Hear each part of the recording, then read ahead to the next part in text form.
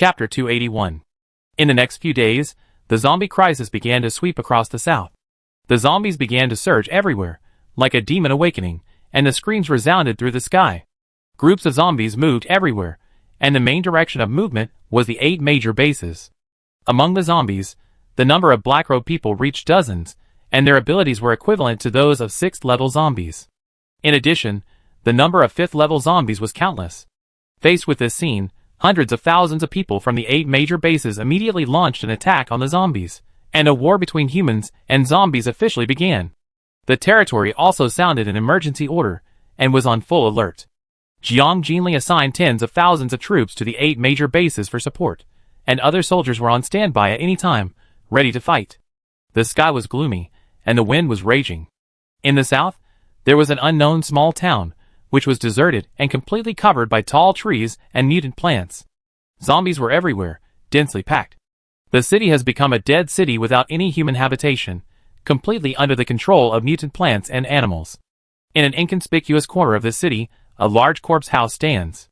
The main frame of the house is built with huge tree trunks, while the tiles and walls are all made of zombie corpses.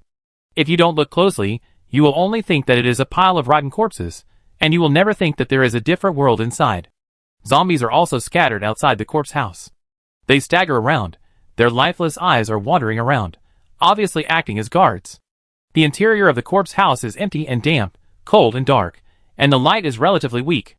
It is filled with messy furniture and daily necessities, which looks crowded and chaotic. Going deeper, you can see rows of people in black robes, standing on both sides with their heads down, not saying a word. In the deepest part, there is a place similar to a laboratory, with the air mixed with the smell of various chemical reagents and decaying things. The walls of the laboratory are covered with various charts, formulas and experimental records, which are densely intertwined. On the laboratory table, there are scattered all kinds of glassware and test tubes, which contain colorful liquids. Some liquids flash strange lights, while others emit pungent smells. In the center, a huge operating table is particularly eye-catching, covered with a sheet stained with dark red blood. Under the light of the operating table, an old man with a hunched figure is busy and focused. He is wearing a white coat soaked in various unknown liquids, his hair is messy, and his face is dry and covered with dirt. He looks extremely sloppy. But the eyes were unusually bright, revealing a fanatical look. On the operating table, a half-rotten zombie corpse lay quietly. The old man was holding a long needle and carefully sewed a dead head to the corpse. His hands were covered in blood, but he seemed to be indifferent to it, concentrating on the delicate operation in his hands. After the suturing was completed, the old man skillfully opened the heart and skull and planted unknown liquid and crystal nuclei into them, and then sewed them again. The color of the eyes on the skull changed from light red to scarlet, and the process was visible to the naked eye. After a series of complex surgical operations, a complete corpse was finally born in his hands.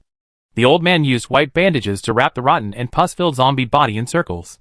He didn't stop until the whole body was tightly wrapped in bandages, and finally put a black robe on it. He helped the corpse sit up, looked directly into the pair of red eyes, and an unknown black light flashed in his eyes. The corpse's eyes gradually focused, and it blinked mechanically, as if it came alive. It turned its neck, which still had sutures, and slowly walked down from the operating table, then stood beside the old man obediently and dependently. Ha ha ha, good, really good. The old man stroked the black-robed man's head, his wrinkled face twisted with a smile, his eyes revealing a chilling kindness. Good boy, remember, I am your master. The smile was fleeting, and then he put his hands behind his back, pacing anxiously in the same place, muttering, We can't wait any longer, the little kid is growing too fast, we must act immediately, otherwise there will be no chance. This period of time is the perfect opportunity, the 8 major bases are too busy, and the little kid will not think of my plan for the time being. Now is a good opportunity, yes, now. He shouted to the darkness in the corner, Come here. A burly and tall figure in a black robe responded, and stood respectfully in front of the old man. Don't delay any longer. Order all the black robes immediately to lead the zombie tide, and launch a general attack. The old man's face flushed, and the madness in his eyes became even more intense. He laughed hoarsely and harshly. This world is destined to be ruled by the new zombies. None of the old human bases can be left. This time, I will personally take action, ha ha ha. The black-robed man glanced coldly at the crazy old man, turned around and left without saying a word, ready to execute the order. received the latest battle situation of the 8 major bases on the front line against the zombie tide. Jiang Jinli led the team to the office building in a hurry, preparing to hold an emergency meeting to discuss the next battle plan. But just as Jiang Jinli was about to step into the door of the office building, a voice of confusion and disbelief suddenly came from the side. "Oh my god, this is a dead girl?" Then, an equally shocked middle-aged male voice followed. "You are Pei Yin. Is it you? Second sister?" The excitement in this third voice was hard to conceal. When the name Pei Yin came into her ears, Jiang Jinli stopped. Her face was terribly gloomy, as if water would drip at any time. Her fists clenched unconsciously, and a strong sense of hostility and murderousness emanated from her body. To what extent can a child be hated by his parents that even his name has the word yin in it? This made Jiang Jinli's thoughts drift back to the childhood, when he was treated like garbage. Luo Zime and others noticed Jiang Jinli's sudden change of mood, and they were shocked and turned to look at the source of the sound. The 3 members of the Pei family were standing not far away, all with unbelievable expressions on their faces, staring at Jiang Jinli's profile. After a brief surprise, the captains quickly realized that the current situation was not suitable for the surrounding residents to watch. So they immediately dispersed and commanded the soldiers to surround this area and isolate the outside crowd. Jiang Shumen's heart sank suddenly. When she saw Pei Xiangsong and Lu Muyun's faces, the memory of the welfare home instantly came to her mind. Of course she remembered this couple, because they were Jiang Jinli's biological parents. The feeling of uneasiness spread rapidly in Jiang Shumen's heart, causing her heartbeat to accelerate and her face to turn pale. She stepped forward and tightly grasped Jiang Jinli's hand. Jiang Shumen's pull finally pulled Jiang Jinli back to reality from the dark memories of her childhood. She thought she had calmed down, but she didn't expect that the Pei family would still stir up her emotions, which shouldn't have happened. Feeling the warmth of Jiang Shumen's palm, the surging murderous intent and violent emotions in Jiang Jinli's heart gradually subsided, and the whole person returned to her usual calmness and indifference. Jiang Jinli shook Jiang Shumen's hand back and smiled at her. Jiang Shumen's heartbeat gradually stabilized, and she smiled back, and the others around her finally breathed a sigh of relief. Jiang Jinli then turned around and looked at the 3 strange people indifferently, with no waves in her heart, and said in a light voice, "You have recognized the wrong person. My surname is Jiang, not Pei." The 3 members of the Pei family finally recovered from their shock. Pei Xiangsong was extremely excited. "You are our son. How could I have mistaken you? You may not know that you and your sister look very much alike." Lu Muyun's cheeks flushed with excitement, and he could not wait to add, "You are my flesh and blood. I will never mistake you." "Your face. When was your illness cured?" Pei Wengfei's usual calmness was gone at this moment, and he also said anxiously, "Yes, second sister, you still remember my brother, right? Now that the family is reunited, how can you pretend not to know us?" Chapter 282. In recent days, the atmosphere in the territory has been extremely tense, almost reaching a state of universal military service, and everyone is on high alert. The 3 members of the Pei family took advantage of their rest day to come to the main city to relax. The prosperity and bustle here far exceeds that of District 2, which broadened their horizons and made them excited. They are increasingly eager to become managers, and are eager to own a free house here for life. But just as they walked near the office building, they unexpectedly saw Jiang Jinli. The face that was similar to Pei Nanchu shocked them so much that they couldn't help but scream. The 3 of them stared at Jiang Jinli, feeling extremely anxious. Before they could get closer again, several tall and stern warriors blocked them. At this time, the 3 of them calmed down and carefully looked at the people around Jiang Jinli. They finally realized that something was wrong. The temperament and strength of these people were obviously extraordinary, and Jiang Jinli, who was surrounded by everyone, was probably more prominent. Could it be an important figure in the management?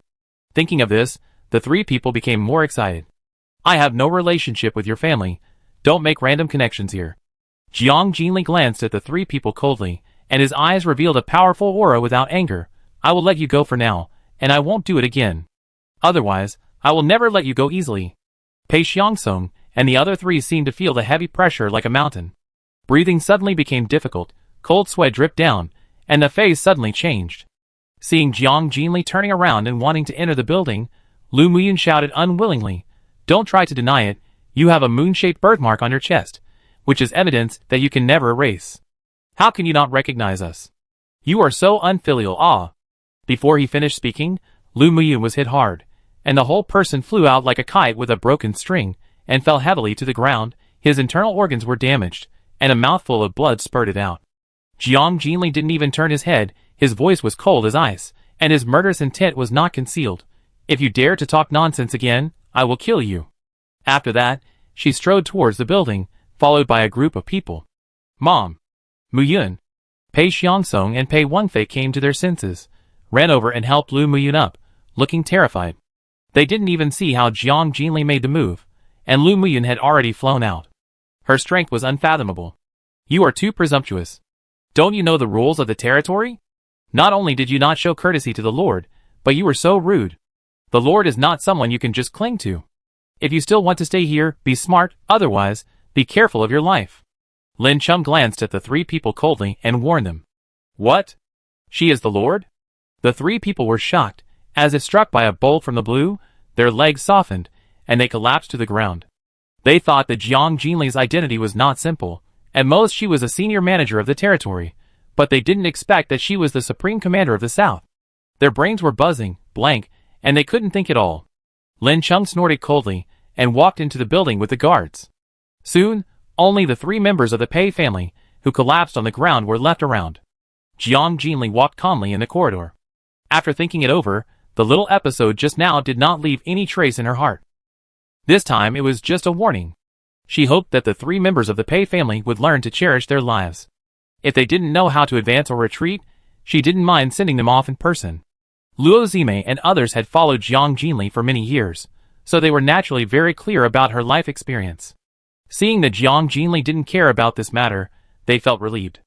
Although the captains had just learned about this matter, they were loyal to Jiang Jinli, and would not have too many thoughts or discussions.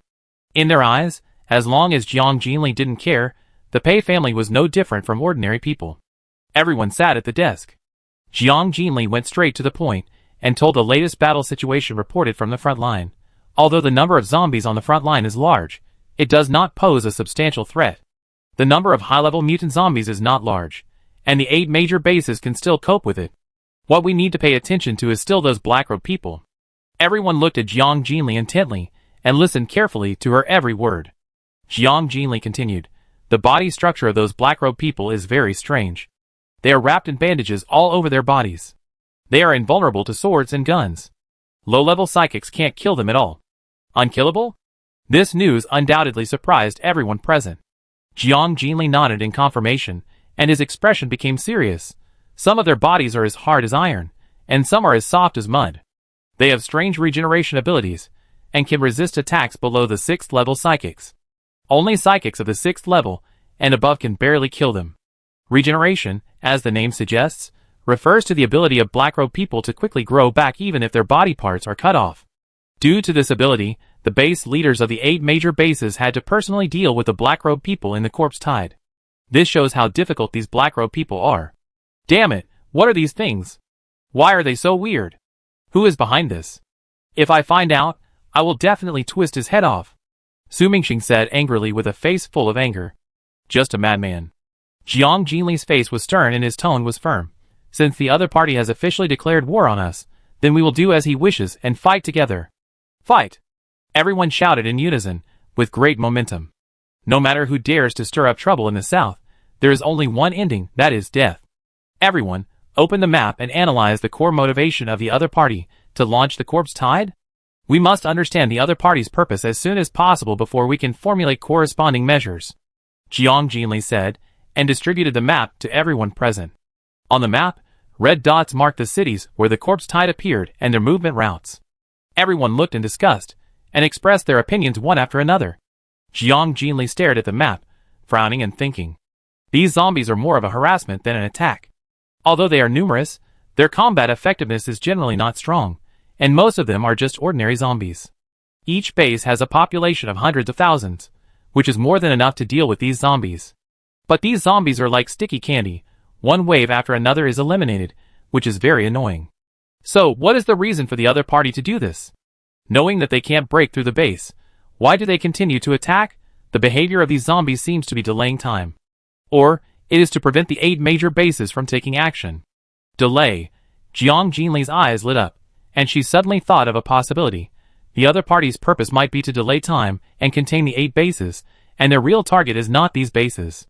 The 8 bases are just a cover, the place where the other party really wants to attack is not there, but another target.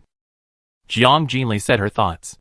After listening, everyone suddenly realized and nodded in agreement. Then he lowered his head to check the map, trying to find the movement route of the corpse tide and the real target of attack. Jiang Jinli's eyes quickly wandered on the map, examining the convergence of various cities and the corpse tide, and finally focused on a certain point. She stood up suddenly, slapped the table, her face was gloomy, and she said calmly and decisively, "The other party's target is Luochuan City. Luochuan City is the only city with a large wall built. The corpse tide in various parts of the south is moving abnormally, but the area near Luochuan City is unusually quiet. This itself seems abnormal. Combined with the geographical location of Luochuan City, attacking Luochuan, all this makes sense. Luochuan City is the closest city to the territory in a straight line. Once the city is broken, the zombie tide can bypass the 8 bases and move towards the territory at the fastest speed. The opponent first harassed the 8 bases with a small zombie tide, just to delay their steps, so that the people in the 8 bases were too busy to take care of other cities. In this way, the opponent can attack Luochuan City without anyone noticing. Even if the people in the 8 bases reacted and wanted to rush to rescue Luochuan City, it would definitely be too late. At that time, not only can the city wall that everyone has worked hard to build for several months be destroyed, it can also lead a large zombie tide to the hinterland of the territory and the 8 bases. At that time, the zombie tide will attack from both inside and outside, which will definitely cause huge damage and casualties to the base. The opponent's chess game is really exquisite, and the appetite is really big. What an anti-human madman! Everyone was smart, and after being enlightened by Jiang Jinli, they instantly understood the key reason without her saying much, and couldn't help but secretly curse the other party's vicious mind. Everyone stood up and looked at Jiang Jinli, asking, "What should we do next?"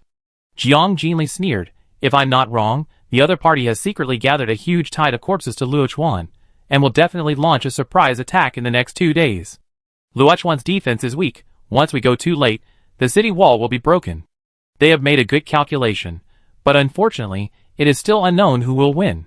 Let's see who is the sheep and who is the wolf." Jiang Jinli immediately ordered, "Gather all the soldiers, set off together, and go to Luochuan to prepare for battle. If nothing unexpected happens, the other party will definitely show up. I want to go and see in person which mouse is causing trouble on my territory." "Yes." Everyone responded in unison, with high morale. Chapter 283. Luochuan City, a medium-sized city located on the plain. Because of its unique geographical location, it has become the first choice for city wall construction. The wind is howling, the sky is gray and dark, and a towering city wall stands proudly on the horizon like an unyielding giant. The magnificence and height of the city wall make people shocked. But now the city wall has encountered unprecedented threats. Outside the city wall, countless tiny black spots suddenly emerged on the originally desolate and dusty plain. They are like an ominous sign under the night, descending silently. As time goes by, these black spots gradually gather and eventually form a vast black ocean. Like the rolling black waves in the night, boundless, swallowing every ray of light. This is a terrifying torrent composed of millions of rotten zombies. They are densely packed together, with almost no gaps, as if driven by some mysterious force, rushing towards the city wall frantically. This scene is like the gate of hell open wide.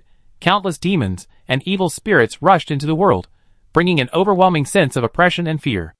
As the zombie tide approached, the stench in the air became stronger. It was the smell of decay, death, and despair, enough to scare all creatures. The panting and roaring of the zombies intertwined into a symphony of doomsday. The sound was sometimes deep and powerful, like the roar of ancient beasts, and sometimes sharp and piercing, like a blade breaking through the air. At the core of this zombie tide, for giant zombies were particularly eye-catching. They were like moving fortresses, and every step seemed to be able to shake the mountains and rivers. The 4 giant beasts were as tall as skyscrapers, and under their rotten muscles and tattered clothes, they exuded a stronger stench. These 4 giant zombies each occupied one side, forming a tight square array, and they jointly held up a huge wooden board. On the board, 2 completely different figures stood proudly. One was a short old man in a dirty white coat, with his hands on his waist, and a crazy look on his face.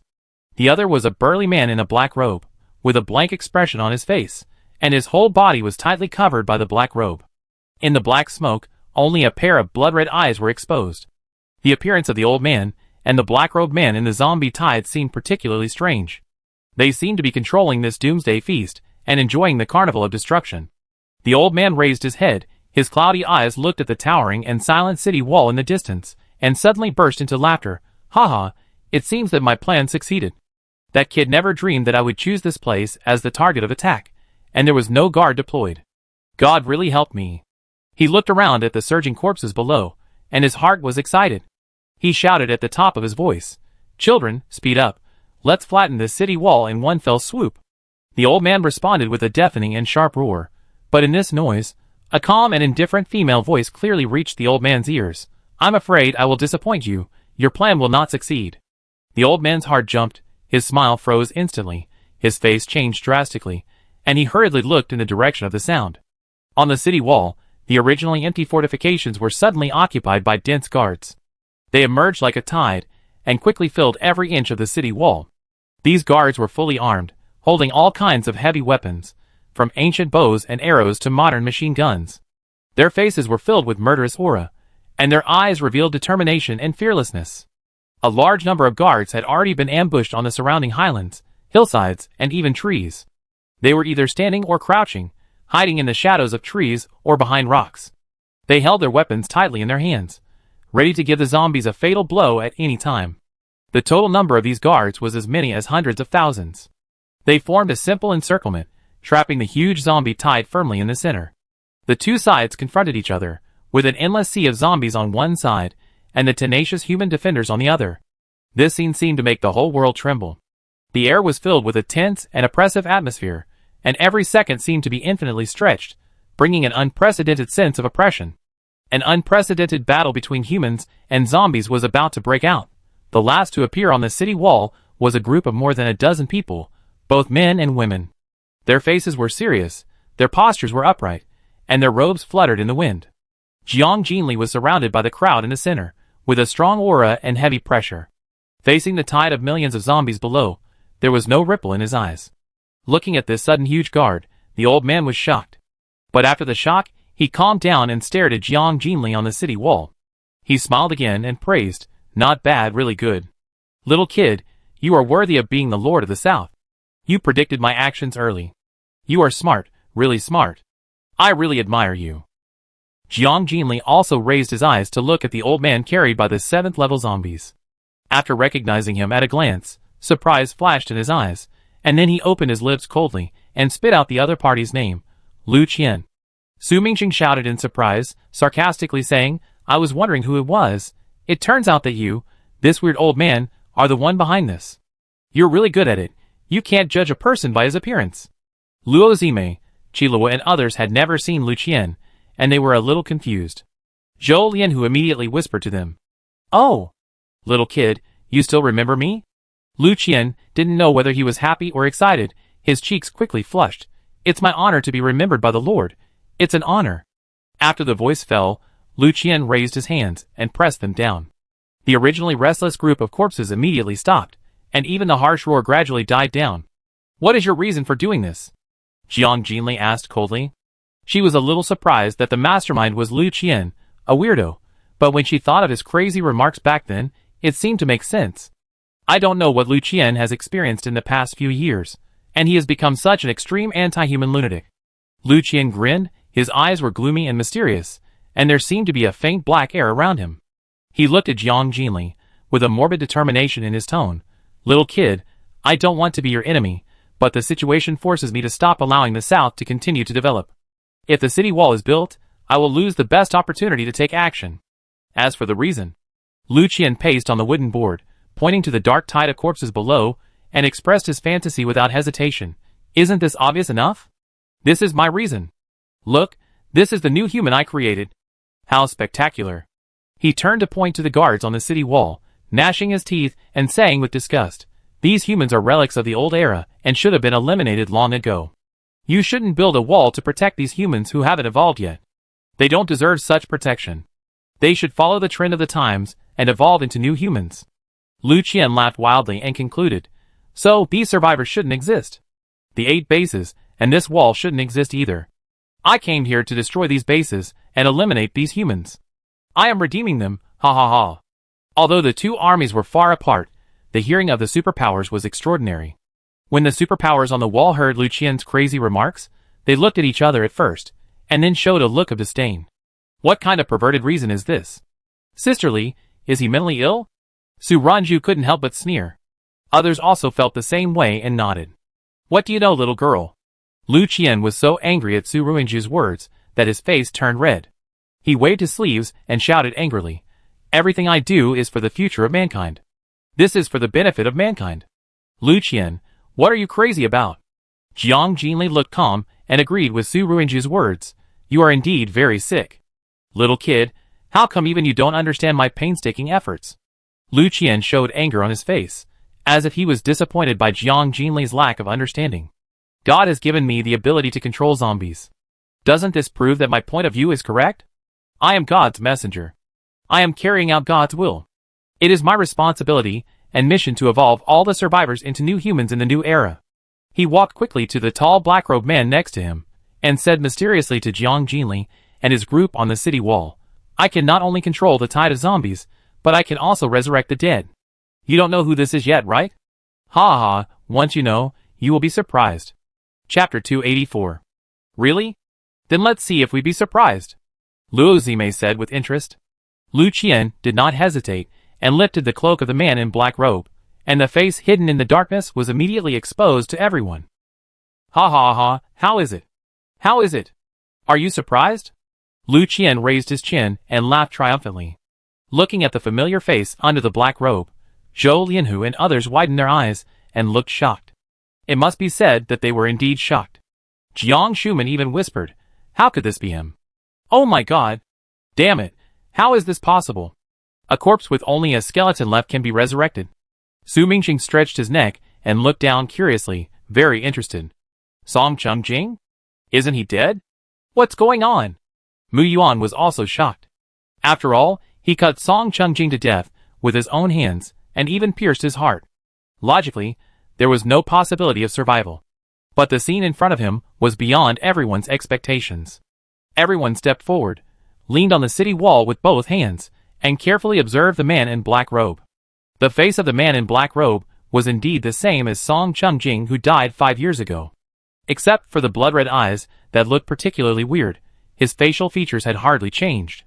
But now Song Chungjing's face was too pale to look like a living person. His face was expressionless, his eyes were empty, and a faint black aura was emitted from his body from time to time.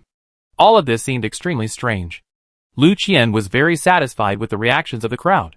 He put his hands behind his back and said proudly, "How about it? I can revive a dead person. Who among you can do it like me? It is undeniable that I am the savior of this world, and those who believe in me will gain eternal life. You are really old and confused. Everyone can brag. You can save a living dead person?" Jiang Jinli was surprised for a moment. Then he regained his composure and said sarcastically. Lu Qian's laughter suddenly stopped. His face flushed with embarrassment. Jiang Jinli said to the people around him, "Look at its neck." Everyone then noticed Song Chungjing's neck. Although the distance was far, the thin black stitching was still clearly visible. Su Mingxing was the first to laugh out loud. "I thought you were so powerful, but it turns out you are just a stitched monster." Zhou Lianhu also echoed, "That's right," I said. Song Chungjing's body was just a skeleton at the time. How could it be resurrected? It turned out to be stitched together. Shin Qingxi sneered and made her own judgment. "I guess you must have sneaked to the incinerator like a mouse and stole Song Chungjing's head." Jiang Shuman was reminded by Shin Qingxi's words and looked at Lu Qian again, and then suddenly realized, yes, he was at the Xiaoguang base at the time, and I ran into him on the road. I didn't expect him to do such a disgusting thing as stealing corpses and cutting heads. She recalled the old man who was talking nonsense on the road and almost bumped into her. Wasn't it this Lu Qian? Others couldn't help but make sarcastic remarks, and all kinds of ridicule instantly reached Lu Qian's ears.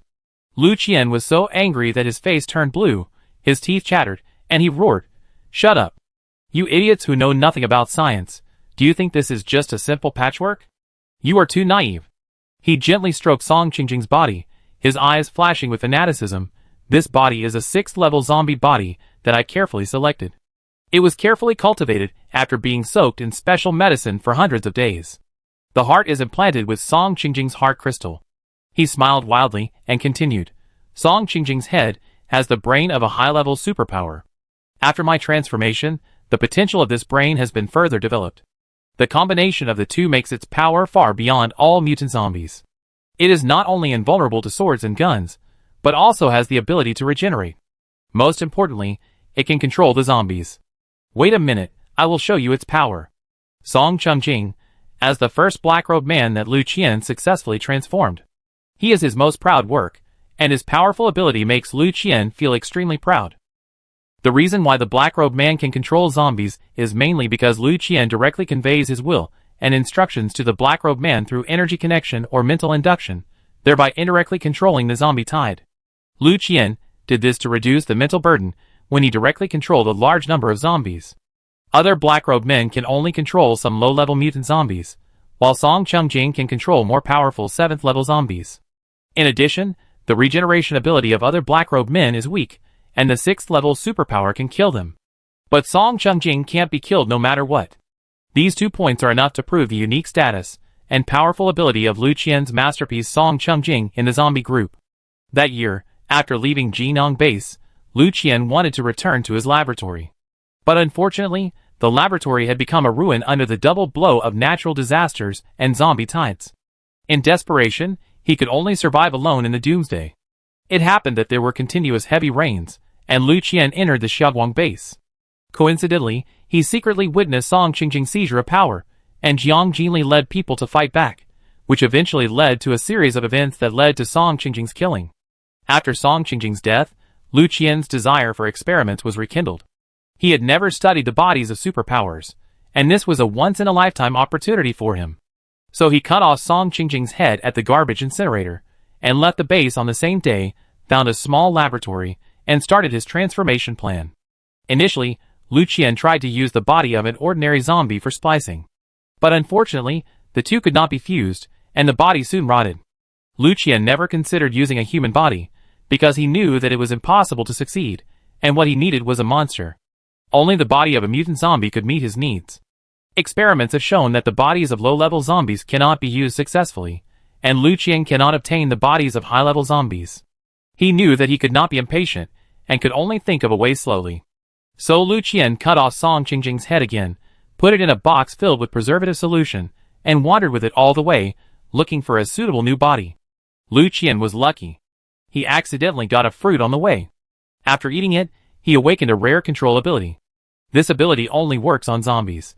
He can sense the brain waves of zombies and issue control commands. This was undoubtedly a blessing from heaven for Lu Qian. He first improved his ability level, and then finally found the body of a 6th-level zombie a year later. After months of hard work, he finally successfully transformed Song Chungjing. This was his first successful work, and he was extremely proud of it. After that, Lu Qian began to transform the black-robed man continuously, as if he was addicted. In order to avoid the eyes and ears of the South, he built a corpse house and concentrated on conducting experiments. As more and more black-robed people came, Lu Qian's ambition grew, like a wild horse that could not be controlled. Lu Qian firmly believed that his awakened ability was to dominate the world. Since he had the ability, why not make a big career? This idea took root in his heart, and was quickly put into action. Just this year, Lu Qian asked Song Chungjing to lead a small corpse tide to attack the Tianyi base, mainly to test the ability of Song Chungjing, and the corpse tide, including the 7th-level zombie, was also controlled by Song Chungjing. Although the final result was not perfect, Lu Qian was very satisfied.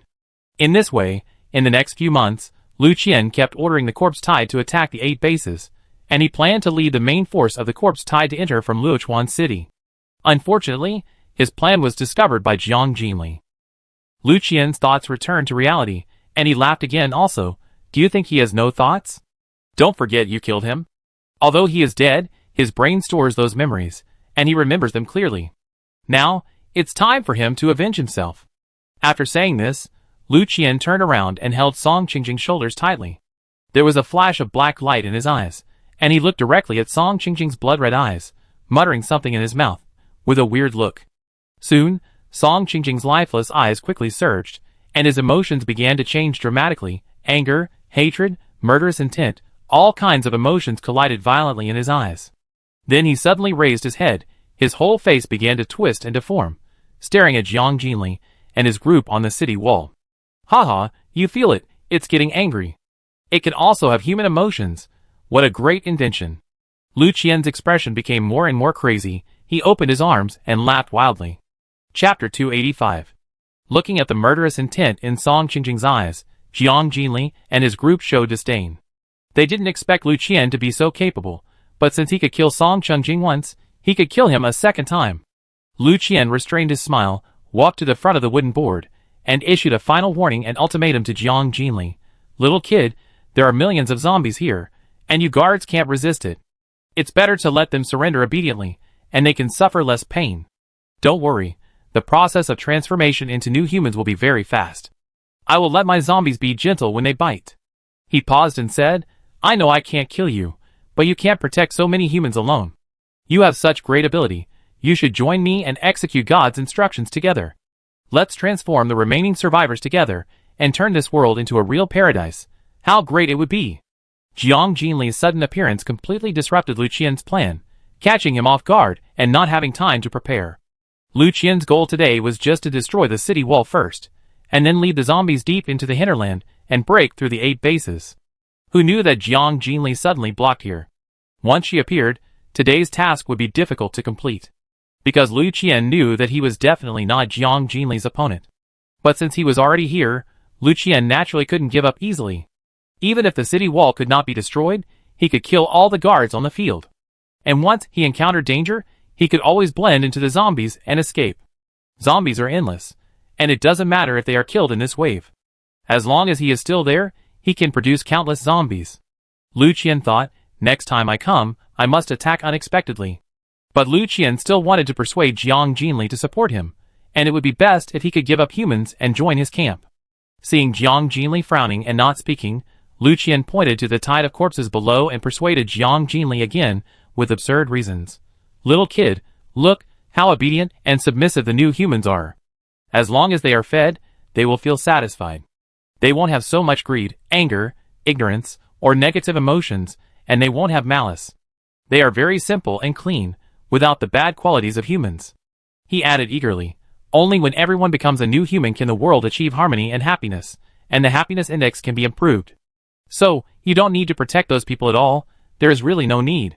Jiang Jinli glanced at Lu Qian, and finally spoke, frowning slightly. He disagreed with Lu Qian's point of view. The human heart is indeed complicated. I do not deny the bad nature of human nature. There are indeed many extremely evil people. But at the same time, you cannot ignore the goodness deep in the human heart. There are also many innocent people. The world is like a mirror, with good and evil coexisting. Everyone has their own joys, sorrows, anger, and happiness, their own thoughts and various emotions. It is these complex individuals that can form a diverse and complex society. Jiang Jinli cast his eyes on the dark group of zombies below, with disgust in his eyes, and said sarcastically, and what are these things? They are just mindless walking corpses, monsters without any emotional changes. They are cold-blooded, bloodthirsty, rotting corpses. She snorted coldly and continued, everything has its own natural laws of development. No matter what, you should not play the role of God and make judgments. You don't have the qualifications. You're talking nonsense. Lu Qian was so angry that he couldn't help but swear qualification. My ability is my qualification. Before he finished speaking, Jiang Jinli interrupted him coldly. The reasons you said are high-sounding, but you just want to turn this world into a purgatory with only corpses. And you want to be the only sober one, want to be the supreme ruler just to satisfy your dark, selfish, twisted desire for control. Jiang Jinli's sharp words directly exposed the ugliness deep in Lu Qian's heart. You have been unsuccessful in your life, but you are unwilling to be unknown. Taking advantage of the Doomsday, you seized the opportunity and tried to take advantage of the opportunity to rise, giving birth to the ambition of power, just to make everyone fear you and remember you. To put it bluntly, you are just a coward. No! Shut up. Lu Qian roared suddenly. His true thoughts were exposed. His emotions were completely out of control, and the wrinkles on his face twisted into a hideous face. He roared loudly, looking extremely crazy, I am for all mankind. How can I be for myself? No, it's not like that. Since you don't know what's good for you, don't blame me for being rude. At worst, we will die together. As Lu Qian's roar fell, the tide of corpses surged forward again. Fight! Jiang Jinli's order was resolutely issued, and the guards on the city wall and the soldiers around roared in unison and immediately launched an attack. The shell streaked across the sky and fell into the tide of zombies. A huge explosion sounded, and countless zombies were blown to pieces. The battle begins. Lu Qian controlled the zombie army to launch an attack, but at this critical moment, his eyes suddenly froze under the city wall, full of fear. A whirlpool-like portal suddenly appeared under the city wall. Immediately afterwards, densely packed, fully armed guards surged out from these 8 portals. Their number was jaw-dropping, hundreds of thousands of them. They shouted battle slogans, holding weapons, and fearlessly rushed towards the zombie tide in the distance. The number of both sides gradually became balanced. Lu Qian's teeth began to tremble. He couldn't believe his eyes. Reinforcements from the 8 major bases. How is it possible? Lu Qian was horrified. How could they appear here? He launched this zombie tide attack that swept across the south just to contain the 8 major bases and prevent them from rushing here to support in time. But now, what's going on?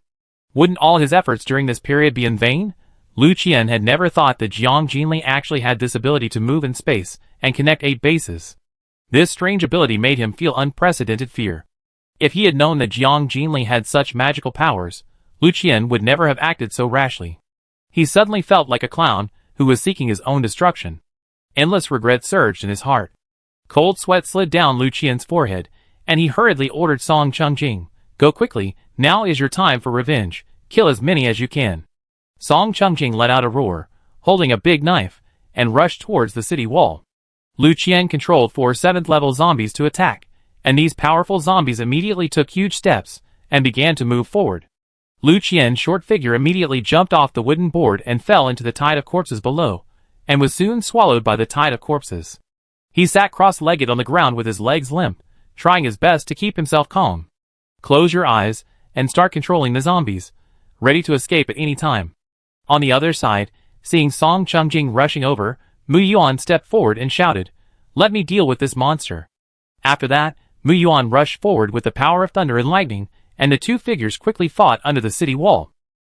Seeing Mu Yuan take action, the other 8 people also took out their weapons, activated their superpowers, jumped down from the city wall, and scattered in several directions, attacking 4 7th-level zombies. "Sister, be careful." Jiang Jinli held Jiang Shuman's hand and told her with concern. "I know, Shilly, don't worry." Jiang Shuman responded with a smile. She hasn't participated in the battle for a year. Today is a rare opportunity to stretch her muscles. Yeah. Jiang Jinli let go of Jiang Shuman's hand. With her around, she would naturally not let Jiang Shuman get hurt, but caring has become a habit. Jiang Shuman then picked up a scimitar, jumped off the city wall, and joined the battle against the 7th-level zombies. Chapter 286. Jiang Jinli didn't care about these ordinary corpses. She quickly swept her eyes through the corpses, and soon locked onto Lu Qian, who was sitting on the ground and was drowned by the corpses. A mocking smile appeared on her lips, and she thought, does Lu Qian still want to escape at any time? Unfortunately, Lu Qian's plan is doomed to fail. If he meets her, he will definitely die today. Jiang Jinli was not in a hurry to take action immediately. She turned her eyes to the battle between Mu Yuan and Song Chungjing. The battle between the two was extremely fierce, and Mu Yuan was surrounded by huge lightning. The machete in his hand attacked Song Chungjing fiercely with the power of lightning. Song Chungjing's figure was completely shrouded in a black mist. He held a big knife and chopped against Mu Yuan, moving at an extremely fast speed. Even if he was hit by lightning, his body only twitched twice before attacking again. Song Chungjing's blood-red eyes stared at Mu Yuan, and the hatred in his eyes could not be suppressed. Mu Yuan's face was ruthless, and he activated the strongest attack method. Suddenly, thunder sounded in the sky, and huge lightning bolts fell from the sky and hit Song Chungjing directly. Song Chungjing had nowhere to hide, and was hit by several lightning bolts, making a heart-wrenching scream. Under the burning of lightning, his clothes were burned, revealing his extremely disgusting body under the black robe, and his whole body was wrapped in blood-colored bandages. After the bandages were burned, what was exposed was the rotten and pus-filled flesh, with large pustules all over the body, and the green pus inside seemed to be still beating, which looked extremely disgusting. Under the continuous electric shock of lightning, Song Chungjing's body began to disintegrate and break, and finally the whole body suddenly exploded, turning into pieces of charred meat. Seeing this, Mu Yuan put away the lightning, but before he could catch his breath, something weird happened. The pieces of meat on the ground began to tremble, then slowly floated up, and then spliced together at an astonishing speed. It was as if there were invisible threads connecting each body part intact. Finally, a black-robed Song Chungjing stood in front of Mu Yuan again. He was resurrected. What kind of monster is this? It really can't be killed. Mu Yuan was shocked by this scene. Song Chungjing had no expression on his face, roared, and attacked Mu Yuan again with his weapon. Next, Song Chungjing experienced a cycle of death and rebirth and death. No matter how hard Mu Yuan tried to kill Song Chungjing, he could be resurrected immediately, as if he had endless vitality and energy. Jiang Jinli on the city wall witnessed this weird scene, frowned slightly, and tapped the wall lightly with his fingertips. She had to admit that the monster Song Chungjing transformed by Lu Qian did have some tricks, and he was really unkillable. But Jiang Jinli knew very well that as long as the owner, who created it, was eliminated, the problem would naturally be solved. Thinking of this, Jiang Jinli turned his sight to the zombies below and began to look for Lu Qian's trace. The battle below had entered a white-hot stage. 9 people joined forces to attack. The 4 7th-level zombies did not last long before they fell down. Their giant corpses were already full of guards and zombies, and the battle was in full swing. Lu Qian was no longer in the original place, and the zombies' formation and attack became chaotic and disordered.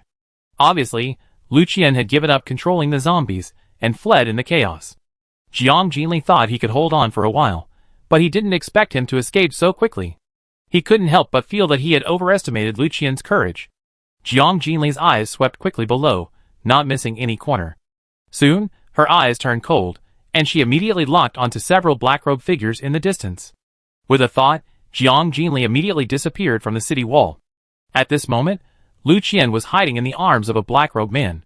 He hugged the black-robed man tightly with his limbs, and his short body was hanging on the black-robed man's belly in an awkward posture.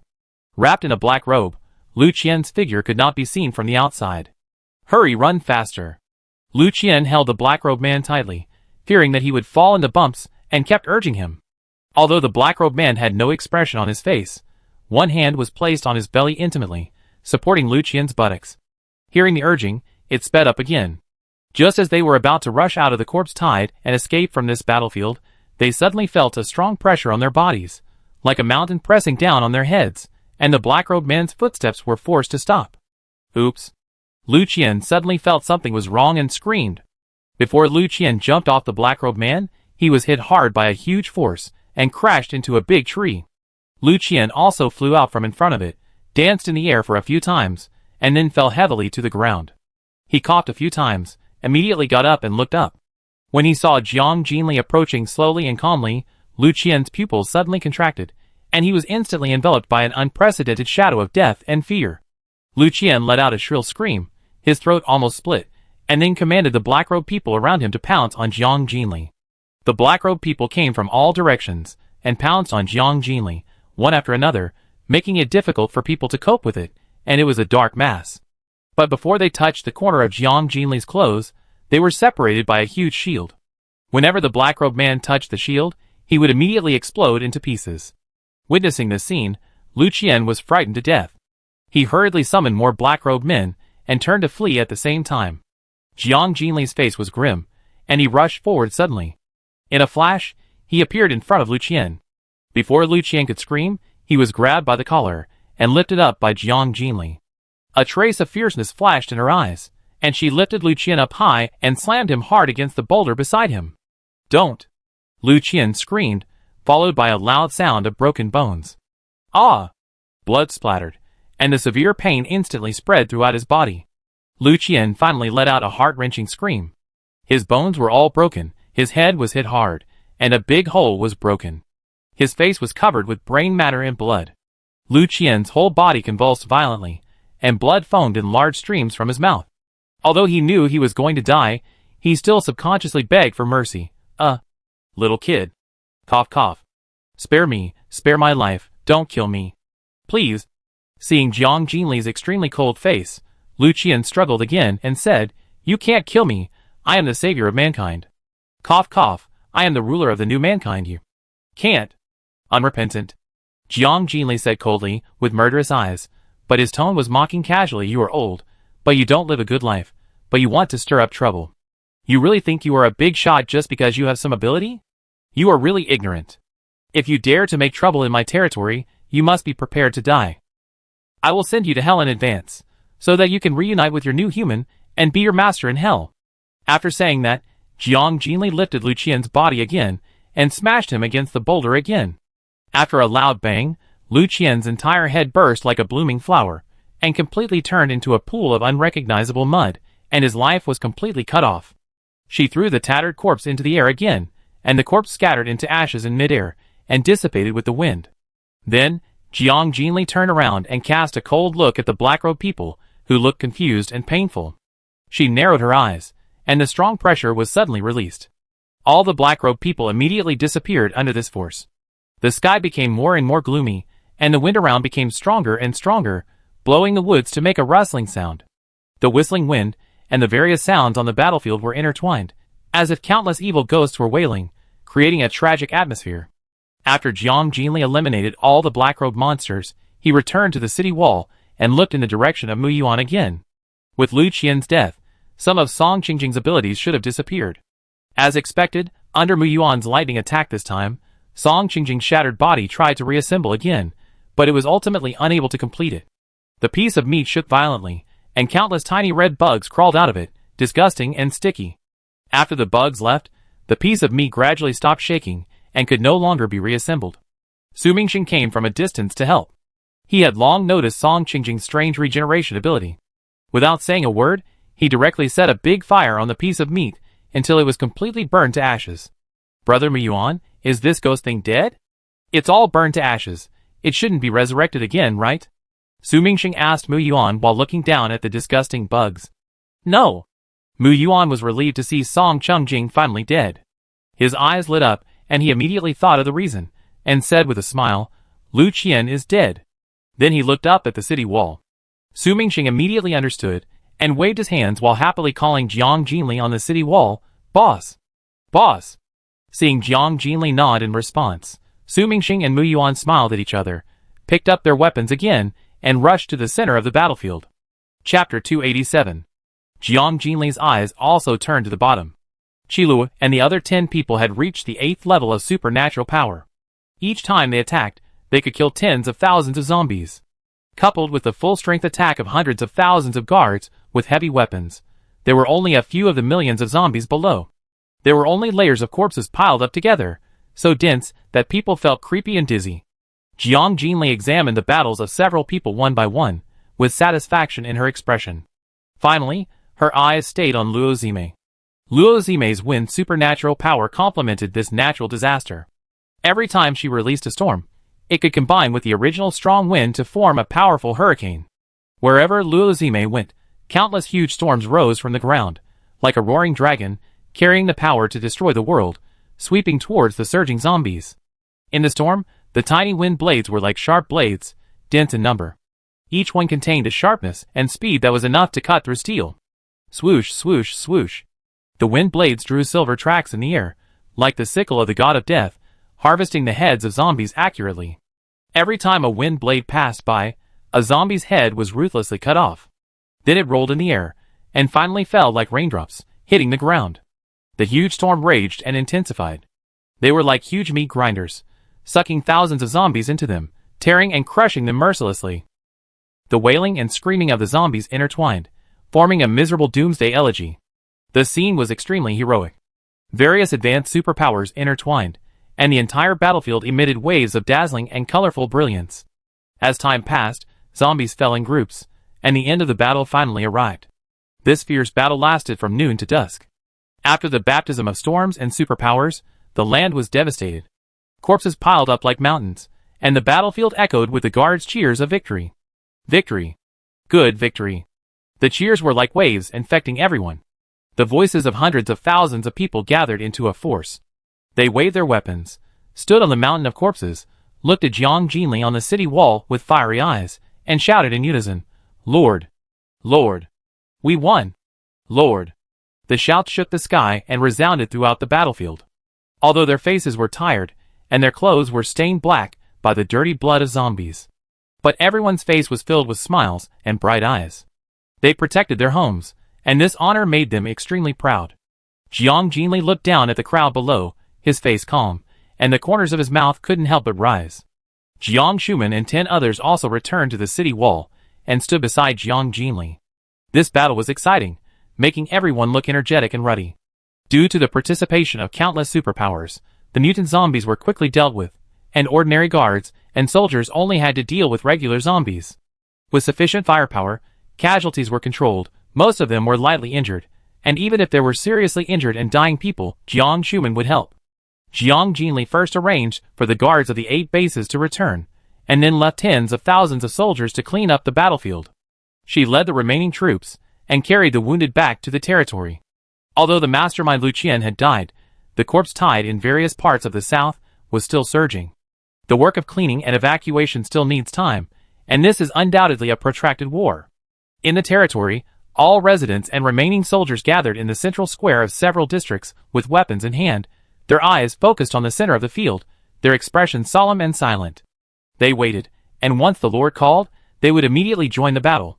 The scale of this corpse tide was unprecedented, and everyone knew that the Lord had led the war chief and most of the soldiers to Luochuan to defend the city. Several hours passed, and there was still no news. Although they were full of confidence in the Lord, tension was still unavoidable. At this time, the white light in the center of the square in the main city finally lit up. First, teams of blood-stained and murderous soldiers appeared. They carried the wounded and marched quickly towards the hospital without hesitation. Then, the neat and orderly troops also came into everyone's sight. The residents were stunned at first, then they breathed a sigh of relief. The signs of victory made them excited, their faces flushed, and their eyes followed closely. It was not until the Lord and the 9 war leaders appeared that cheers rang out. Jiang Jinli stood in the center of the platform, smiling, overlooking the neatly arranged residents, and announced loudly, "The zombie crisis has been resolved. Everyone go away." Okay. Long live Lord, Lord, Lord, Lord. The exciting news came, and the crowd was boiling instantly. Men, women, old and young, all cheered loudly with red faces and thick necks, and their joy and excitement were beyond words. The Lord was the pillar in their hearts. With her, everyone felt reassured. Their fiery eyes were all cast towards Jiang Jinli. Jiang Jinli turned his eyes to the soldiers covered in dirt and said, "Everyone has worked hard. Go take a shower. Those who are injured should go to the hospital for treatment immediately. Have a good rest tonight. We are not tired." "Thank you, Lord." The soldiers responded with a smile. Jiang Jinli then arranged some finishing matters, and took 10 people away from the platform and headed towards Yunwu Mountain. Until the figures of Jiang Jinli and his group disappeared from the sight, the residents reluctantly withdrew their eyes, and dispersed in 2s and 3s. They were full of joy and talked excitedly. In the center of the square of District 2, the 5 people of the Pei family were still in a daze. Their eyes were full of shock, and they stared at the big screen for a long time, unable to come back to their senses. Until the surrounding residents dispersed with laughter, several residents accidentally squeezed them, which woke the 5 people from shock. "Oh my God! That damn girl is actually the Lord," Lu Muyun said dully. "How is this possible? How can she be so capable?" Lu Muyun couldn't imagine that the monster, who was once ugly and abandoned by their family, would have such brilliant achievements today. "Hello, Lord, hello. That's great, our daughter is actually the Lord, ha ha ha." Pei Xiangsong was so excited that his whole body was shaking, his face was red, and he laughed continuously. Since they learned that Jiang Jinli was the Lord in front of the office building in the main city, they returned home in a daze, and couldn't come back to their senses for a long time. They couldn't believe their ears, and once doubted whether they had heard it wrong. Until they just witnessed Jiang Jinli's majestic appearance in the main city, and were called the Lord by everyone, they finally accepted this shocking fact. "Yes, it's great. The day of our family's prosperity has finally come." Pei Wengfei clenched his fists, his eyes burning. Uncle, is that Lord really my cousin?" Pei Xian was so excited that his whole body was shaking. Even his facial muscles were shaking. He eagerly pulled Pei Xiangsong to ask, "Really, it's true. She is our daughter. How could I make a mistake? Didn't you find that she is somewhat similar to Nanxiu?" Pei Xiangsong's laughter never stopped. "Yes, the face is indeed a bit similar, but the temperament and personality are very different." Pei Xian thought of Jiang Jinli's exquisite face, licked his lips involuntarily, and his heartbeat accelerated. Jiang Jinli's indifferent and majestic demeanor is more attractive than Pei Nanxiu. At first glance, it is impossible to extricate oneself. If you can get the favor of the Lord, or even possess her body, then even if you give your life for it, it is worth it. Pei Xian's thoughts are getting more and more confused. "That's different. Don't forget, my second sister is a lord. Pei Wangfei glanced at Pei Xian, revealing a hint of pride in his words. Yes, yes. Pei Xian swallowed his saliva quickly, and greed quietly appeared in his eyes. The four of them became more and more excited as they thought about it, and couldn't help laughing out loud, with a bit of madness in their laughter. Pei Nanxi's mood was completely different, and it was extremely complicated. She was not only not happy at all, but her face was pale and full of panic. She never expected that the sister who saved her was not only a well-known lord, but also her own sister. Pei Nanxi felt that everything was unreal like a dream, and her fate seemed too absurd. She finally understood why she had a natural affinity with Jiang Jinli, why she treated her coldly, and why she had boredom in her eyes when she looked at her. Because Jiang Jinli had known her identity for a long time, because she was a member of the Pei family. Pei Nanxi felt a little bitter. Now that she knew Jiang Jinli's identity, she could not only not repay her life-saving grace, but she was afraid that she would not even get a good face from Jiang Jinli. She had never hated her identity, as a member of the Pei family, as much as she did now. The four people were still laughing. Pei Nanxi glanced at them coldly, thinking to herself, a group of wishful fools. The residents passing by cast strange eyes on Pei Xiangsong and the other four, but they did not restrain themselves. Lu Muyun was even more arrogant, pointing at people and saying, What are you looking at? Do you know who I am? I am your lord's biological mother. When the time comes, you will all kneel down and salute me. The residents around stared at Lu Muyun as if he were a madman. Everyone knew that the lord had only one biological sister, that is Ding Jiang. Where is the biological mother? If this is not a madman, what is it? Everyone quickened their pace and bypassed them to avoid getting into trouble for no reason. Fortunately, Pei Wangfei still had some rationality, and saw the patrol team coming from a distance. He immediately stopped laughing and hurried back home with the others. As soon as they entered the house, everyone sat on the sofa, still excited. Wangfei, since your second sister is the lord, we don't need to work hard to climb up. It's a direct step to the sky. Pei Xiangsong rubbed his hands, his greed was exposed. Of course, why climb? Cancel the plan. As long as the second sister recognizes us, endless power and status will fall into our hands. Pei Wangfei leaned on the sofa, his face full of confidence, and laughed non-stop. Chapter 288. That's right. By then, the entire South will be ours, and everyone will bow down to us. Lu Muyun also fell into a deeper and deeper fantasy. She then thought of something and asked, by the way, she was the one who broke through the north and killed Duan Muzikai, right? Yes, I found out everything. It was my second sister who did it. Pei Wangfei was also very surprised when he heard the news. He didn't expect Jiang Jinli's strength to be so terrifying. So now the entire north and south are under the rule of your second sister? Then isn't she the well-deserved first person of the Doomsday? Pei Xiangsong was so excited that he couldn't help himself. That's right, so we must recognize my second sister back. Pei Wangfei's mood has never fluctuated so drastically. Pei Xian said impatiently, Then what are we waiting for? Let's go to her directly, and ask her to arrange a few houses for us in the main city, and announce our identities. Where do you get the confidence from? You are not afraid of slipping your tongue when you say such crazy things.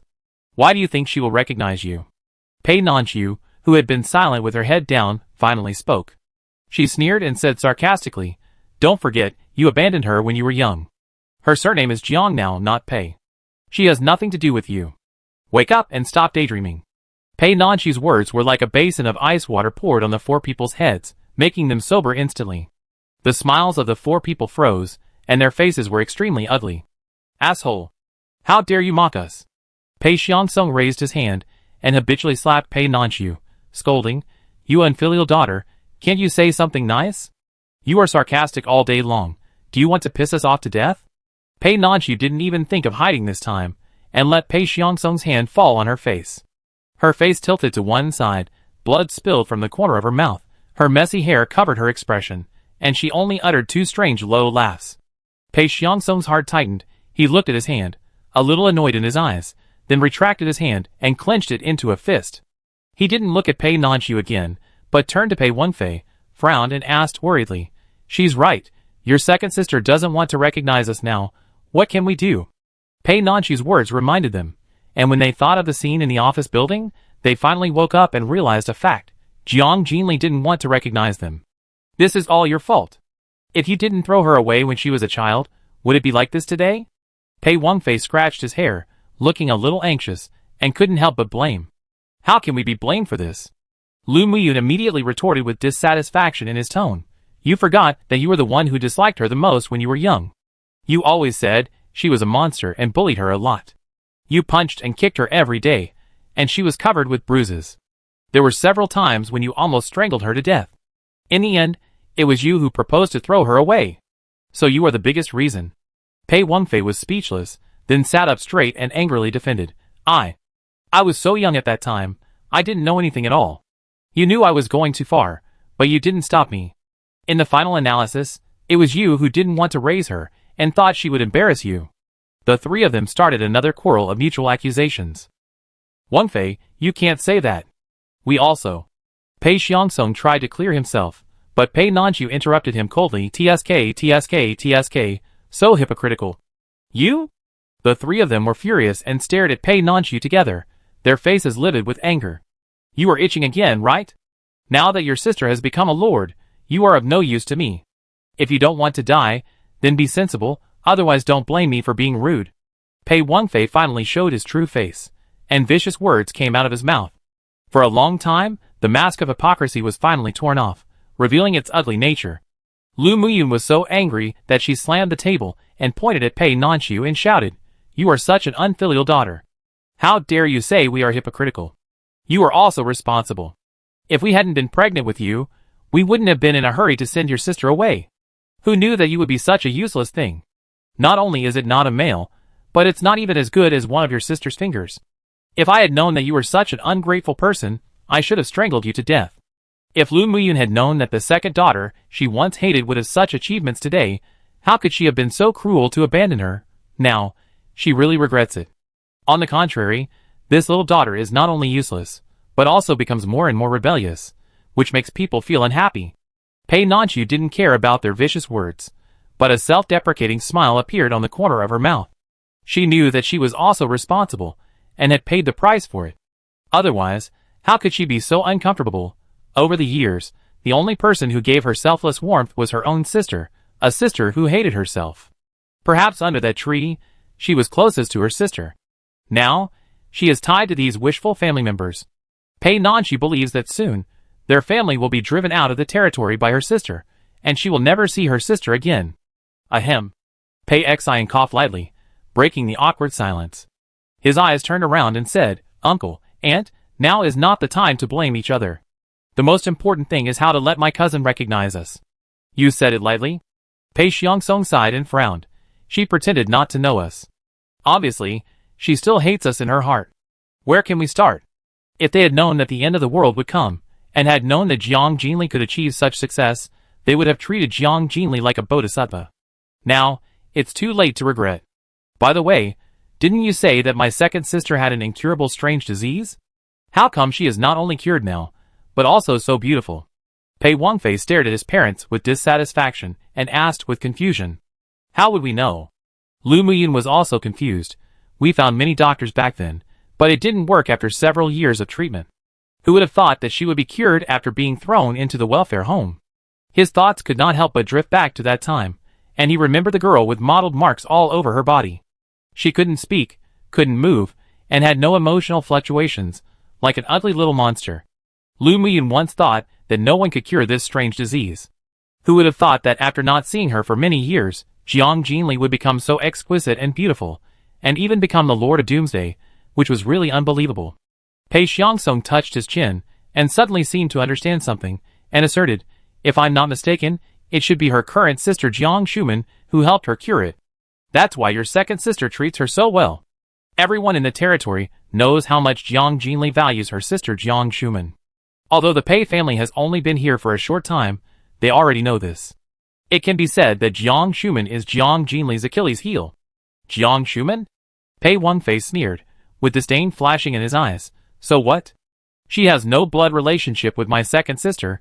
She just raised my second sister, and my second sister remembers her kindness. That's right. She took our daughter away, and changed her name without permission. We haven't settled accounts with that woman yet. Why should she get special treatment from your second sister? Lu Muyun immediately agreed, and then pretended to be generous and said, However, considering that she raised your sister, We will naturally not treat her unfairly when the time comes. Pei Nanxiu couldn't listen any longer. She felt that these people had completely lost their minds, and were in a state of madness. They even dared to set their sights on Jiang Shuman. Jiang Shuman's importance to Jiang Jinli was well known. Once provoked, being driven out of the territory by Jiang Jinli would be considered a light punishment. In serious cases, even her life might be in danger. She stood up and prepared to leave this place that made her sick and go out for some fresh air, but was stopped by Pei Wengfei. Stop! Don't leave in a hurry. I have something to tell you. Wengfei, do you have any plans? Pei Xiangsong looked at Pei Wengfei expectantly. Pei Wengfei crossed his legs, looking confident, and said slowly, to put it bluntly, the second sister refused to recognize us because of what we did back then. As long as we admit our mistakes to her in person, isn't that enough? After all, we are a family. She can't keep holding on to us, right? Pei Xiangsong slapped his thigh and nodded in agreement. That's right, that's right. No matter what, she is the blood of our Pei family, and the blood relationship is absolutely inseparable. She is my daughter, I have the right to discipline her. Then shall we go directly to her now? Lu Miyun asked anxiously, and then said worriedly, but she is the lord now, we can't get close to her at all. So I plan to let Nansu go to the second sister first, persuade her, and by the way, find out the attitude of the second sister. Then we will go to see the second sister together tomorrow, and apologize to her. Pei Wengfei proposed his own plan. After hearing this, Pei Nanxiu turned around, stared at Pei Wengfei, and roared angrily, you are so good at calculating. What qualifications do you have to make such arrangements? Have you agreed with me? Why do I have to solve all the problems? You know that she doesn't like us, but you still let me get close to her. Do you want me to be scolded or killed? Nonsense. She is your sister, how could she kill you? I asked you to do something, but you always refuse. Pei Xiangsong was furious and stood up suddenly. He picked up the ashtray and was about to smash it. Fortunately, Lu Miyun stopped him. Pei Xiangsong knew that Jiang Jinli was extremely powerful. She only needed to move her fingers slightly to put them to death. But he firmly did not believe that Jiang Jinli would hurt their family. After all, they were her biological family. Pei Nanxiu's chest rose and fell violently, and her eyes were filled with tears. Thinking of Jiang Jinli's cold and disgusted eyes, to her, it was no different from death, and it made her suffer. Lu Miyun looked at Pei Nanxiu with dissatisfaction and accused him. What's wrong with you? You are against us in everything, and you don't take your family seriously anymore. Go as soon as you are asked to do anything. As long as you try to please your sister and let her forgive us, you will be rich and prosperous. You will live a good life then. Pei Nanxiu lowered her head and remained silent, her body trembling slightly, her fists clenched, her nails digging into her palms. The selfish and hypocritical words in her ears almost suffocated her. Pei Wengfei walked to Pei Nanxiu, raised his hand to pinch her neck, narrowed his eyes. His face was cold and emotionless, and he said coldly, you have no right to refuse, now, go find my second sister immediately, otherwise. He leaned close to Pei Nanxiu's ear, increased the strength of his hand, and threatened, you don't want to be given to those old men, right? Seeing Pei Nanxiu's face flushed and breathing difficult, Pei Wengfei let go of his hand. He stepped back 2 steps and urged impatiently, it's getting dark, go. Don't come back to sleep tonight without seeing my second sister. Go now. Pei Xiangsong saw Pei Nanxiu still standing there, and was so angry that he went up to pull her and pushed her out of the door, shouting, get out. Go downstairs immediately, and go to the main city. After that, he slammed the door shut. Chapter 289. Pei Nanxiu strolled alone on the bustling streets, her ears filled with laughter. Residents gathered in groups, smiling. But in this lively scene, a chill ran through her heart. The world is so big, she can't find a place that belongs to her. Pei Nanxiu hugged her arms tightly, lowered her head in thought, and wandered aimlessly in the streets. She was at a loss, not knowing where to go next. It is well known that Jiang Jinli's whereabouts are secretive. The Lord lives in a secret place on the top of Yunwu Mountain, and rarely shows up. Now that night has fallen, it is even more impossible for him to go out. Besides, she didn't want to shamelessly go to Jiang Jinli to make herself unhappy. Because of Jiang Jinli's disgusted eyes, Pei Nanxiu didn't want to see it again. If she goes back tomorrow, the worst thing she will do is to be punished. Pei Nanxiu sighed softly, and looked at the cafeteria not far away with tired eyes. She touched her pocket, and felt the hard texture of the points card. Fortunately, she had it with her all the time. So she walked in. The cafeteria was brightly lit and full of people. Pei Nanxiu went up to the second floor, queued up to order a dinner of 2 vegetarian dishes and 1 meat dish, and then found a quiet corner to sit down and enjoy it slowly. Looking at the food in front of her, Pei Nanchu's mouth corners unconsciously rose, and the haze between her eyebrows seemed to dissipate a little. She thought of Jiang Jinli. Jiang Jinli was extraordinary. As a woman, she created a brilliant foundation, unified the North and the South, and became a legend in the Doomsday. Let hundreds of thousands of survivors live a life of plenty. Jiang Jinli's courage and charm were dazzling, which made Pei Nanchu feel endless admiration and pride. Especially when she thought of her biological sister, Pei Nanchu was extremely happy. But when she thought of her embarrassing identity and those unbearable family members, the smile on her mouth gradually faded. She had no feelings for those so-called family members, and just wanted to stay away from them.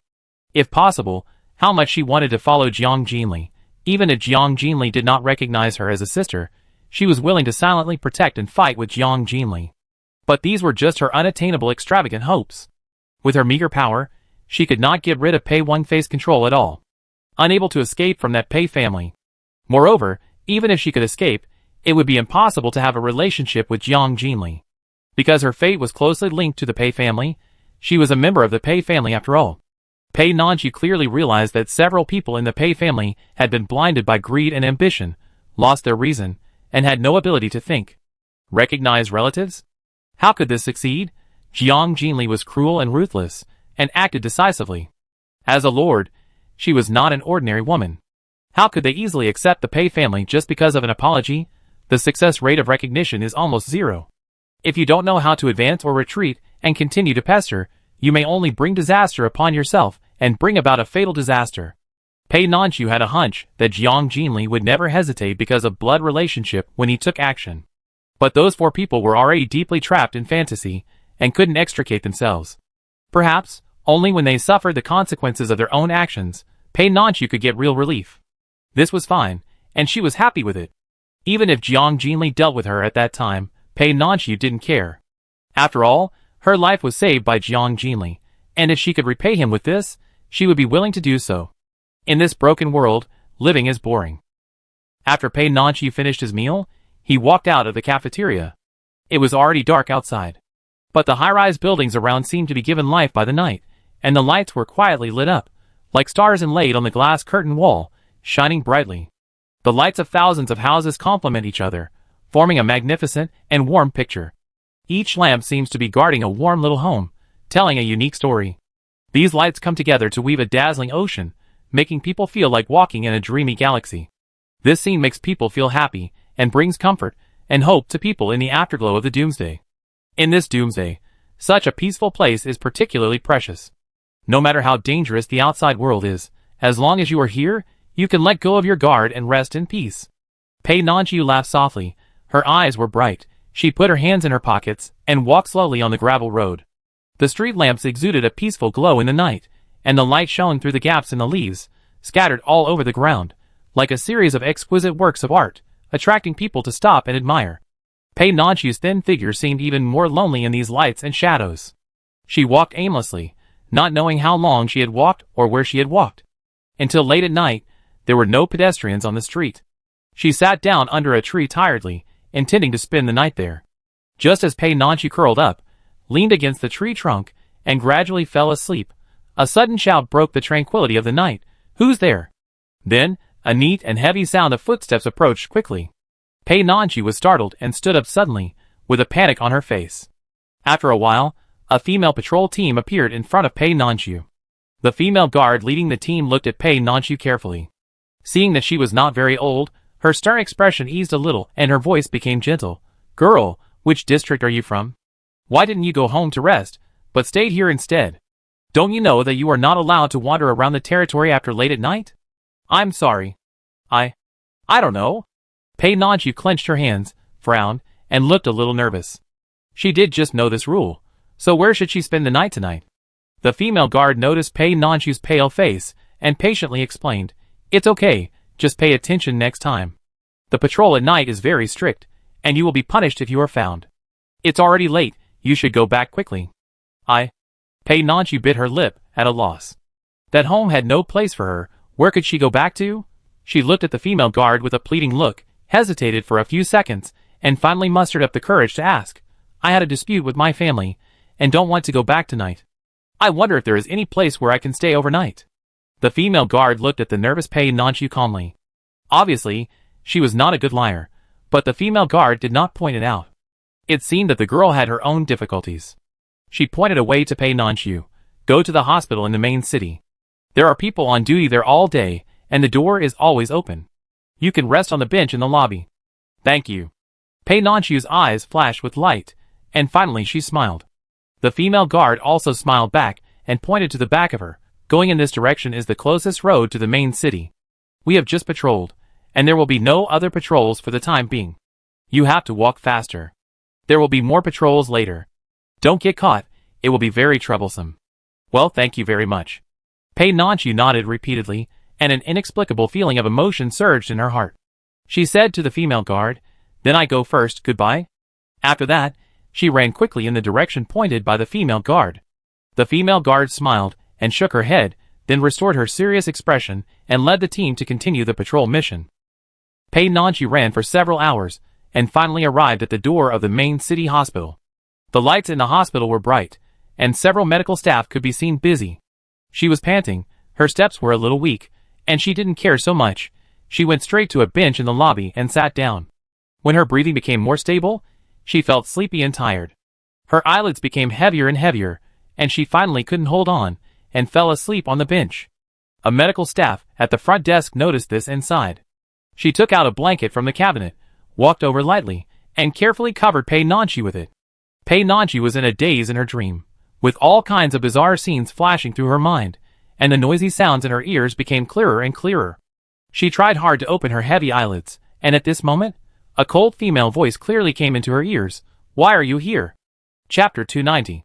Hearing this voice, Pei Nanqiu shuddered and woke up immediately. She suddenly opened her eyes, and sat up despite the pain in her waist and back. Looking at the blanket on her body, her heart warmed up, and she quickly folded it, and put it aside. Then she raised her head, and looked for the source of the sound. At a glance, she saw Jiang Jinli standing not far away. Pei Nanqiu looked happy and blurted out, "Sister." But facing Jiang Jinli's cold eyes, Pei Nanqiu's heart immediately cooled down. The smile quickly withdrew and changed her words, "Lord." Pei Nanqiu then looked around and found that it was already bright, and the hospital gate was crowded with people coming and going. At this time, she noticed that Jiang Shuman was standing next to Jiang Jinli. Pei Nanqiu greeted him stiffly, "Dean." Jiang Shuman looked gentle, and nodded to Pei Nanqiu. "What are you doing here?" Jiang Jinli stared at Pei Nanqiu with sharp eyes, and asked again. She was accompanying Jiang Shuman to the hospital, and inspected the hospital's patients and medical facilities. Unexpectedly, as soon as she entered the hospital, she unexpectedly saw Pei Nanqiu sleeping on a bench. Pei Nanqiu's heartbeat gradually accelerated. She didn't dare to look directly at Jiang Jinli, and her eyes were wandering. I don't do anything. I leave now." After saying that, she stood up and wanted to leave, but Jiang Jinli's two words made her freeze in place. "Stop." Jiang Jinli walked in front of Pei Nanqiu, his eyes quickly swept over her, and finally stopped on Pei Nanqiu's face. The obvious red palm prints on Pei Nanqiu's porcelain white skin made Jiang Jinli couldn't help asking, "Do they beat you often?" Jiang Jinli's voice was still cold, but Pei Nanqiu could sense a hint of tenderness in it. This sentence was not out of concern, but it was like a key that gently opened the gate deep in Pei Nanqiu's heart. She could no longer suppress the bitterness in her heart, and tears involuntarily welled up in her eyes. On weekdays, no matter how the Pei family tortured her, she could grit her teeth and hide her emotions deep in her heart. However, when Jiang Jinli's simple words came, all of Pei Nanqiu's strength collapsed in an instant. The grievances deep in her heart surged out like a flood, making her feel the urge to confide all her pain to Jiang Jinli. But Pei Nanqiu knew that she was not qualified. So she hurriedly wiped away her tears, did not answer, and just shook her head repeatedly. Jiang Jinli's face flashed a complicated look. She did not continue to ask, but directly told the reason why Pei Nanqiu appeared here. "They drove you out just to make you come to me. If you don't see me, you won't be allowed to go home to spend the night, right?" Jiang Jinli knew that once the Pei family knew her identity, they would never let her go easily. She thought that they would at least come to disturb her after solving the problem of the zombie tide. But she never expected that they were so anxious and completely ignored the occasion and the degree. Hearing Jiang Jinli's words revealing the truth, Pei Nanqiu suddenly looked up, her red eyes widened, and her face was shocked. Jiang Jinli's expression was always calm, without any fluctuations. She didn't hesitate too much and said directly, "Let's go, take me to see them." Jiang Jinli had no intention of getting entangled with the Pei family, but since they had taken the initiative to come to her, she would not choose to escape. Obviously, if they don't make their position clear, they will never give up easily.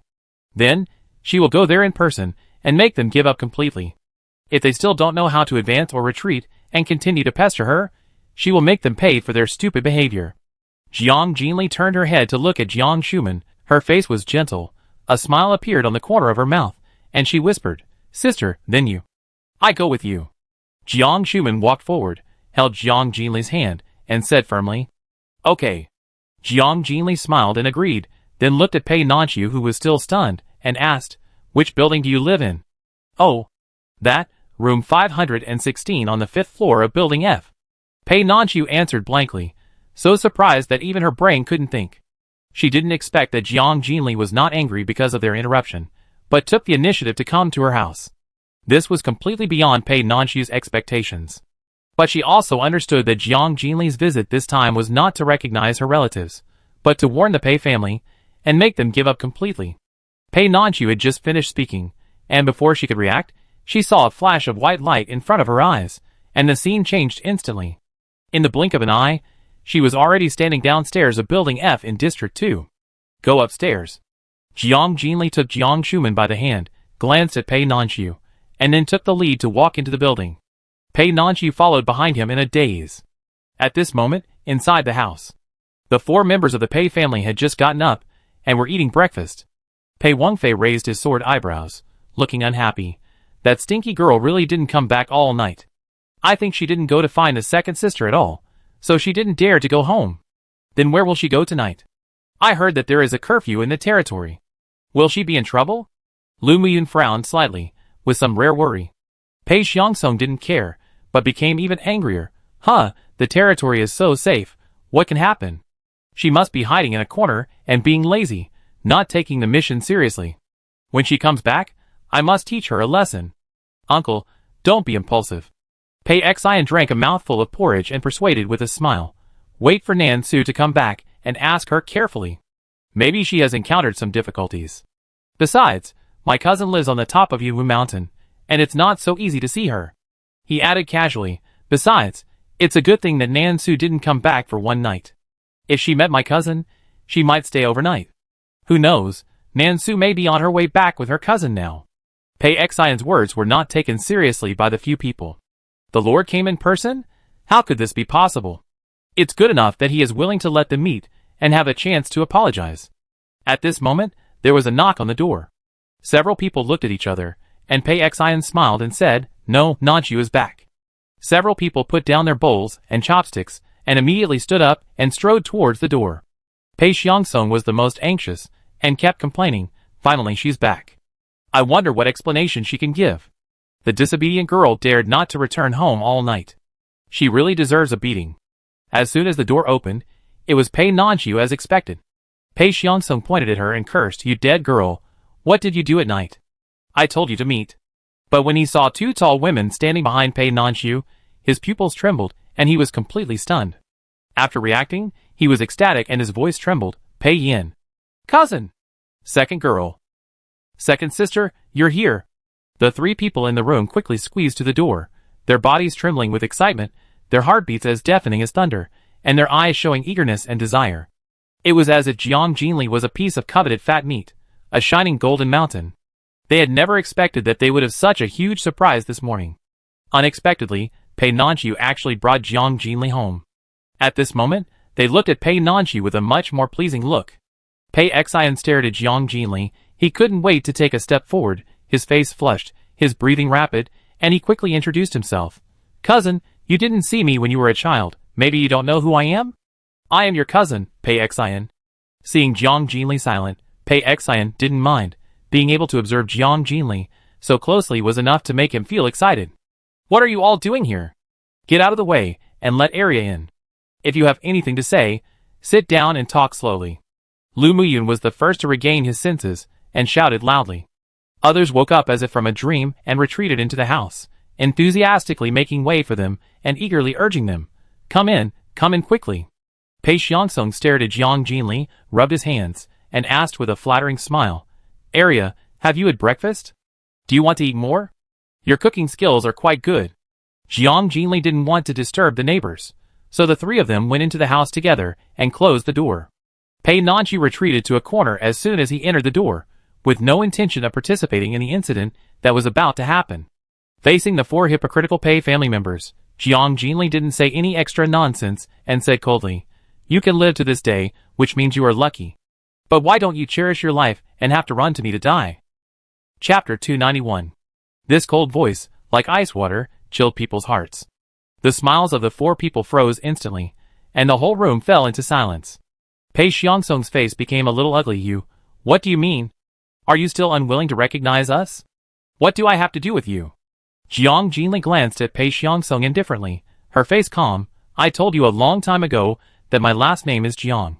She pulled Jiang Shuman over and let her stand beside her. She looked at her gently with a sidelong glance, and her voice was clear and shallow. I only have one sister in my life, and that is her. Jiang Shuman had a relieved smile on her lips. With Jiang Jinli's firm attitude, she felt extremely relieved and no longer had any worries about gains and losses, because she knew that Xiaoli would always choose her. Looking at the deep sisterly love between Jiang Jinli and Jiang Shuman, the faces of the four people in the Pei family became more and more gloomy, and jealousy and anger were intertwined. Pei Xiangsong spoke again, unconsciously raising his voice. Where did you get your biological sister? You only have a biological brother and a biological sister. Don't forget, you are our biological child, with the same blood as us, and we are blood relatives. Yes, second sister. Pei Wangfei began to preach as a brother. We are your relatives. How can you be so close to someone who has no blood relationship with you? You are really confused. Lu Muyun swallowed his saliva, plucked up his courage, stepped forward, and continued, We are your biological parents? This is a fact you cannot change. Don't try to deny it. Looking at Jiang Jinli, Lu Muyun finally recalled the painful experience of being knocked away and vomiting blood in front of the office building. Jiang Jinli's ruthless methods still frightened Lu Muyun. But for the sake of future glory and wealth, she had to muster up her courage and persuade him. What are parents? What is blood relationship? Jiang Jinli's dark eyes showed no emotion, and her tone was disdainful. If you want to use moral shackles to restrain me, then you really found the wrong person. You should know that I was born an alien, a monster. I have no heart, no moral values, and my blood is cold. This trick doesn't work on me. Her momentum instantly rose, her voice rose, and she clearly expressed the purpose of her trip. I came here to give you a final warning. If you want to continue living on my territory, you must abide by my rules. Remember, for you, I only have one identity. Your lord. I hope you can remember this. If you still don't know the rules, and don't know how to advance and retreat when we meet next time, I will expel you from the territory. If the case is serious. Jiang Jinli's eyes flashed with murderous intent, and invisible pressure spread. In an extremely cold voice, he uttered cruel words without haste. I will completely wipe you out. Not even a trace of bone residue will be left. The four people suddenly felt that breathing became difficult, their legs softened, and they staggered involuntarily. Cold sweat immediately oozed out of their foreheads, and their faces turned pale in an instant, and they were terrified. Under the murderous intent exuded by Jiang Jinli, they finally realized that Jiang Jinli was not bluffing, and she really might attack them, and would not be soft-hearted. They couldn't believe that Jiang Jinli was so disregarding human ethics, and so cold and ruthless. Pei Xiangsong's lips trembled, and he screamed in disbelief. You, how dare you? We are your biological family. Lu Muyun quickly pulled Pei Xiangsong, and shook his head silently at him. Obviously, according to Jiang Jinli's current personality, this family affection is not so easy to be recognized. Excessive words will backfire, and may even really anger Jiang Jinli. At this time, appropriate concessions and apologies seemed to be more wise. Thinking of this, Lu Muyun forced a smile and began to apologize with a smile. Are you still resentful that we sent you to the welfare home back then? We really had no choice at that time, and you also know your illness. We were exhausted at that time, and our minds were not clear, so we made the wrong decision. As she spoke, she showed a look of regret and love at the right time. Can't you forgive your parents? Pei Wangfei, who was standing aside, saw this, his eyes turned, and he immediately took over the conversation and expressed his apology sincerely. Second sister, when my eldest brother was a child, he was indeed very. You owe me something, and I have hurt you, but I was young and ignorant at that time. So many years have passed. We have all grown up. Why should we still hold these old things in our hearts? Now that the family is reunited, it is also a kind of fate, isn't it? He took a breath and continued, we will stay with you and atone for our past mistakes. Second sister, will you give us a chance to reform? Yes, cousin, uncle and others did make mistakes, but they have realized their mistakes and are now sincerely apologizing. Will you forgive them? Pei Xian hurriedly mediated, not forgetting to mention his own abilities. Your elder brother and I are now 6th level superpowers. If we stay with you, we can still serve you. I don't hate you, nor do I blame you. You are just strangers to me. How can I forgive you? All your actions are your freedom, and have nothing to do with me.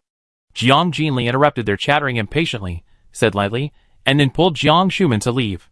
This sentence made the 4 people even more terrified. If Jiang Jinli didn't even hate them, then he really regarded them as insignificant people, which meant that they had lost even the last glimmer of hope. How could they be willing? How could they give up this overwhelming wealth? Seeing Jiang Jinli was about to leave, Pei Wengfei hurriedly strode to the door and blocked the way. Second sister, don't leave yet. We still have something to say. He was as anxious as an ant on a hot pot, and didn't know what else to say. Lu Muyun's eyes lit up, and he spoke eagerly. Second girl, we are not as cruel as you think. Back then, when we moved to the north, we also contacted the welfare home to inquire about you. Who knew that you were no longer in the welfare home, but were taken away by her? She suddenly raised her finger and pointed at Jiang Shuman angrily, saying incoherently, it was her, she took you away. If it weren't for her, we... But when Lu Muyun pointed at Jiang Shuman, Jiang Jinli's eyes instantly became gloomy, and her face changed. Before Lu Muyun finished speaking, Jiang Shuman finally couldn't help but interrupt her, saying sarcastically, I didn't take her away, what are you going to do? Do you still want to take her back to raise her? Don't be ridiculous. Didn't you abandon Shili because you disliked her? How could you still want her? You just want to confirm whether she is dead or alive in the welfare home. Now you are pretending to be a loving father and mother. Lu Muyun's face turned pale instantly after Jiang Shuman revealed the darkness in his heart, and then anger surged in his heart. Before she could refute, Jiang Shuman continued to mock. Don't forget, you wrote the severance agreement with your own hands. From the moment you left Xiali at the door of the welfare home, there was no relationship between you. Jiang Shuman was no longer gentle, her face was full of anger, her eyes swept across the faces of the 4 people present, disgust surged in her eyes, and she said coldly, but what's going on now? Who are you pretending to be a family for? When Xiali needed you, you were not there. Now you have nothing to do with you, but you are eager to run here to discuss people. Don't you feel ashamed? Seeing Xiali's prominent status, are you very jealous? Who can't see your thoughts? It's just for power and status, so you are eager to recognize your relatives and eager to cling to them. Do you still have any shame? You? Jiang Shuman's words were as sharp as a knife. Every word seemed to peel off the disguised shells of the few of them, exposing the ugliness and filth in their hearts. They blushed and breathed rapidly, but they couldn't find a word to refute. Jiang Shuman held Jiang Jinli's hand tightly, turned her head, and looked at Jiang Jinli's face. Her eyes showed heartache and doting, and a gentle smile appeared on the corner of her mouth. You abandoned Xiali first, and I picked her up, so she belongs to me. You don't like her, but I do. You hate her, but I care about her. You treat her as a monster, but in my eyes, she is a priceless treasure. A trace of tears flashed in Jiang Jinli's eyes, and the warmth and touch in her heart were indescribable. The corners of her mouth rose, revealing a comfortable smile. Jiang Shuman turned her gaze to the Pei family again. Her eyes were cold and sharp, and she firmly declared her sovereignty. I raised Xiali with great effort. She is not only my baby, but also my life. Don't even think about taking her away from me, I will never agree. She has only one sister in her life, and that is me. She sneered and warned. I advise you to keep to yourself and give up this unrealistic idea, otherwise, you will pay the price for your greed and stupidity. Chapter 292. Ridiculous, this is simply too ridiculous. The Pei family finally woke up from Jiang Shuman's barrage of verbal attacks. Pei Xiangsong felt the blood rushing to his head, extremely angry. He pointed at Jiang Shuman and shouted, You are too much. What qualifications do you have to say this? What identity do you have? Before he finished speaking, Lu Muyun eagerly interrupted him. She screamed at Jiang Shuman in a sharp voice. Who do you think you are? What qualifications do you have to say such shameless words? She is our child, and you are just an outsider who has nothing to do with her. I think you are. Before he finished speaking, Lu Muyun suddenly felt dizzy, as if her heart was being pinched hard, and the severe pain made her collapse to the ground in an instant. She was pale, sweating, curled up into a ball, trembling, and could only scream shrilly. Muyun! Mom! Pei Wenfei and Pei Xiangsong panicked, and hurried to Lu Muyun, anxiously asking about the situation. The scene was chaotic for a while. It was not until Jiang Jinli's cold and murderous voice sounded that they instantly understood. If you dare to disrespect my sister again, and dare to say a word again, I will kill you. You? Pei Xiangsong stood up suddenly, his facial features distorted by anger, pointing at Jiang Jinli, and angrily scolded, You actually did this to your own mother for an outsider. He had completely lost his mind, and forgot his identity. He was only thinking that as her father, he must enforce the family law and teach this rebellious daughter a lesson.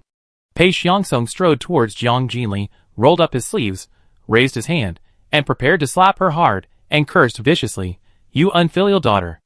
I see you deserve a lesson, I'm going to beat you to death. Dad, stop it. The three members of the Pei family were so scared when they saw this scene. Pei Wenfei shouted loudly, trying to stop Pei Xiangsong who had lost his mind, but it was obviously too late. The slap had been swung and could not be taken back. Even Pei Nanxiu, who was hiding in the corner watching the fight, opened her eyes wide in surprise, and covered her mouth with her hands. She didn't expect Pei Xiangsong to be so bold. Who does he think he is? Jiang Shumen's heart tightened, but she didn't step forward to stop him. She just stared at Jiang Jinli with complicated eyes. The expected slap did not sound. Pei Xiangsong's hand stopped a few millimeters away from Jiang Jinli's cheek, unable to move forward any further, and the force naturally disappeared. You? Pei Xiangsong felt as if his hand had hit an invisible shield, which was extremely hard, and shook his hand so hard that it trembled with pain. He finally woke up and realized what he had just done. His face turned gray in an instant, cold sweat dripped down, and he swallowed his saliva. Jiang Jinli's eyes were as sharp as a knife, and her voice was cold and piercing. You are the most courageous person I have ever met in my life. No one dared to slap me, and you are the first. A creepy smile appeared on her lips. It seems that you like to slap people? As soon as the voice fell, Jiang Jinli's actions were faster than her words. She suddenly raised her foot and kicked Pei Xiangsong's stomach heavily. Ah! Pei Xiangsong let out a shrill scream, and his body seemed to be driven by an invisible force, flying across half of the living room, and his back hit the threshold of the bedroom heavily, making a dull sound. Puff! Cough cough. Pei Xiangsong was like a soft and rotten rag at this moment, lying on the ground powerlessly, spitting out blood in large mouthfuls. Oh my god! Dad! Pei Wenfei and Lu Muyun got up from the ground, stumbling to Pei Xiangsong with weak hands and feet. Looking at Pei Xiangsong's dying state in horror, they kept screaming, and both of them seemed at a loss and full of panic. Jiang Jinli raised his eyes and looked at them coldly. His expressionless face was cold and cold. If it were someone else, I would have crushed them to ashes long ago. The reason why I didn't kill you is just because of the friendship we had when we were young. From now on, we owe each other nothing. Don't come to me again, and don't try to provoke me. If there is a next time, I will never show mercy and will take your lives. Looking at Jiang Jinli's cold eyes, Pei Wenfei and others finally felt fear, and Pei Xiangsong couldn't bear it. He was too frightened, his eyes rolled up, and he fainted. Pei Nanxiu's eyes were unusually bright at this moment. She had no sympathy for Pei Xiangsong's experience. Instead, she felt a little relieved. Years of depression seemed to dissipate at this moment. She looked at Jiang Jinli secretly, her eyes full of admiration. Jiang Jinli didn't say anything else, nor did she stay for long. She retracted her gaze, took Jiang Shumen's hand, and disappeared into the house. When they arrived at the main urban area, Jiang Jinli's irritability and anger gradually subsided. She turned her head, looked at Jiang Shumen, and whispered, Sister, I know Shili. Jiang Shumen turned around, gently held Jiang Jinli's hand, smiling between her eyebrows, and said happily, No need to say more, I understand. She knew what Jiang Jinli was going to say. Jiang Jinli had already expressed everything with words and actions, and everything was self-evident. The Pei family is just a stranger from now on, there is no need to take it to heart. Yeah. Jiang Jinli smiled and nodded. In her heart, from beginning to end, she only cared about the sister in front of her. Sisterly. At this time, Su Runju held a stack of letters in his hand, strode towards Jiang Jinli, stood in front of her, handed over the letter in his hand, and said in a serious tone, The news just came from the 8 major bases. The main content is about the latest situation of the zombie tide in various parts of the south. Jiang Jinli took the letter and looked at Su Runju. You go and gather everyone to the conference room immediately. We will have a short meeting. Okay. Su Runju nodded and turned away. Jiang Jinli and Jiang Shuman walked side by side to the office building. On the way, the two flipped through the letters in their hands. Because Jiang Jinli sent the remaining hundreds of 6th-level zombies to various parts of the south. These zombies effectively controlled the chaos of the zombie tide, making the situation gradually stabilized. At the same time, around the 8 bases, thanks to the joint efforts of the base members, the task of clearing the zombie tide was carried out smoothly, and did not cause too much threat. It was just that due to the large number, the cleanup work seemed a bit difficult. Jiang Jinli then sent tens of thousands of armed personnel to the 8 bases for support. Mu Yuan, Su Mingxing, and Zhou Lian who volunteered to lead the expedition. As for the millions of zombie corpses under the Luochuan city wall, they were burned by fire. The raging fire spread rapidly under the help of the strong wind, turning the area into an endless sea of fire. As the fire was expected to last for many days, Jiang Jinli arranged thousands of soldiers to guard the city, while the remaining tens of thousands of people were withdrawn first. At present, everything is going well. Jiang Jinli believes that in the near future, the problem of zombie tide will be completely solved. By then, after the hurricane subsides, they can continue to promote construction and development.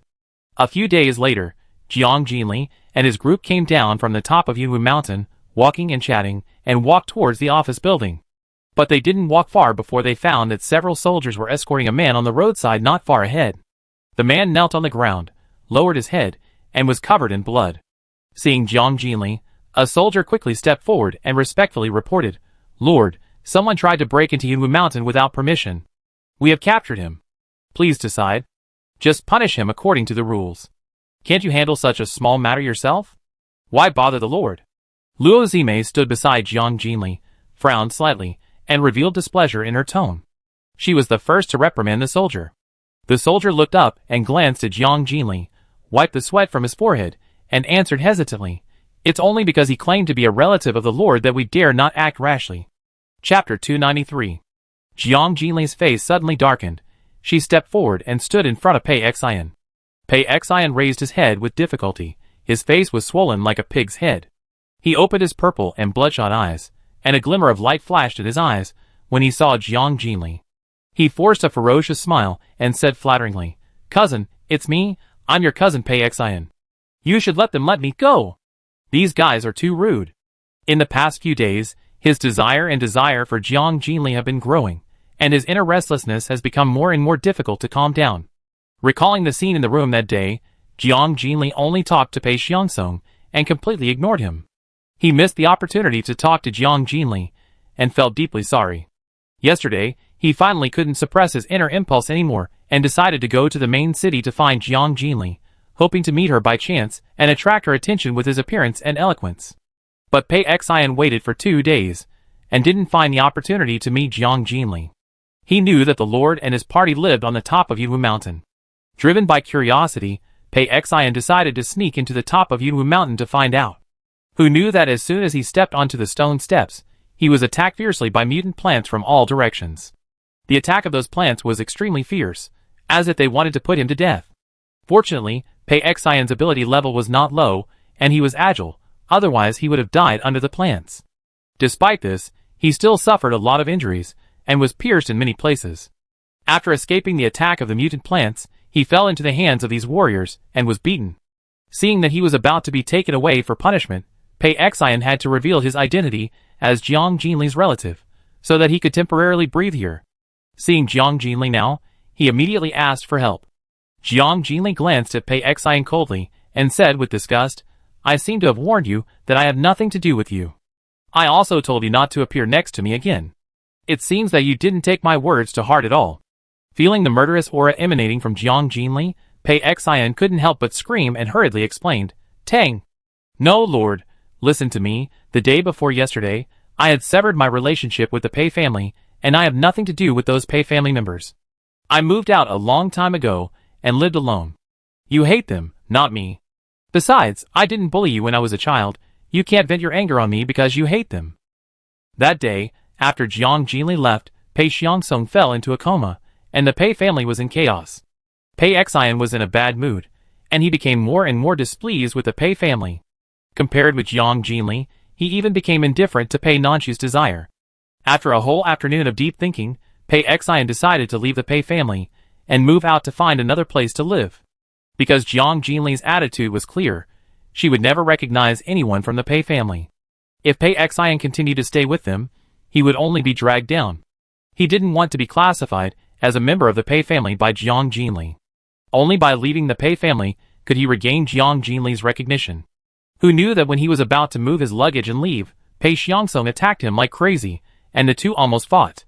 From then on, his relationship with the Pei family was completely broken. Pei Xian didn't care. The reason he followed the Pei family was only because his parents died when the Doomsday broke out, and he had to rely on the Pei family to seek shelter when he was alone. As for feelings, in this end times, how much real feelings can there be between people? Now that he finally met Jiang Jinli, Pei Xian was very excited. He swallowed his saliva and added eagerly, "There is no hatred between us. Let's get to know each other again. I am very capable. I want to stay by your side and do things for you. After all, relatives who know each other well are always more trustworthy than outsiders, aren't they?" Shin Qingxi on the side showed a contemptuous look. She couldn't understand why Pei Xian was so stupid. Pei Xian's betrayal would only make Jiang Jinli more disgusted. Since he had left the Pei family, he and Jiang Jinli had no last bit of relationship. She didn't understand where Pei Xian got the confidence to think that Jiang Jinli would look at him differently. Jiang Jinli rubbed his brows impatiently, without even looking at Pei Xian, and ordered in a cold voice, "Take him down and give him 100 lashes. If he dies, chop him up and throw him into Yunwu Mountain to feed the mutant plants." The guards were shocked by Jiang Jinli's verdict.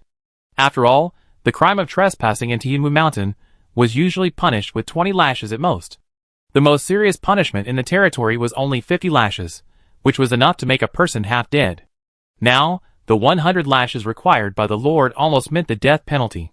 Because the whip with lightning power could make a person's skin and flesh burst, and he would rather die. The guard shuddered, dared not hesitate, and immediately accepted the order. "Yes." "No. Don't. Cousin, are you going to kill me?" Pei Xian was terrified and began to struggle desperately. Finally, he begged Jiang Jinli, "I was wrong, Lord. I will never dare to do it again. Please forgive me." After Jiang Jinli finished her instructions, she led her people away without looking back. Looking at her resolute back, Pei Xian finally cried out in fear, and his twisted face became even uglier.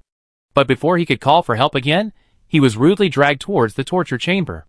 On the other side, the Pei family's residence. Pei Xiangsong leaned on the sofa sickly. His internal organs were damaged and had not yet recovered. He was pale and haggard, and his former spirit had disappeared.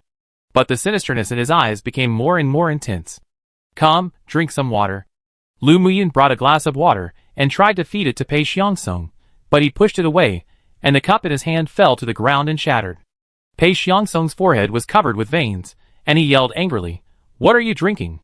Now the home is not like a home, the people are not like people, and they are all troublesome. Just kill them all. What are you crazy about?" Lu Muyin stood up, his eyes red in an instant. "You still want to kill them? If you have the ability, go ahead. With your mediocre skills, others can kill you with just a flick of a finger." Since being seriously injured by Jiang Jinli, Pei Xiangsong has become irritable, and his mood is extremely unstable. Coupled with Pei Xian's betrayal, his situation has become even worse.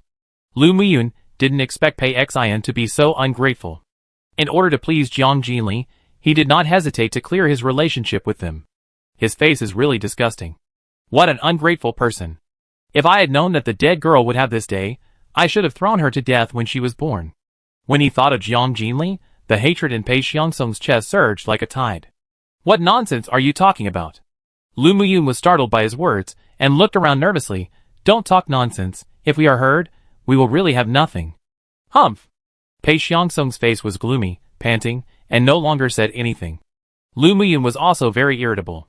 She sighed, picked up the broom, and began to sweep the broken porcelain pieces on the ground. At this time, the door creaked open, and Pei Wengfei stepped into the house. Seeing the fragments and chaotic scenes on the ground, his brows couldn't help but frown, and his tone was unhappy. "What are you doing at home? If you have this energy, you might as well think about how to make the second sister recognize us again. Wengfei, haven't you given up yet?" Lu Muyu looked at him in some surprise and reminded him, "She has treated us like this. If we continue to pester her, she may really kill us." Chapter 294. Pei Wengfei walked to the sofa and sat down, his expression revealing ambition and greed without any concealment. He narrowed his eyes slightly, and a sneer appeared at the corner of his mouth. "Give up? That's absolutely impossible. Such a great power is right in front of me, but I don't have the chance to get it. I will never be willing." Pei Wengfei suddenly surged with a strange confidence, and continued, "As for the attitude of the second sister, didn't you see it? The second sister just said fiercely, but she didn't really kill us." He continued to analyze. If she really wanted our lives, with her strength, how could we still be alive? The reason she did this was just to vent her anger. Pei Xiangsong and Lu Muyin listened to his words, and hope rekindled in their eyes. Pei Xiangsong asked anxiously, "You are right, your second sister must still have a place for us in her heart, so she treats us like this. She still has this family in her heart." Pei Wengfei thought for a while, his expression turned cold, and his eyes flashed with resentment and hatred. He said slowly, "I think the resentment in the second sister's heart is only one of the reasons. The biggest reason is probably Jiang Shuman. Jiang Shuman not only took away the second sister, but also owed her a great favor. Even if the second sister intends to recognize us, she will hesitate because of Jiang Shuman's existence. As long as Jiang Shuman does not give up, the second sister will never come back to us." Lu Muyin thought of Jiang Shuman's tough attitude and felt a headache. "Didn't you hear what Jiang Shuman said that day? She will never give your second sister to us." Pei Wengfei said in a low voice, "Let's go find Jiang Shuman and have a good talk with her." This. Pei Xiangsong and Lu Muyin looked at each other, hesitated for a moment, and finally nodded in agreement. Lu Muyin chuckled, "Yes, let's go together. As long as she is willing to return the second sister to us, we can apologize, admit our mistakes, and even kneel down to beg her. That's right, area is ours, Jiang Shuman is not qualified to be her sister, we are a family." Pei Xiangsong laughed wildly. After laughing, Pei Xiangsong showed a puzzled expression again. "But where can we find Jiang Shuman? She is always with your second sister, and we can't find a chance to see her alone." Pei Wengfei thought for a while, raised his eyelids, and then said, "Go to the hospital to find her." Okay. Pei Xiangsong and Lu Muyin nodded in agreement. Pei Nanju happened to walk into the door at this time. Hearing their nervous conversation, she had only one thought in her mind: they are completely crazy. After days of patient squatting, Pei Wengfei finally waited for Jiang Shuman, who walked out of the hospital alone at dusk. He was delighted and stepped forward quickly, blocking Jiang Shuman. Jiang Shuman frowned slightly, and raised his eyes unhappily. After recognizing Pei Wengfei, his face immediately turned cold, his eyes were like ice, and he stared at him quietly without speaking. Pei Wengfei didn't beat around the bush and said directly, "We want to talk to you." Jiang Shuman pursed her lips lightly. She had expected that they would not give up easily, and she also expected that they would find her in the end. Therefore, she was not surprised to hear Pei Wengfei's words. Thinking that Xiaoli was still in the office building, if she didn't see her later, she would definitely come over. But Jiang Shuman also understood that if she didn't talk to them, the family would not give up. A few minutes of delay would not be a big deal. She wanted to hear what other sophistry they could come up with. So she gave Pei Wengfei a look of agreement. Pei Wengfei secretly breathed a sigh of relief, then turned around and led Jiang Shuman to a patch of grass behind the hospital. Pei Xiangsong and Lu Muyin were already waiting there. A little further away, Pei Nanji was sitting bored under a big tree. When she saw Jiang Shuman looking over, she lowered her head in shame. She didn't want to come at all, but Pei Xiangsong and Pei Wengfei insisted that she come. If Pei Nanji didn't obey, they would beat her up and use violence. She really had no other choice, but she would never say a word in front of Jiang Shuman. Jiang Shuman stood in front of them and asked coldly, "What do you want to do? Why are you so persistent?" Lu Muyun's voice was sharp, with anger and dissatisfaction. "What are you talking about? What do you mean by persistence? That's my biological daughter. How can I be willing? How can I let go?" But thinking of the purpose of this trip, Lu Muyun's voice softened a little, and he said to Jiang Shuman with a forced smile, "Our family really knows that we are wrong. Can you give her back to us? We will definitely treat her well in the future." Jiang Shuman seemed a little tired. She thought they would have some new reasons, but she didn't expect them to have these meaningless cliches. She replied impatiently, "I have already told you this very clearly, and I will never give in. Besides, it is Xiaoli who doesn't want to recognize you, and it's useless for you to say anything. Lu Muyin looked anxious. She almost begged. So, please help me persuade her. As long as you say something, she will definitely listen. Besides, as long as you are willing to leave her, she will naturally accept us since she has no relatives around her. Jiang Shuman sneered. Her voice was as cold as ice. You have a good calculation. She is a person with her own thoughts, not an object that can be pushed around at will. Besides, I am her sister leaving? That's impossible. Seeing this, Pei Xiangsong tried to make concessions. He continued, otherwise, you can continue to be her sister. As long as you let her recognize us, we can also recognize you as our adopted daughter, so that we will be a family. Jiang Shuman was amused by this unreasonable request. She sneered. Her tone was disdainful. I'm so sorry, I don't care about parents like you. Pei Xiangsong was choked by her answer, and couldn't speak. His face was very ugly. Jiang Shuman ignored Pei Xiangsong's reaction. She advised with a serious face. I advise you one last time, don't show up in front of Shelly again. I know her very well. If you annoy her, she will really kill you without mercy. Believe it or not, take care of yourself. This was the only kind reminder she gave, and it was also their last chance. If they dare to come to Xiaoli again next time, Xiaoli will definitely drive them out of the territory. For them, it is no different from death. If they are stubborn and really end up like that, no one will sympathize with them. Lu Muyin immediately pleaded with Jiang Shuman. Isn't it enough for us to beg you? What exactly do we need to do for you to help us? Only you can convince her. She only listens to you. Our family really wants to recognize her back. Please, please. Jiang Shuman's face was like a pool of stagnant water, without any fluctuations. She did not answer, and turned to leave. But Pei Wenfei, who had been silent all the time, blocked Jiang Shuman's way again. He lowered his eyelids and stared at Jiang Shuman gloomily, his tone cold and malicious. What?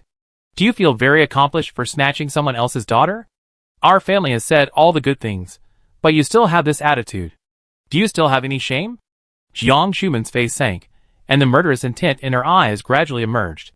In all these years, it was the first time she had seen someone as bold and fearless as Pei Wenfei. Pei Wenfei seemed to be inspired by his courage. He continued to attack Jiang Shuman desperately. You have no parents, but you want my second sister to follow you without parents. What are you thinking about? You don't care about her at all.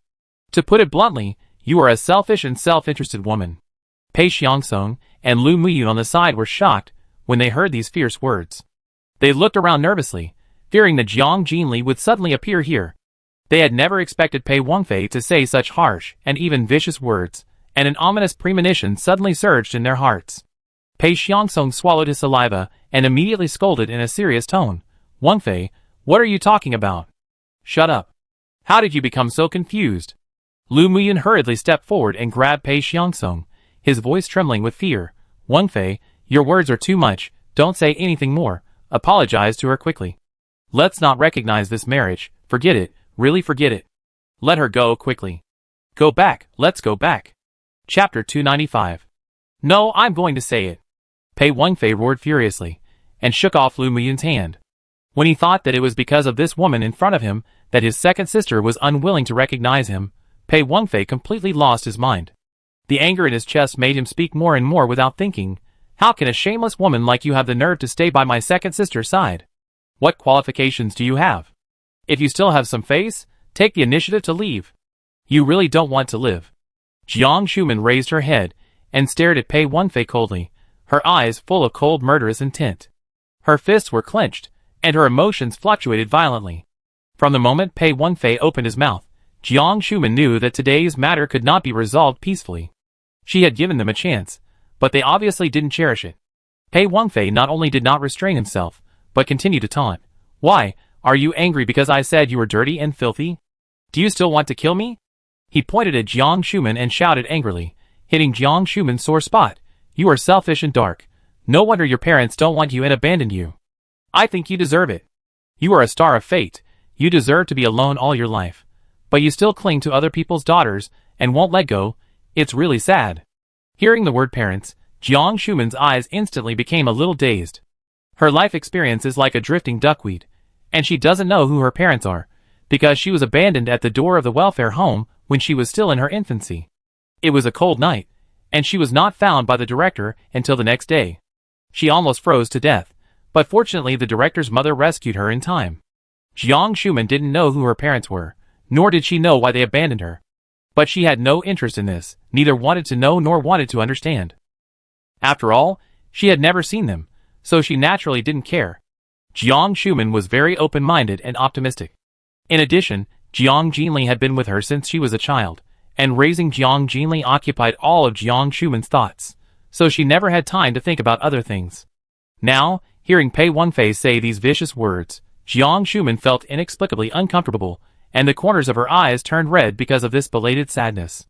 Just as Jiang Shuman was immersed in her own thoughts, and was getting deeper and deeper, an urgent call interrupted her meditation. Sister! Jiang Jinli rushed to Jiang Shuman like a whirlwind and kicked Pei Wenfei fiercely. Pei Wenfei let out a shrill scream, and his body flew out like a kite with its line cut, and fell heavily to the ground. Along with Jiang Jinli, Shen Qingci, Jiang Zheng and others also arrived. Seeing this scene, Shen Qingci's eyes were stern, and she silently instructed the soldiers to surround the scene. Lu Muyun and Pei Xiangsong were facing the teams of soldiers, who were ready for battle, and they trembled with fear. Finally, they realized the seriousness of the situation, and their faces were as pale as paper. It was not until Pei Wenfei's cough woke them up that the two hurried over and helped Pei Wenfei, who looked terrified, to sit up. Jiang Jinli did not linger on Pei Wenfei for a second. She looked anxiously at Jiang Shuman and called out with concern, Sister. In Jiang Shuman's eyes, Jiang Jinli caught the moisture that was about to overflow and the flash of sadness. At this moment, Jiang Jinli's heart was filled with fine pain. She gently held Jiang Shuman's face, gently wiped away the tears from her eyes, and comforted her softly. Sister, don't think too much. Don't forget you still have me. I will always be with you and never leave. Jiang Jinli rested her forehead on Jiang Shuman's forehead. Her eyes showed heartache and uneasiness, and her voice trembled slightly. Sister, don't be sad, don't be sad. Seeing you like this, I really feel bad. Having me is enough, believe me, I will accompany you for the rest of my life. Don't be sad. For many years, Jiang Jinli has always been careful to avoid mentioning Jiang Shuman's parents, for fear of touching the pain in Jiang Shuman's heart and causing her sadness. She knew very well that Jiang Shuman relied on her weak shoulders to bear the burden of supporting the two of them alone. The hardships and difficulties involved are unimaginable for ordinary people. Jiang Shuman has been very mature since childhood, and at a young age, she has shouldered a heavy burden that even adults can hardly bear. She is isolated and helpless, and can only rely on herself for everything. In Jiang Jinli's heart, Jiang Shuman has always been her hero, and she is the reverse scale that she cannot touch. Jiang Jinli's heartache for Jiang Shuman is hard to describe in words. In childhood, Jiang Jinli could do too little. Now that she has finally grown up and has the ability, Jiang Jinli just wants to be Jiang Shuman's most solid support and the safest backing. She wants to be good to Jiang Shuman, better and better. She wants to spoil Jiang Shuman into a carefree princess and let her live in happiness every day. But just when she didn't see Jiang Shuman for a moment, Pei Wenfei dared to humiliate her like this. Jiang Jinli felt deeply regretful. She should have gotten rid of the Pei family, and shouldn't have left them behind. Shaoli, don't worry, it's okay, I'm fine now, be good. Jiang Shuman felt Jiang Jinli's warmth, and quickly adjusted her mood. She patted Jiang Jinli's back, and smiled gently at her. Jiang Jinli stepped back a little, and finally breathed a sigh of relief, when she saw the sadness between Jiang Shuman's eyebrows disappear, and she regained her former tranquility. Then, she turned around abruptly, her eyes as cold as ice, and shot directly at Pei Wenfei, who was coughing painfully on the ground. With violent emotion surging in her eyes, and a murderous aura emanating from her whole body, Jiang Jinli felt a strong desire to kill. In an instant, Jiang Jinli flashed in front of Pei Wenfei, grabbed his throat, and lifted him up high. Her voice was cold, like a demon from hell. You deserve to die. Pei Wenfei met Jiang Jinli's scarlet and terrifying black eyes. Fear made him lose his soul, and the shadow of death was like a sharp blade hanging over his neck. He grabbed Jiang Jinli's hand tightly, and struggled to beg for mercy. But the suffocation in his throat made Pei Wenfei unable to make a sound. His face turned from red to purple, his veins bulged, and his legs kicked violently in despair. God! No! Don't do that. He is your biological brother. Pei Xiangsong and Lu Muyun screamed in horror, eager to step forward to stop Jiang Jinli, but once they touched her hand, they were bounced away by an invisible force, and could not get close. They could only cry and beg for mercy in a sad and desperate voice. Jiang Shuman walked to Jiang Jinli, frowned slightly, and whispered, Shaoli he. Jiang Jinli did not turn his head to look at Jiang Shuman. His eyes were always locked on Pei Wenfei, and he replied indifferently, "Sister, anyone who dares to be rude to you should die."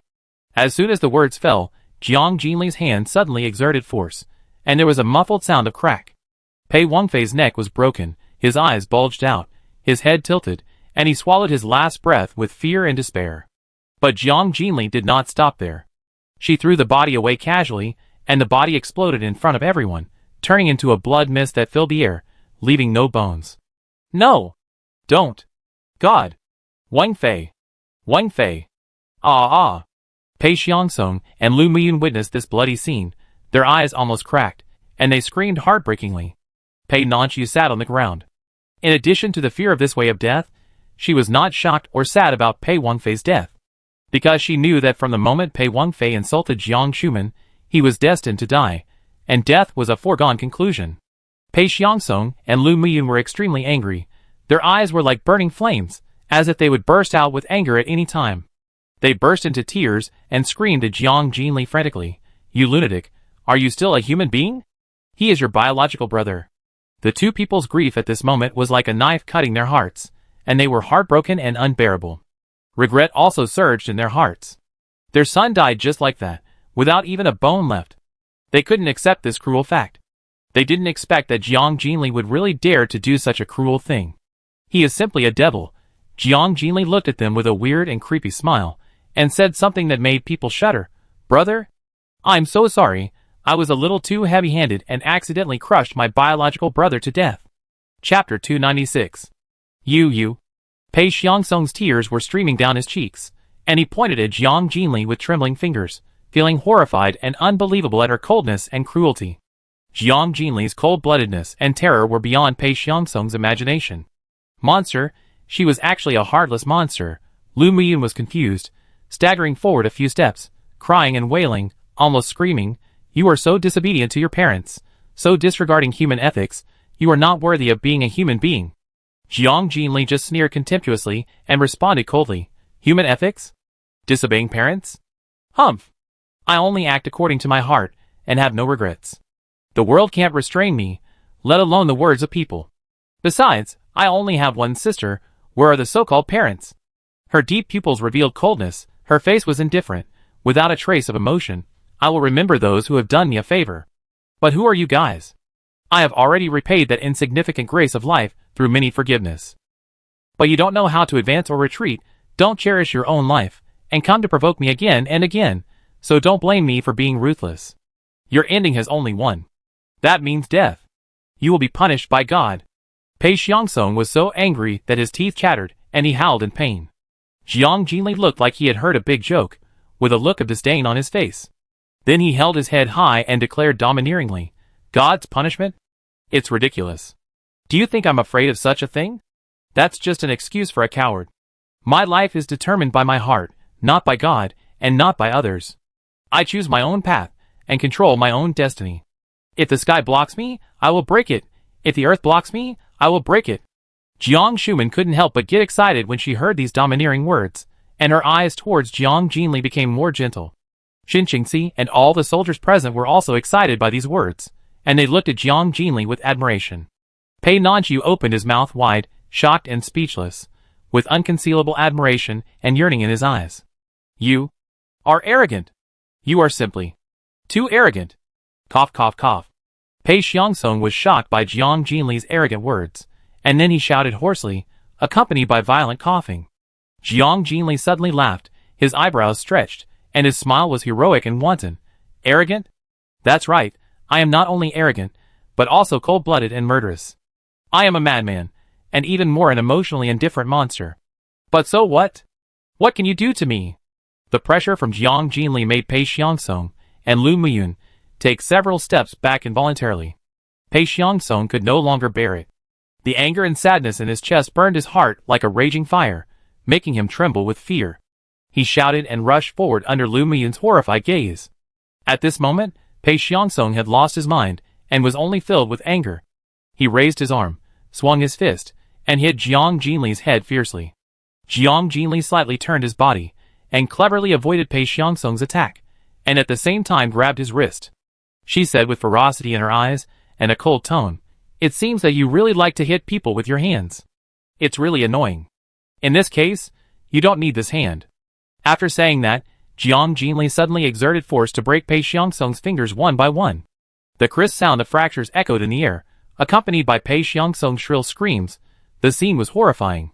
Jiang Jinli stopped until all 5 of Pei Xiangsong's fingers were broken and twisted on the back of his hand. Then, she pulled hard and pulled Pei Xiangsong's entire palm off his arm. The broken surface was bloody and fleshy, the broken bones were stuck to the flesh, and blood gushed out like a spring. Ah! Pei Xiangsong fell to the ground in pain, holding his broken arm tightly, and his shrill howls resounded all around. No, no, God, Xiangsong. Lu Muyun fell to the ground in fear, crying, and crawled towards Pei Xiangsong with his hands and feet. Jiang Jinli threw away the broken palm, glanced at the 2 people on the ground, and said coldly, "You should be thankful that you didn't insult my sister verbally, which saved your life. Otherwise, I will send you to hell to accompany your son." She turned to the soldiers in the distance and ordered sternly, "Come on, drive them out of the territory." Several soldiers immediately stepped forward, without any extra nonsense, and directly dragged the 2 people up. "No! What's the difference between what you do and killing us with your own hands? Xiang Song is still bleeding. There is such a big hurricane outside. It's very dangerous. We don't have superpowers. If we go out and get swept away by the wind, we will definitely die. Why are you so cruel?" Lu Muyun struggled, despair and fear spread in her heart, making her feel cold all over, as if she fell into an ice cellar.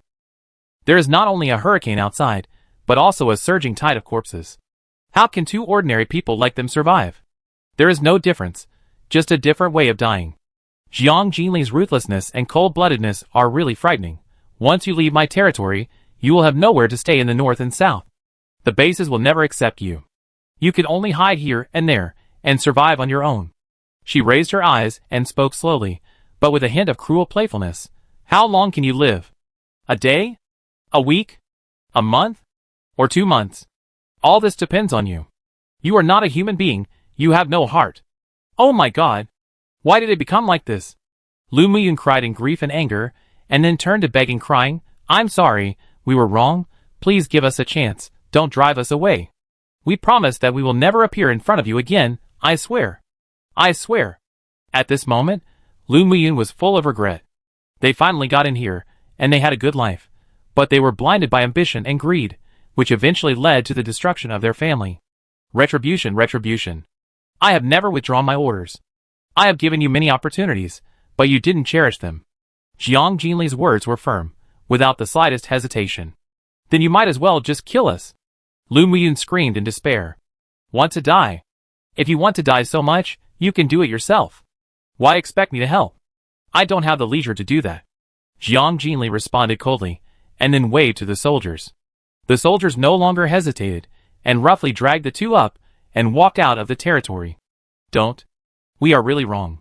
Pei Xiangsong and Lu Muyun's voices faded away with desperate cries. Soon, the 2 were dragged into the car, and the sound gradually faded. The car started and drove quickly outside the territory, and the surroundings finally returned to peace. Until Jiang Shuman pulled Jiang Jinli's sleeve and pointed his eyes at Pei Nanxiu, who had been sitting on the ground in the distance and had never said a word. Jiang Jinli turned his head and moved his eyes to Pei Nanxiu, then took a step and walked towards her. Pei Nanxiu felt that Jiang Jinli's footsteps were like a heavy hammer hitting her heart, and the oppression made her forehead sweat. Jiang Jinli stopped in front of Pei Nanxiu, lowered his eyes, and stared at her quietly, silent. Pei Nanxiu raised her head and asked in a hoarse voice, "Are you going to kill me? Or are you going to drive me away?"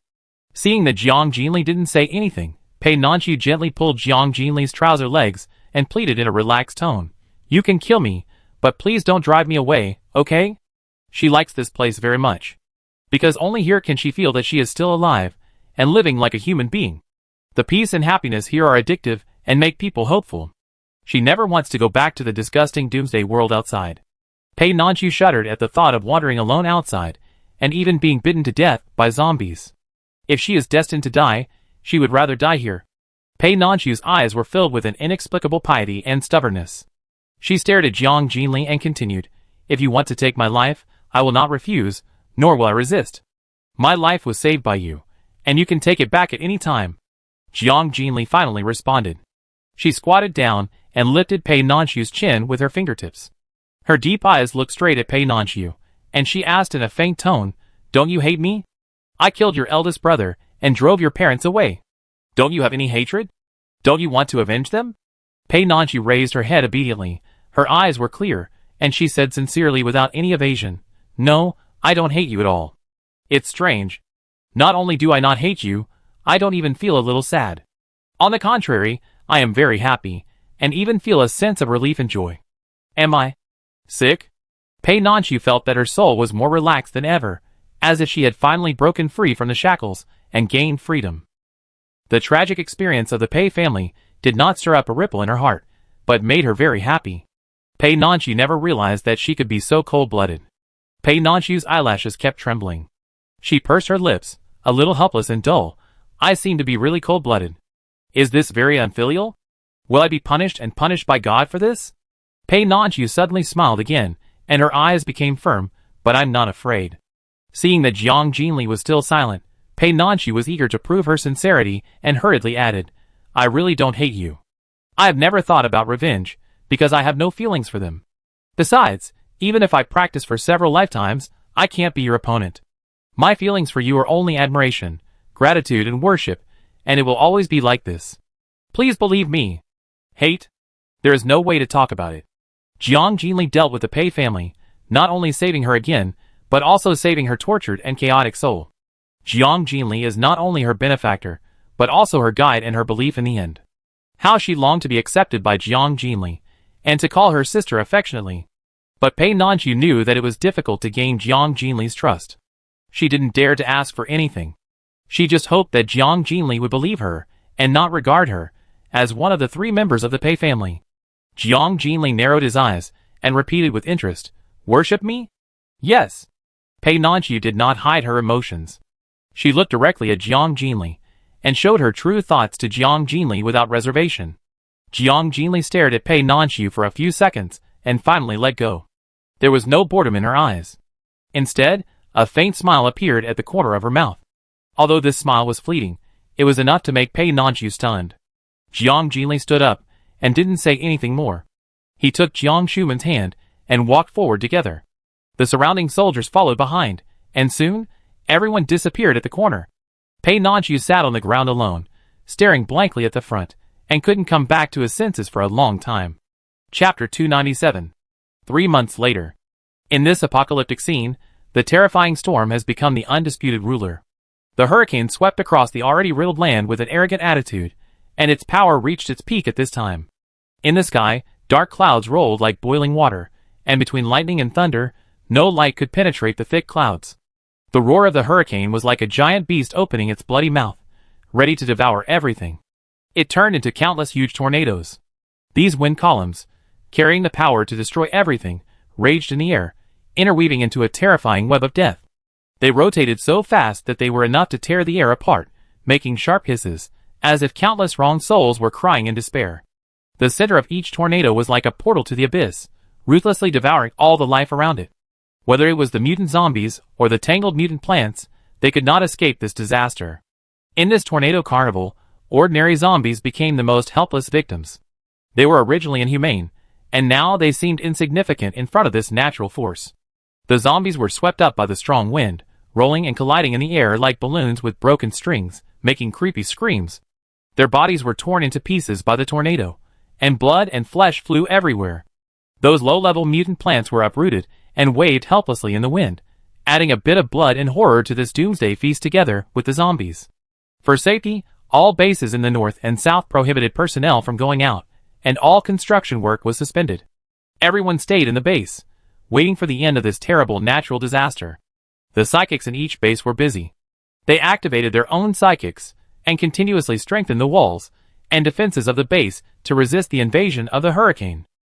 Thanks to the efforts of the psychics, the base was temporarily worry-free, but no one dared to slack off, and was always alert to changes in the outside world. But in this harsh environment, the territory was not affected by the hurricane at all, and it was as quiet as a paradise. The tall walls separated the inside and outside into 2 completely different worlds. The outside world was raging like hell, while the inside of the territory was still warm as spring. The streets were bustling with people, and everyone's face was filled with happy smiles. Due to the temporary ban on going out, all residents were involved in the work of the industrial and agricultural areas. Therefore, the daily flow of people in these two areas was very large. Food, as the basis of everyone's survival, everyone worked very seriously and went all out. Occasionally, when they looked up at the terrifying black clouds, they couldn't help but get goosebumps all over their bodies. They were grateful and thankful countless times for being able to join this territory and get the protection of the Lord. Otherwise, ordinary people like them, in this kind of weather, would be crushed to dust by the tornado if they were in the outside world. In the spacious restaurant in the main city, what caught the eye was a lively scene. Every table was full, and everyone enjoyed the food while chatting, and the atmosphere was warm and cheerful. At the main table, Jiang Jinli and 11 other people and 8 base leaders sat together. They communicated with great interest, and whenever they talked about something interesting, everyone at the table couldn't help laughing. Jiaomu couldn't help describing the scene to Jiang Jinli. Lord, you didn't see the scene at that time, it was so funny. The zombies didn't have time to react, they were all confused and were swept away by the hurricane. They didn't struggle or scream for a few times, and they all turned into slag. Ha ha ha. The more he talked, the more excited he became, and he laughed so hard that he fell backwards. The other base leaders also felt the same way and joined the topic with a smile. Chinny Zhang continued, "Don't say it, the scene was indeed a bit scary. The power of the hurricane was so strong that even the mutant trees were uprooted. Fortunately, the Lord ordered us to stay in the base in advance, otherwise the consequences would be disastrous." "That's right." Xia Ling agreed with a smile. At that time, thousands of zombies were swept away by the storm in a blink of an eye. The scene was really shocking. Peng Gui sighed and said with great emotion, "Now, the problem of the zombie tide has finally been solved. This is also a relief. I feel much more relaxed. The zombie tide problem was finally solved some time ago, after several months of joint efforts. The zombie tides in various parts of the south were either dispersed or completely eliminated, and the zombie tides near the base were all cleared. Speaking of this battle, the hurricane helped a lot. Since last month, the power of the hurricane outside has gradually increased." Jiang Jinli made a quick decision and immediately ordered the team that was originally defending the zombie tide to quickly withdraw to the base for defense. All bases in the south immediately obeyed the order and retreated to the base walls, preparing to continue fighting the zombie tide. But just this month, the hurricane suddenly became extremely fierce. The terrifying storm seemed to be able to tear the sky apart, and its power was so great that it was frightening. The ordinary zombies were directly swept into the eye of the storm under the storm. Those mutant zombies with intelligence immediately fled in panic. The instinct of survival drove them to find a hiding place at all costs. Some hid underground, some went into caves, and some even jumped directly into the water to hide. Therefore, the people in the base almost didn't need to do anything, and the zombies were smashed to pieces by the storm, and no longer posed any threat. Soon, all the zombies were cleared, and no armor was left wherever the tornado passed. Even the work of cleaning up the zombie corpses was omitted, and they were directly cut into pieces by the storm. All the people in the base had to do was to gather the power of all the superpowers, strengthen the base, and ensure the safety of the base. In order to summarize this large-scale battle, the base leaders naturally had to come to the territory to report the situation. Therefore, it was chosen to be held today, because today happened to be the day of the monthly meeting. In view of the danger of the external environment, Jiang Jinli directly used the space ability to take the 8 base leaders to the territory. Everyone first held a large meeting in the office, and as noon approached, they gathered here for lunch. The matter is finally resolved. No matter how cruel this world is, at least we have survived another crisis, and we won. Yen Heng agreed with Pang Gui's words. Su Mingqing said vaguely while eating, "Lu Qian, that weird old man is dead. There should be no one who can control the corpse tide anymore, right? After all, it's too hard to clean up those things." Zhou Lian, who next to him, glanced at him and smiled. "Crazy scientists like Lu Qian are not easy to meet. It's already amazing that he can appear in Doomsday. How can there be a second one? In the future, we will concentrate on construction. Those mutants will no longer be a big problem, and life will always get better and better." Everyone nodded in agreement. Yang Yu said in a heroic tone, "Indeed, we have survived the biggest crisis, so what is there to be afraid of? As long as we unite, we will be able to protect our homeland."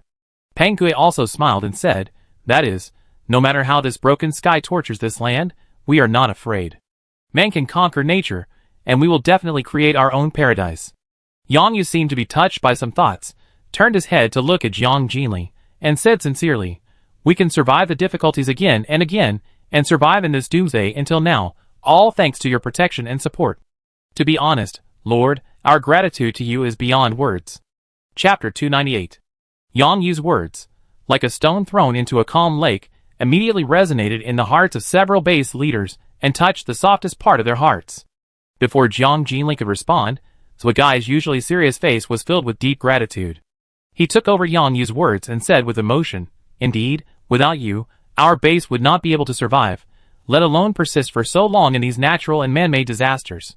Perhaps, we would have starved to death in a corner a few years ago. Thanks to Jiang Jinli's unification and integration of the South, each base can have a large population, and with strength in numbers, we can fight against various dangers again and again." In addition, most of the grain seeds of the base were donated by Jiang Jinli, and she also sent several space ability users to build a protective shield to ensure that everyone would not starve to death. It can be said that without Jiang Jinli, there would be no them, and no 8 major bases. Yi Lianqing put down her bowl and chopsticks, and looked at Jiang Jinli with admiration, and said sincerely, "We are all deeply grateful to you for promoting us, recognizing us, and saving our lives. We really owe you too much." As soon as these words came out, the atmosphere in the entire restaurant became solemn and solemn. Everyone put down their chopsticks, and their faces showed solemn expressions. Chinny Zhang's emotions fluctuated violently, and his eyes couldn't help but turn red.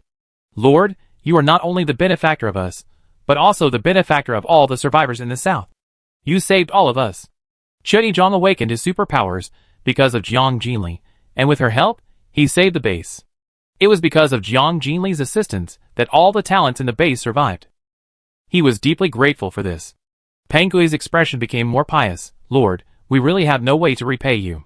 We can only spend the rest of our lives for you, and swear allegiance to you until death." Everyone looked at Jiang Jinli and shouted in a loyal and solemn voice, "We will swear allegiance to you until death." At this time, Xiaoling stood up with a glass of wine, and said to Jiang Jinli seriously, "Lord, the words you say are shallow after all, and it is really difficult to express 1/10 of my heart. Come on, Lord, let us toast you a glass." Everyone in the restaurant stood up and raised their glasses. Cheers to the Lord. Jiang Jinli, Jiang Shuman and 10 others also stood up. Jiang Jinli didn't say much, just said, "Every success is inseparable from everyone's efforts, and I toast you too. Cheers." Everyone raised their glasses to indicate, then raised their heads and drank it all, and then laughed at each other. Jiang Jinli poured herself another glass of wine, looked around at everyone, and said seriously, "Next, everyone's only task is to build a giant wall. In order to live a stable life, and to create a pure land for mankind in the end of the world, it will be hard work for everyone. To succeed, all of us should be diligent." She raised her glass. "Let's toast to our future together. Everyone cheers." Cheers to the future. Everyone responded in unison, refilled their glasses, clinked them together, and drank again. After that, the restaurant returned to a lively atmosphere. Everyone sat down again, eating and chatting, laughter and conversations came one after another, and the atmosphere became warm again. Time passed quickly like running water, and before we knew it, night had quietly fallen. The 8 base commanders were placed in the houses where they used to live. These rooms were always empty after they left, and they were always kept clean. They were reserved for them. For these base commanders, these houses are not only temporary habitats, but also their second home in their hearts. In the space villa, the lights are brilliant, and the atmosphere in the restaurant is particularly warm. A table of sumptuous delicacies exudes an alluring aroma, and the hot pot in the middle is emitting curling white steam, blurring the vision, and adding a bit of hazy beauty to the atmosphere. 11 people sat around the table, chatting and laughing, enjoying this gathering time. Compared with the grand party at noon, the gathering at this moment seems particularly intimate and warm. Gu Xiaowei brought out the last dish from the kitchen, and said to everyone with a smile, "The dishes are all here, let's eat." "Okay, let's eat." Su Mingxing stared at the food on the table, smacked his lips, and raised his hand to call Gu Xiaowei. "Sister Xiaowei, please sit down." "Okay." Gu Xiaowei took off her apron, put it aside, and then sat down. "The wine is here, everyone can drink to their heart's content tonight." Jiang Shuman smiled and took out a variety of wines from the wine cabinet, and placed them on the table. During the tense days when the zombie crisis was raging, everyone's nerves were tense. Now that the crisis has been resolved, they can finally relax and taste the wine in moderation, which is undoubtedly a rare pleasure. Okay, enough wine. Sister Jiang, sit down and eat. Luo Zime stood up, handed the wine bottles to everyone one by one, and then pulled Jiang Shuman to sit down together. Everyone picked up their chopsticks and started eating. Such liveliness and warmth comforted everyone's soul. Every dinner made them feel warm and happy. They were not only comrades fighting side by side, but also regarded each other as family. What could be happier than a family reunion? The rising heat of the hot pot and the soft lights made the figures of the 11 people a little hazy, and their laughter and joy intertwined together, forming a peaceful and harmonious picture. Su Mingxing's eyes swept across everyone's face, and a feeling of emotion surged in his heart. He turned to Jiang Jinli and said with a smile, "Boss, before I knew it, we have known each other for almost 6 years. Time flies." Jiang Jinli paused slightly, with the chopsticks in her hand. She raised her eyes, and looked at the familiar faces in front of her, and responded with deep feeling, "Yes, it really flies. This year is the 6th year of Doomsday, and they have known each other for 6 years." Recalling the moment when he first met everyone, Jiang Jinli felt as if everything happened yesterday, and it was still vivid in his mind. Su Mingxing's words resonated with everyone, and they all showed a look of emotion. In this Doomsday world where the human population is decreasing day by day, it is not easy for them to have such a happy life. Mu Yuan suddenly laughed out loud, and he said loudly, "Not only 6 years, but we will be together for the next 6 years and 60 years. No matter how the outside world changes, the friendship between us will never change. Yes, we will always be each other's family, and it will never change." Everyone responded with laughter, and their voices were full of tacit understanding and determination. Jiang Jinli also raised a smile and said to everyone, 5 years ago today, we planned our future here and set our goals. 5 years have passed, and we have lived up to ourselves. Now, we have established our own power and unified the North and the South. We have not only achieved our goals, but also exceeded expectations. Not only did they achieve the goals and ambitions they set back then, but they also became the top powerhouses, the rulers, and the rule makers in the Doomsday world. Everyone's ability level has reached the amazing 8th level. It can be said that in today's Doomsday, they are invincible.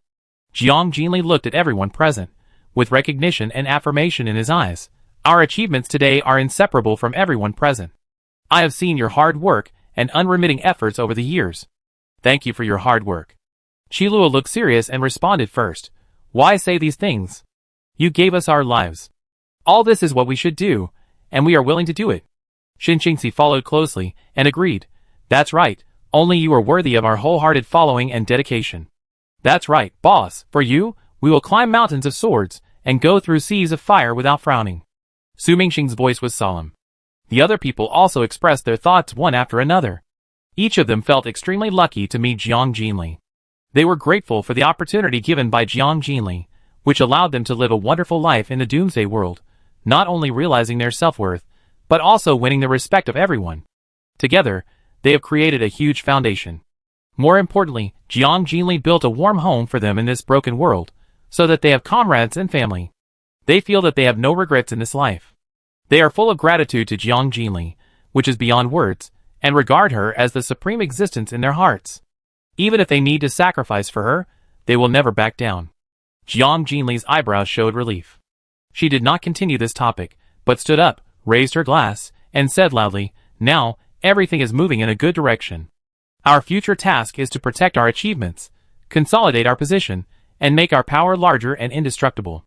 Come on, everyone! Come on!" The 10 people responded in unison, stood up, raised their glasses, and clinked them, and then burst into cheerful laughter. Then, everyone drank and talked freely. The atmosphere was extremely warm and harmonious. When everyone had almost finished eating and was slightly tipsy, Luo Zime tapped the table with her chopsticks, blushing and smiling, suggesting, "Let's play a drinking game, and the loser will drink a penalty. How about it?" Chapter 299.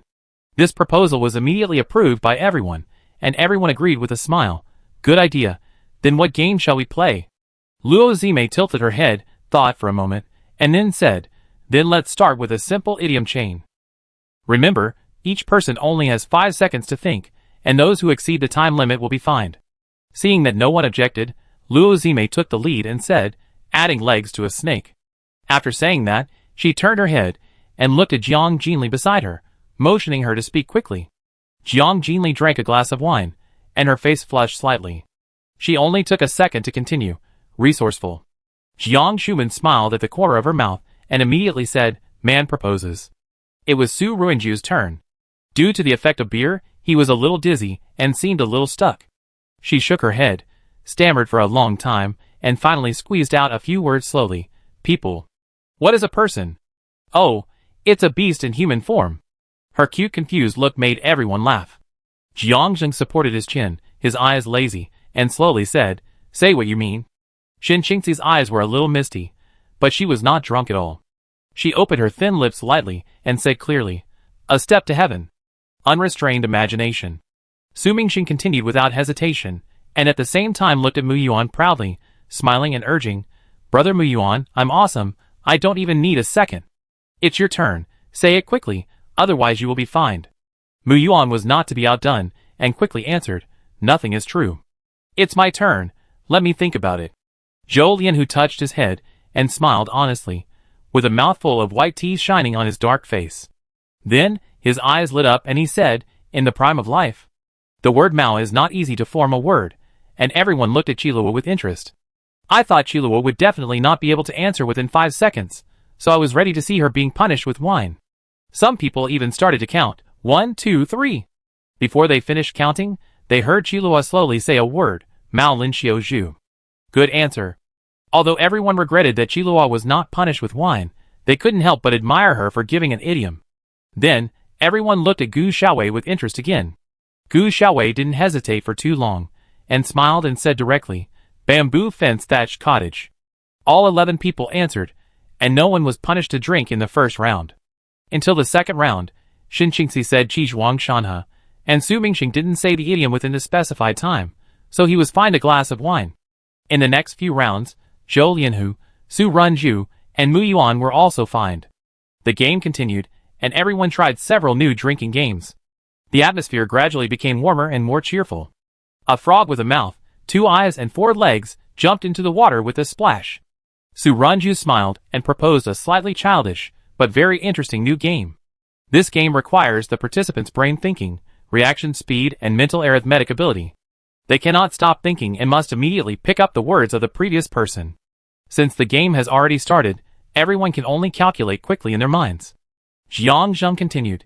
2 frogs with 2 mouths, 4 eyes and 8 legs jumped into the water with a splash. 3 frogs with 3 mouths, 6 eyes, and 12 legs jumped into the water with a splash. Until Su Mingxing slapped the table and shouted, 4 frogs with 4 mouths, 8 eyes and 14 legs, plop plop. Ha ha! Everyone was already laughing before Su Mingxing finished. Mu Yuan laughed, 4 frogs with only 14 legs? Are they lame? Drink. He grabbed Su Mingxing, and poured a glass of wine into his mouth. Su Mingxing dazedly retorted, what if one of the frogs has a broken leg? It's possible, isn't it? Everyone laughed again, and the atmosphere became more joyful. The noise in the restaurant gradually ended until everyone had enough wine and food. Su Mingxing was already drunk and unconscious because of excessive punishment. Mu Yuan and Zhou Lianhu carried him to rest like a pig, and did not stay here for long. Jiang Jinli and the others were still in high spirits. After the restaurant was cleaned up, they returned to the villa together. After washing up, they gathered on the sofa in the living room to relax. Luo Zime sat cross-legged and glanced at Jiang Jinli. Seeing her cheeks slightly red, but not drunk, she suddenly had a bad taste in her heart. Jiang Jinli had not been drunk for many years, and Luo Zime couldn't help but wonder what she looked like after being drunk. Would she become childish and cute, or would she go wild and roll around? Just imagining it was funny. With the idea, Luo Zime's eyes turned and she immediately proposed another game, playing cards to decide the winner, and the loser would be fined. The atmosphere was strong, and everyone naturally would not refuse, so they divided into 2 teams and started the card game. Driven by the desire to win, everyone went all out. Jiang Jinli had not been fined tonight, but her card skills were obviously not good, and her luck was not good, and she repeatedly got bad cards. Jiang Jinli frowned and looked at the cards in her hand. As expected, she lost this round. Jinli, it's finally your turn, great, ha ha ha, drink quickly. Luo Zime was very proud, put her hands on her hips, and laughed loudly, completely losing her usual elegant image. Jiang Jinli smiled, and was about to reach out for the wine, but Shinjingzi next to her got there first. She picked up the wine glass, first smiled at Jiang Jinli, then looked at Luo Zime cunningly and said, I drink for her. The rules don't say you can't drink for her, right? After saying that, she had already drunk the wine. Luo Zime was speechless for a moment, regretting that she forgot to set the rules in advance. She raised her head and muttered dissatisfiedly, I don't believe Jinli will only lose this time. Can you drink for her every time? Sure enough, in the next few rounds of cards, Jiang Jinli still lost again and again, but Shinjingzi always blocked the wine for her. Luo Zime also had her moments of defeat. She failed to make Jiang Jinli drunk, but she was already dizzy and starry. She pointed at Shinjingzi angrily and accused, You are so dreadful, you are so hypocritical. Why did you help her to block the wine? Luo Zime collapsed on the sofa, muttering, I wanted to see Jinli drunk, it's all your fault. Now I can't see it. You are so annoying. I want it. Shinjingzi was also drunk at this time. Her face was like a peach blossom. Leaning on Jiang Jinli's shoulder, her eyes were blurred, and her voice became low and hoarse. Jiang Jinli smiled helplessly, then turned around and looked around, and saw that someone in Jiang Shuman's team was also drunk and began to stagger. Knowing that everyone was tired, he announced the end of the game and let everyone go to rest. Several people grumbled and helped each other to get up. At this time, Su Ranju had leaned on Qilua and fell asleep. Qilua looked sober and not drunk at all. She picked up Su Ranju in a princess hug and walked upstairs steadily. On the other side, Jiang Zheng also supported Gu Xiaowei, who was smiling and drunk, and walked upstairs together. As for Luo Zime, the restless drunkard, Jiang Shuman had to take care of her. Jiang Shuman felt a headache when she saw Luo Zime dancing and giggling on the sofa. She tried to carry Luo Zime on her back, but Luo Zime's constant struggle made it impossible for her to complete the task. In desperation, Jiang Shuman could only hold Luo Zime's waist and move her upstairs with difficulty. Jiang Jinli couldn't help laughing at the two people's swaying figures. Although Shinjingzi was drunk, she was unusually quiet and well-behaved. She just looked at Jiang Jinli with a smile on her face. Jiang Jinli squatted down and carried Shinjingzi on his back easily. After entering Shinjingzi's room, Jiang Jinli carefully put her on the bed, turned around and stared at her, bent down and gently poked Shinjingzi's red face, and asked with a smile, What a fool! Why did you help me block the wine? Don't you feel uncomfortable when you are drunk? Chapter 300. Although Shinjingzi's head was dizzy and her vision was blurry, she could still recognize that the person in front of her was Jiang Jinli. She tilted her head, stared at Jiang Jinli with her watery eyes, and slowly but firmly said two words, I want it. After that, she tried to open her eyes wide and repeated again, I want it. Okay, I want it. Jiang Jinli was a little amused. She had never seen Shinjingzi drunk before, but she didn't expect that she would look so cute and childish. She turned around and wanted to go to the bathroom to get a towel, but Shinjingzi suddenly grabbed the corner of her clothes. Where are you going? Don't go. Shinjingzi's voice was hoarse and magnetic, and at the same time soft. It sounded extremely pleasant. Jiang Jinli gently touched the top of Shinjingzi's head and patiently explained in a soothing voice, I get a towel to wipe your face. Be obedient, and I be back soon. Oh! Shinjingzi blinked and seemed to think for a moment before letting go. Jiang Jinli looked at Shinjingzi's silly look with a smile in her eyes. She quickly took a towel from the bathroom and carefully wiped Shinjingzi's face, neck and hands. After wiping, she helped Shinjingzi lie down and covered her with a quilt. Just as she was about to leave, Shinjingzi suddenly opened her eyes, looked straight at Jiang Jinli, and raised a happy smile at the corner of her mouth. Jiang Jinli also smiled, sat down on the bed, stretched out his hand, and gently pinched Shinjingzi's cheek, and asked jokingly, Why did you open your eyes again? Close your eyes, and go to sleep. Shinjingzi frowned slightly, thought for a while, and finally muttered softly, I helped you block the wine, and I got drunk. So, you have to compensate me. Okay, of course, then what compensation do you want? Jiang Jinli asked in a soft voice with great interest. I want. Shinjingzi hesitated for a long time, but could not say the specific request, and her eyelids began to fight. Finally, she stretched out her hands from the quilt and whispered 5 words, I want you, hug me. Jiang Jinli finally laughed out loud, with her eyes raised, and a warm light flowing between her eyebrows. She leaned over, gently hugged Shinjingzi, and responded softly, Okay, hug me. Go to sleep. She patted Shinjingzi's shoulder as she spoke. Shinjingzi finally succumbed to sleepiness and fell asleep. Listening to the even breathing sound beside her ears, Jiang Jinli straightened up. He tucked in the quilt for Shinqingxi, looked at her face, and said softly with a hint of affection, "You." She didn't expect that Shinqingxi, who was usually cold and self-restrained, would become so clingy after getting drunk. Jiang Jinli turned off the lights, left quietly, and gently closed the door. The next morning, after waking up, everyone recalled their crazy behavior after getting drunk last night, which caused another laugh. Everyone joked with each other, and Jiang Jinli made Shinqingxi blush. Shinqingxi didn't expect that she would be so childish and out of control after getting drunk. She avoided her eyes, and didn't dare to look directly at Jiang Jinli. After breakfast, everyone walked out of the space with a smile, and went to the office building in the main city to handle daily affairs, leaving Jiang Jinli alone. Jiang Jinli crossed her legs and leaned elegantly on the comfortable sofa. There was an indescribable tranquility and confidence around her. There were various fruits on the table. She tasted them while thinking. Suddenly, she frowned slightly, as if she remembered something. Jiang Jinli stretched out a finger and gently touched the void, as if an invisible force had torn a crack in the air. Then, a huge transparent control platform slowly appeared from the void. Like a huge crystal screen, it emitted a soft blue light, which made the whole room mysterious and full of science fiction. This control platform is extraordinary. It is a concrete manifestation of Jiang Jinli's spatial ability. What is displayed on the platform is a miniature scene of the entire leeching territory, like an exquisite sand table model, but it is more delicate and thousands of times more real than any sand table. Every corner of the territory, every building, and even every brick and stone on the street are clearly visible on this transparent platform, as if the whole world is under her control. Jiang Jinli leaned forward slightly, and her slender fingers gently brushed across the surface of the platform. Those static city scenes became vivid with her movements. Sometimes she tapped lightly, and the image of a certain area was immediately enlarged. The pedestrians, vehicles on the street, and even the details of the buildings in the distance were clearly visible. Sometimes she closed her two fingers, and the whole city quickly shrank, and the whole city was like a beautiful painting in front of her. It allowed Jiang Jinli to have a clear view of the layout and defense of the entire city. This is the role of the transparent space film covering the entire territory, monitoring everything below like a sky eye. Jiang Jinli set this film to two functions. One is monitoring. Once someone in the territory has evil intentions and attempts to rebel, the space can detect and automatically eliminate them.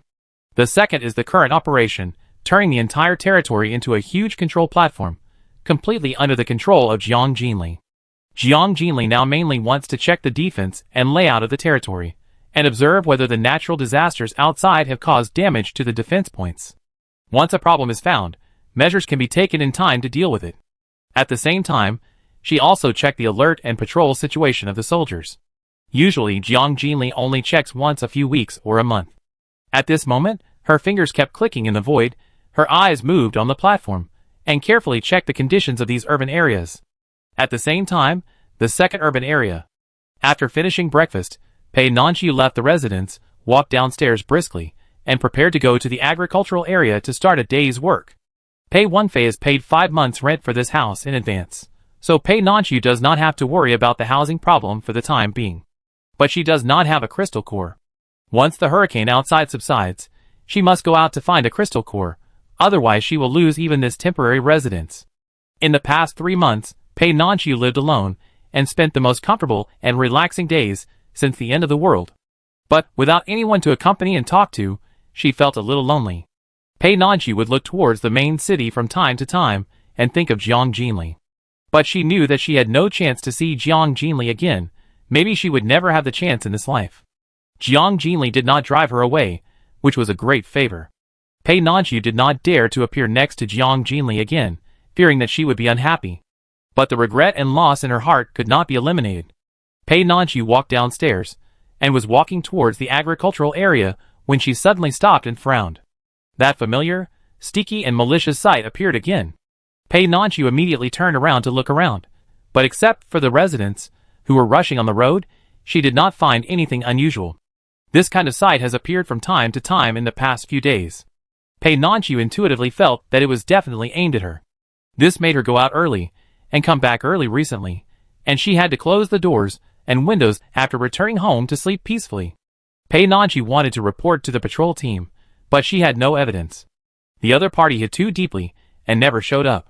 Pei Nanxiu couldn't be sure what the other party's purpose was, but it was definitely not a good thing. Who was plotting against her?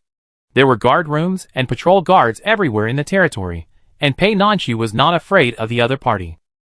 It was just that the feeling of being spied on made her feel sick. Pei Nanxiu retracted her gaze and quickened her pace, feeling more and more confused and uneasy. This feeling of the enemy in the dark and me in the light was really terrible. Just as Pei Nanxiu walked to a corner, she suddenly heard hurried footsteps behind her. Before she could react, a figure suddenly covered her mouth. Chapter 301. Pei Nanxiu was terrified. The figure behind her was tall and oppressive, and there was a bloody smell. It was obviously a man. She struggled desperately, but the other party lightly touched Pei Nanxiu's waist, and she felt sore all over, and her strength was instantly drained. The man did not hesitate at all. While covering Pei Nanxiu's mouth, he quickly took her to a more remote corner. Pei Nanxiu struggled weakly with her hands and feet, watching the surrounding environment become more and more desolate. Panic surged in her heart, and tears began to well up in her eyes. Soon, Pei Nanxiu was taken to a dark and narrow place. This was the gap between two buildings. The space was narrow, and only enough for two people to squeeze in. She faced the man, who was wearing a black hood, and his face was hidden in the shadows. The man pressed her body hard, and Pei Nanxiu kept pushing and scratching. Finally, the man let go of her mouth and laughed strangely. "Nanxiu, you are finally going to be mine." Hearing this familiar voice, Pei Nanxiu was stunned, and then screamed in disbelief, "It's you, Pei Xian." Pei Xian lifted his hat, revealing his pale and distorted face. He asked slowly, "It's me, dear cousin. I haven't seen you for 3 months. Have you missed me?" Facing Pei Xian's scarlet and turbid eyes, Pei Nanxiu's body began to tremble with fear, and trembled. "Aren't you dead? What do you want to do?" Pei Xian was sentenced to 100 lashes by the Lord for trespassing into Yimu Mountain. This was unprecedented in the territory, so the news spread widely, and Pei Nanxiu also heard about it. In addition, Pei Xian had not come to harass her again in the past few months. Pei Nanxiu thought Pei Xian was dead. Unexpectedly, he was not only alive, but also so bold that he dared to kidnap her here. Pei Xian grinned, revealing a wicked smile. "What? Do you think I'm dead? I'm sorry to disappoint you. I'm lucky, I shouldn't die. I survived the 100 whips." The punishment of the 100 whips was painful to the bone. After the beating, his body was covered with bruises, without a piece of intact skin. The flesh was torn, and the bones were vaguely visible. But Pei Xian relied on the physique of a superpower and gritted his teeth to hold on. The executioner saw that Pei Xian was not dead, so he released him. Pei Xian went home and recuperated for several months, but his wounds had not healed, and the flesh had not grown. If he was not careful, he would bleed, which made him miserable.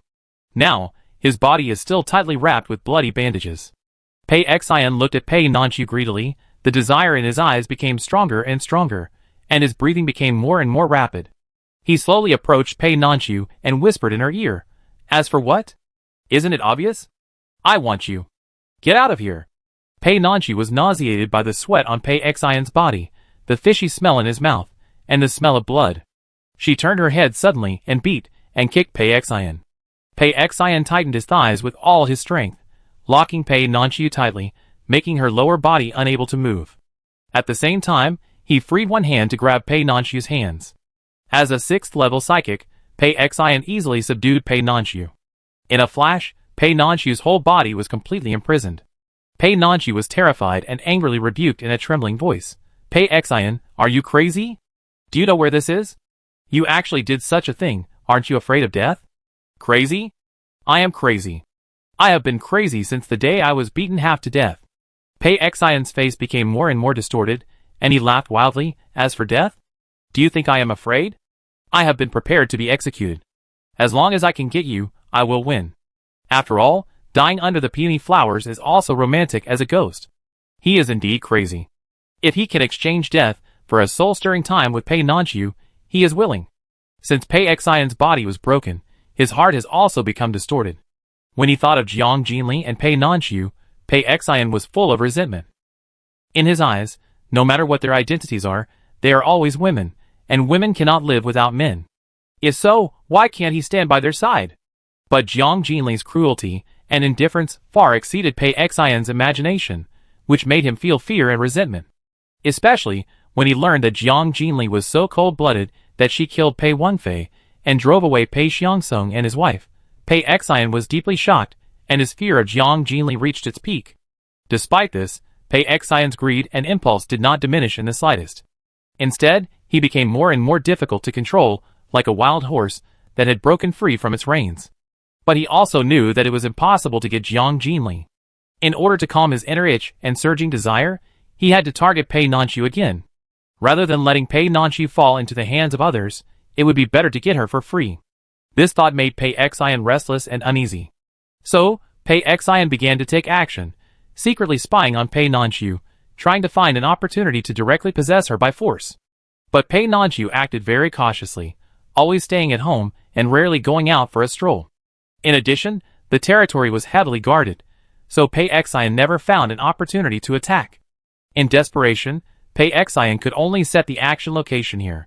Pei Xian growled viciously, gnashing his teeth and adding, "Even if I die, I will destroy you." Pei Nanqiu was both terrified and desperate at this moment. "Since you have survived by chance, why don't you cherish your life and seek death?" I said, "Because I am unwilling. I want to get you." "Blame your damn sister. Since I can't get her, I can only settle for the second best. Getting you is also a kind of compensation. You forced me to do it." Pei Xian's emotions became more and more excited, and the strength in his hands became heavier. His breathing was rapid, evil spirits were overflowing in his eyes, and desire made his blood vessels swell.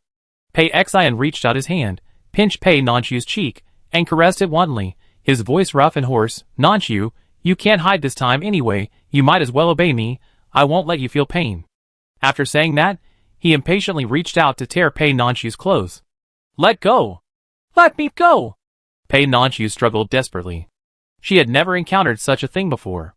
Her heart was instantly filled with fear and powerlessness. Finally, she collapsed and cried hoarsely, "You beast!" Pei Xian laughed triumphantly. The sound was greasy and disgusting. "Ha ha ha. It's useless even if you shout your throat out. Do you know where this is? These newly built buildings have not yet been arranged for people to move in, and there are no guards. The patrol team will come at least once every half an hour. This half an hour is enough for me to do whatever I want. You should give up resistance and enjoy it." Pei Xian spent several days investigating this information. For this moment, he was very well prepared. After saying that, Pei Xian leaned his head towards Pei Nanqiu's neck and kissed her randomly. The fragrance of the woman's skin made him even more crazy. His eyes were burning with desire, and his eyeballs were bloodshot. Pei Nanqiu's face was pale, and she avoided Pei Xian's invasion with tears streaming down her face, crying, "Please let me go." She would rather die than be violated by this beast. She felt so sick that she was suffocating, and the despair in her heart almost drowned her. "Let you go? Don't dream, I'm betting my life, and now I must possess you. You are mine, you can only be mine." Pei Xian roared wildly, and began to unbutton his pants eagerly. "No!" Chapter 302. On the other side. When Jiang Jinli inspected the newly developed area near the second city district, a human-shaped shadow between two high-rise buildings immediately attracted her attention. Jiang Jinli's expression changed. She straightened up, quickly adjusted her perspective, and zoomed in to observe the area. Pei Nanqiu's desperate and silent face, and Pei Xian's obscene face came into view. Jiang Jinli's anger was instantly ignited. A cold light flashed in her eyes, and she shouted, "Damn it!" As the angry voice fell, Jiang Jinli's figure disappeared in the space, and the next second, he appeared in the depths of the alley. At this time, Pei Xian had taken off all his clothes, standing there naked without any cover, and the ugly and disgusting thing between his legs was exposed. Pei Nanqiu's clothes were also torn roughly, and Pei Xian was still trying hard to take off Pei Nanqiu's pants, which had been dragged to the hips. Jiang Jinli's figure flashed, and she came to Pei Xian's side in an instant with lightning speed. Her attack was so fast that it was impossible to catch it. She kicked out with a fierce kick, hitting Pei Xian's abdomen. Pei Xian's expression was still frozen in an obscene smile, but he had no time to react before he was blown away by the huge force. His body drew a straight line in the air, accompanied by a terrified scream and desperate struggle. He knocked over the debris in the alley, and the dust flew. Bang! Pei Xian's figure gradually stretched in the air, and finally, with a loud bang, he hit the opposite wall hard. He spit out a mouthful of blood, let out a painful wail, and his body began to slowly slide down. But Jiang Jinli did not stop there. She quickly took out a cold and shining machete, and with a slight flick of her wrist, The blade drew a trajectory in the air, and with a sharp sound of wind, it suddenly stabbed at Pei Xian. Puff! The sharp blade accurately pierced Pei Xian's heart and nailed him firmly to the cold wall.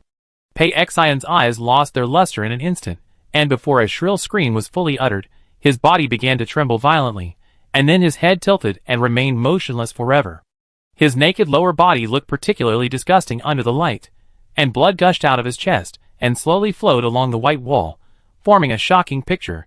Seeing that Pei Xian was dead, Jiang Jinli restrained the sharpness and hostility around him, and then turned around and tried to help Pei Nanqiu put on his pants. But once she touched Pei Nanqiu, she began to struggle violently, constantly pushing Jiang Jinli, begging hoarsely and desperately, "Don't touch me, don't. It's me, don't be afraid, it's all right." Jiang Jinli saw Pei Nanqiu crying loudly. Her face was dazed, and she couldn't help but gently press her shoulders and try to soften her voice. Hearing Jiang Jinli's voice, Pei Nanqiu's struggle gradually stopped. She raised her tearful eyes and stared at Jiang Jinli through her blurred vision. Seeing that her mood had eased a little, Jiang Jinli immediately helped her put on her pants and took out a piece of clothing to put on her. Afterwards, she looked at Pei Nanqiu, patted her cheek, and whispered, "Okay, it's all right, Pei Xian is dead, don't be afraid." "Sister." Pei Nanqiu's emotions completely collapsed at this moment. She shouted the name she most desired in her heart regardless of everything, hugged Jiang Jinli tightly, and cried loudly in her arms. Pei Nanqiu had never experienced such deep despair and fear, and felt as if she had experienced death. Jiang Jinli's appearance was like a traveler in the desert encountering a clear spring, bringing endless comfort and hope to Pei Nanqiu, and it was her only life-saving straw. Pei Nanqiu was saved by Jiang Jinli again, and her heart was full of mixed feelings, both sad and happy. Although Jiang Jinli's body was a little stiff, she felt the thin body trembling in her arms, and finally did not push Pei Nanqiu away, but let her hold her.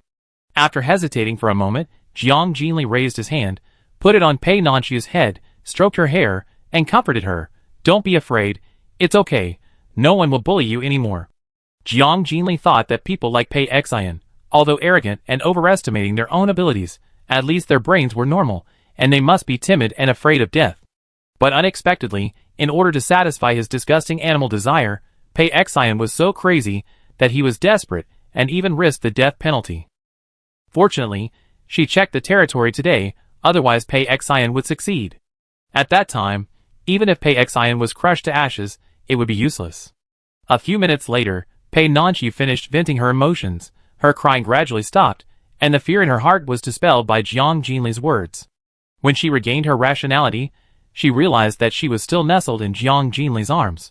Pei Nanqiu's eyes widened and her face was dull. She boldly hugged Jiang Jinli and called her sister. More importantly, Jiang Jinli not only did not push her away, but also touched her head. In an instant, Pei Nanqiu's cheeks flushed.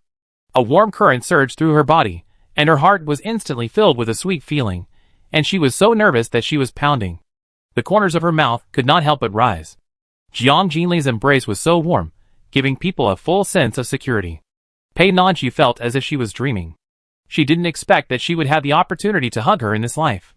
Pei Nanqiu even felt that she had no regrets in this life. But she didn't dare to stay in Jiang Jinli's arms for too long. She reluctantly let go of her hand, stepped back, lowered her head, blushed, and thanked him in a happy and soft voice. "Thank you." If it weren't for Jiang Jinli, Pei Nanqiu knew what would happen to her. If she was really defiled by Pei Xian, that disgusting person, even if she didn't commit suicide, she would become a lunatic. No need. Jiang Jinli returned to her usual calmness, and then took Pei Nanqiu out of the alley.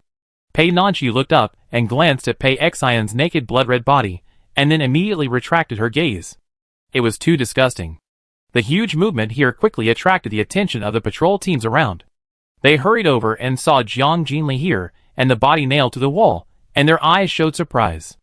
After standing in front of Jiang Jinli, they immediately saluted in unison. "Lord." Jiang Jinli did not look at Pei Xian's body again, and directly ordered the guards. "Throw the body to Yiwu Mountain, clean the wall, increase the number of patrols here, and set up a guard post." It must be said that Pei Xian's vision in choosing a place is very accurate.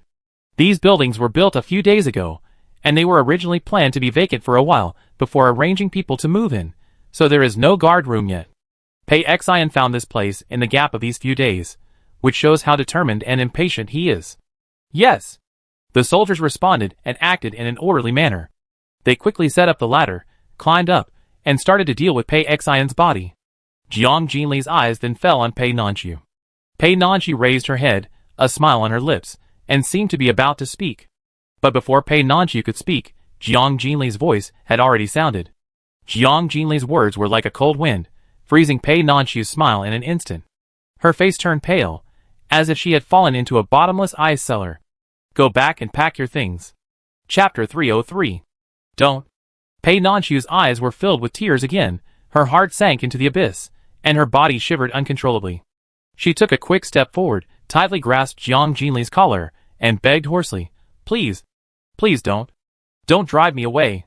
Tears slid down Pei Nanqiu's cheeks, and she apologized with a crying voice. "I was wrong, I don't dare, never again. I shouldn't call you without your consent, I'm sorry. Please give me another chance, okay please?" Pei Nanqiu mistakenly thought that it was because she didn't know the limits, and called Jiang Jinli's sister that Jiang Jinli felt disgusted with her, and even wanted to drive her out of the territory. Seeing Pei Nanqiu's pitiful appearance, Jiang Jinli was stunned instead. She pursed her lips, frowned slightly, and hurriedly explained, "What are you thinking about? How could I drive you away? I asked you to go back and pack your things because I want to take you to live in the main city." Ah! Pei Nanqiu let out a faint cry in a daze, with crystal tears hanging on her eyelashes, looking a little funny. Jiang Jinli turned her head away, and a faint smile appeared on the corner of her mouth involuntarily. Seeing Jiang Jinli's smile, Pei Nanqiu's eyes glowed again. She wiped away her tears, and then burst into laughter. Jiang Jinli actually wanted to take her to the main city, which was something Pei Nanqiu didn't even dare to dream of. She felt as if she was in the clouds, so happy that she couldn't speak at all, just staring at Jiang Jinli and smiling stupidly. "What are you doing? Let's go." Jiang Jinli shook his head helplessly and urged softly, Yeah, let's go." Pei Nanqiu came back to her senses and immediately nodded in agreement with a smile. After arriving home, Pei Nanqiu frowned and looked ugly. When she thought of Pei Xian touching her face and neck, she felt nauseous and wanted to vomit. So, she was eager to take a shower first, and whispered to Jiang Jinli, I want to take a shower. Can you wait for me?" "Yeah, go." Jiang Jinli leaned against the door and nodded in agreement. Pei Nanqiu ran into the bedroom with a smile, quickly took out a set of clothes, and then rushed to the bathroom. After taking a shower, she felt much more comfortable, and the discomfort in her heart finally dissipated. Pei Nanqiu didn't have much to bring. In fact, she didn't have any personal property, only a few sets of clothes. I wanted to take the pots and pans with her, but Jiang Jinli told her that there were new ones over there, so she didn't take them. Following Jiang Jinli, there was no need to walk. In a flash, they disappeared from the room and appeared in the main city. Jiang Jinli led Pei Nanqiu directly into a building next to the office building. On the third floor, they entered a cozy two-bedroom, one living room apartment. All the furniture here was brand new, with warm colors that made people happy at first glance. Jiang Jinli put the key in Pei Nanqiu's hand. "This room already belongs to you, and you can live here for free for life." Pei Nanqiu's heart was filled with surprise and warmth. She knew that this was the most advantageous property in the main city. Jiang Jinli generously let her live here, and gave her this luxurious and comfortable house. Pei Nanqiu was extremely moved and smiled, and thanked Jiang Jinli sincerely. "Thank you." This thank you is far from enough to express the surging emotions in her heart. But she is so weak that she doesn't know how else to express her gratitude to Jiang Jinli. Jiang Jinli noticed her haggard face and reminded her again, "Don't go to work today, take a good rest at home for a few days." "Yeah." Pei Nanqiu smiled and nodded. Jiang Jinli didn't say anything more, turned around and walked out the door. Pei Nanqiu pursed her lips tightly, and her eyes showed reluctance. At this moment, Jiang Jinli's footsteps suddenly stopped. She didn't look back, but said in a calm voice, "If you encounter problems in the future, you can come to the office building to find me." After that, Jiang Jinli's figure had disappeared outside the door. Pei Nanqiu looked at the empty door, tears flashing in her eyes. She bit her lips tightly, and the touch in her heart turned into a warm current, gently surrounding her, making her feel unprecedented comfort and peace of mind. A few days later, Pei Nanqiu had just finished dinner, and was sitting on the sofa to relax. Suddenly, a knock on the door broke the silence. Pei Nanqiu's eyes lit up, and she immediately stood up and ran to open the door. But she found that it was not Jiang Jinli standing outside the door, and a trace of disappointment flashed in her eyes. Then, she looked at the person who came. There was a tall, plump, regular-looking woman standing outside the door. Pei Nanchu didn't know her and asked in confusion, "Are you looking for me?" "My name is Xiang Lan." Xiang Lan looked straight at Pei Nanchu, with a smile on her lips, and without any hesitation, she directly reported her name. "Captain!" Pei Nanchu shouted in surprise. The names of the 6 captains in the territory were known to everyone. "Do you have something to talk to me about?" Pei Nanchu clenched her hands, looking a little nervous. She couldn't figure out why a busy captain would come to see a small person like her in person. "I came here on the orders of the Lord," Xiang Lan immediately explained. "It's her." Pei Nanchu understood immediately, and her eyebrows were immediately filled with a happy smile. She immediately turned sideways and said with a smile, "Captain, please come in." Xiang Lan then walked into the house. Pei Nanchu only then noticed that Xiang Lan was holding a delicate little box in his hand. After the two sat down on the sofa, Xiang Lan pushed the box directly in front of Pei Nanchu and said softly, "This is for you from the Lord." It turned out to be a gift from Jiang Jinli, and Pei Nanchu was in a happier mood. She picked up the box and held it in her arms, and couldn't let it go. It had been a long time since anyone gave her a gift. Pei Nanchu's smile was unusually bright. Xiang Lan smiled and explained her purpose directly. "The Lord has arranged for you to work with me in the future, so you can be my deputy first. How about it?" Xiang Lan naturally knew the relationship between Pei Nanchu and Jiang Jinli, and was also aware of Jiang Jinli's intentions. She was afraid that Pei Nanchu would be nervous, so she comforted him intimately. "Don't be nervous, you can learn slowly. If you don't know how to do it, I can teach you." Pei Nanchu opened her lips slightly, her heartbeat accelerated, and she was completely stunned. She didn't expect that such a happy thing would fall on her. The meaning of following Xiang Lan is very obvious.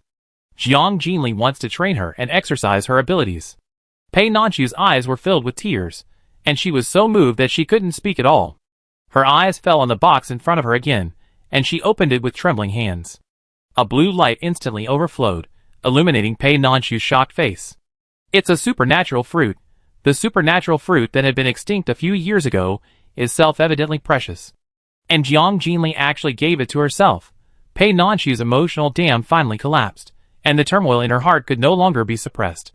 Tears burst out like a flood. She hugged the box tightly in her arms, bent down, and a low and hoarse cry came out of her throat.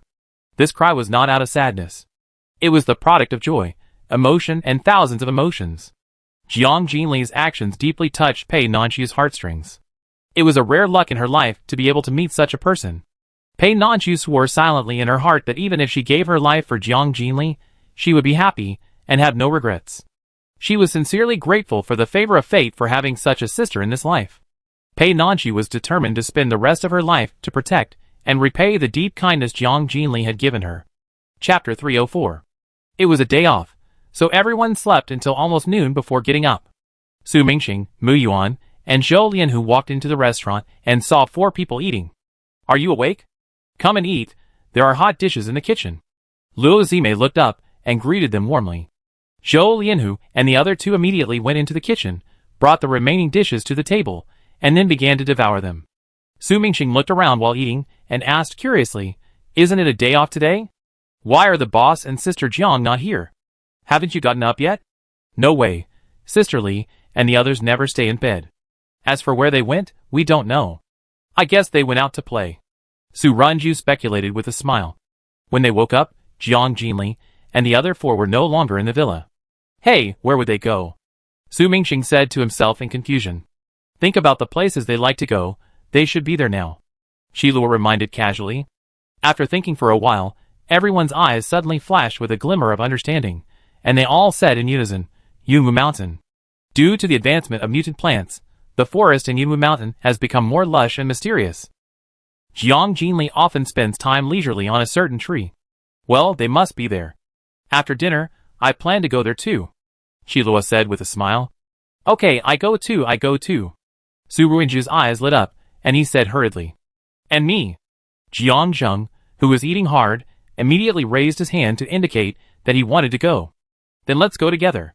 The others also agreed with a smile, and then they quickened their eating pace. Between these misty mountains, there seemed to be a veil gently covering them, adding a bit of mystery and depth. The mountain breeze blew gently, bringing a hint of coolness, shuttling through this fantastic land. The huge mutant trees grew unscrupulously here, with lush branches and leaves, layer upon layer, showing an unyielding vitality. The branches and leaves of these trees intertwined with each other, forming a natural sky curtain, almost completely blocking the light of the sky, making the ground shrouded in a layer of dark gray. The leaves of the mutant plants were colorful, red, yellow, and green, interweaving into a strange picture, although with a hint of weirdness, it also exuded a unique beauty. In this forest, there was a particularly conspicuous giant tree, which stood tall like a mountain, with a thick trunk and many branches, as if the claws of a giant dragon stretched to the clouds. Its leaves are a strange fiery red, like a ball of flames that never go out, burning in this doomsday. Standing on the top of this tree, you can see the densely packed territory houses and buildings below, which are like carefully arranged building blocks, staggered and orderly.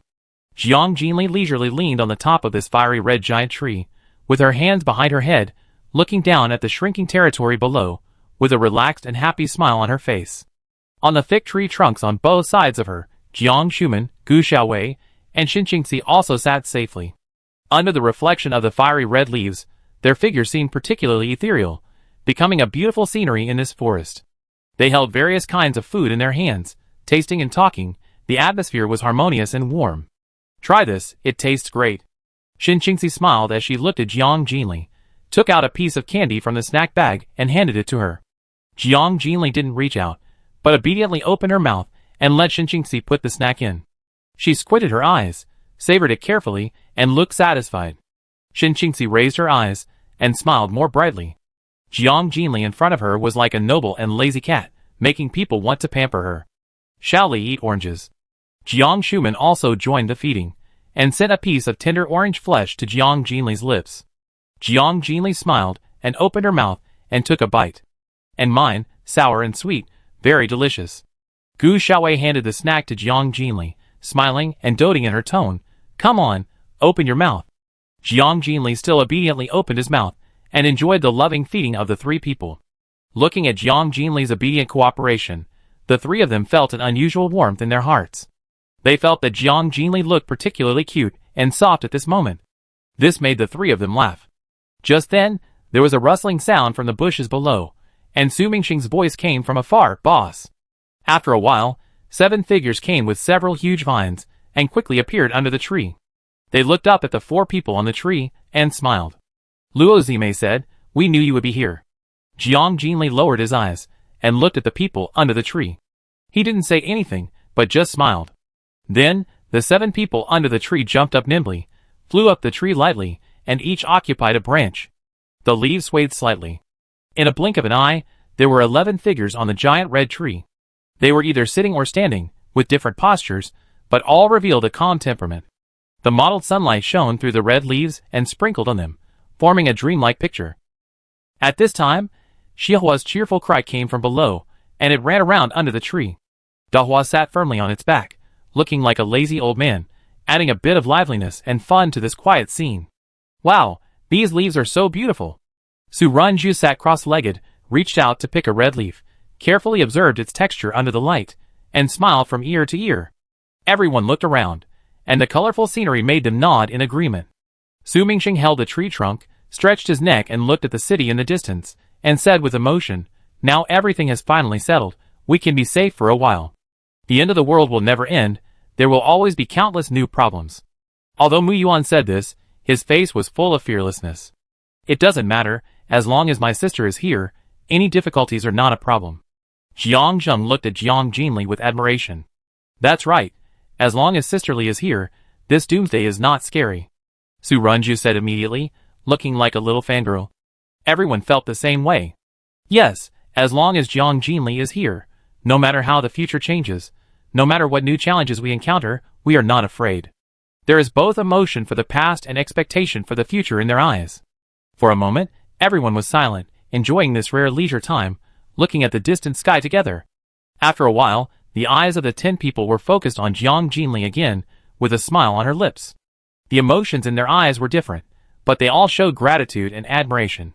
No matter where she was, Jiang Jinli seemed to always be the focus of everyone's attention, always attracting everyone's attention. With her, people felt at ease. With her, life would be regret-free. Then, The 10 people looked at Jiang Jinli, and their smiles gradually bloomed. From the initial shallow smile to the final hearty laugh. At the top of the Doomsday, humans used dreams as horses, crossed the darkness before dawn, and pursued the first ray of light. But for the 10 of them, Jiang Jinli was the only light worth following. Jiang Jinli felt everyone's gaze, raised the end of his eyes, and his eyebrows were filled with brilliance, and he also smiled gently. Although the big flower and the small flower under the tree didn't understand why they laughed, they were also infected by the atmosphere and laughed gaga. Laughter and joy echoed in the woods, conveying a sense of joy.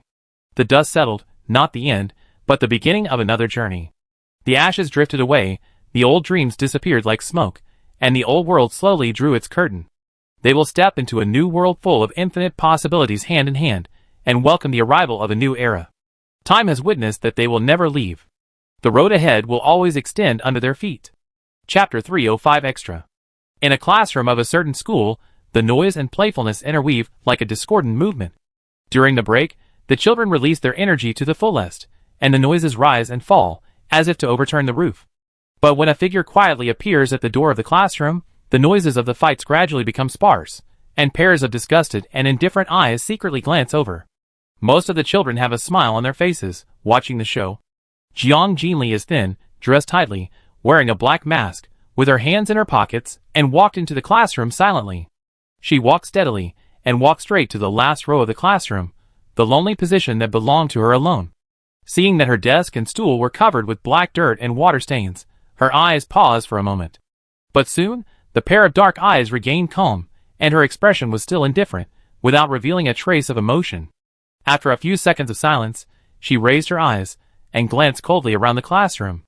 His eyes passed over those young but malicious faces one by one. Instead of restraining themselves, the classmates laughed even more unscrupulously, not hiding their gloating. "What are you looking at? It's not us who did it." "That's right, whoever did it should go find him. Why are you looking at us?" "It's not just one person who did it, everyone is involved. What can she do? Is she going to tell the teacher? It's such a small matter, the teacher won't care, and no one likes this weirdo." Their voices became bolder and bolder from the initial whispers. Insulting words came out of their mouths without thinking. "You deserve it, you dumb monster. Why are you here in our class? You've brought shame to our class. That's right, you ugly freak." The evil words came like a tide. Most people joined in the ruthless accusation. Only a few people watched coldly. No one stood up to say a word for Jiang Jinli. Jiang Jinli listened quietly to these immature voices uttering such harsh words, with a hint of mockery in her eyes. She did not speak to refute, but slowly took off her mask, revealing her face covered with red spots. She took a step forward, staring at the boys who took the lead and speaking ill of her with a sinister look. At this time, Jiang Jinli had a blank expression and a cold look. The slightly scary face unexpectedly gave her small body a majesty that should not be underestimated. Jiang Jinli's appearance was so scary that the boys who were stared at by her instantly felt a chill rising from their spines. Their hair stood up, and the mockery on their faces solidified in an instant. Their throats rolled, they swallowed saliva anxiously, and they became timid in an instant, losing the courage to speak, and they all lay on the table, not daring to look her in the eye. Under Jiang Jinli's gloomy and powerful gaze, the noise in the classroom gradually subsided, and finally fell into a strange silence. At this moment, the class bell rang at the right time. Jiang Jinli retracted her gaze, took out a tissue from her pocket indifferently, and began to wipe the stains on the table. Her movements were skillful and mechanical, as if she had experienced such scenes countless times and had long been accustomed to them.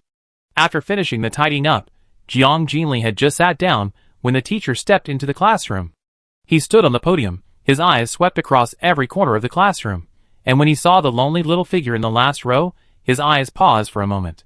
Then, he coughed lightly and said in a serious tone, "Student Jiang, please wear the mask properly, don't scare and affect other students."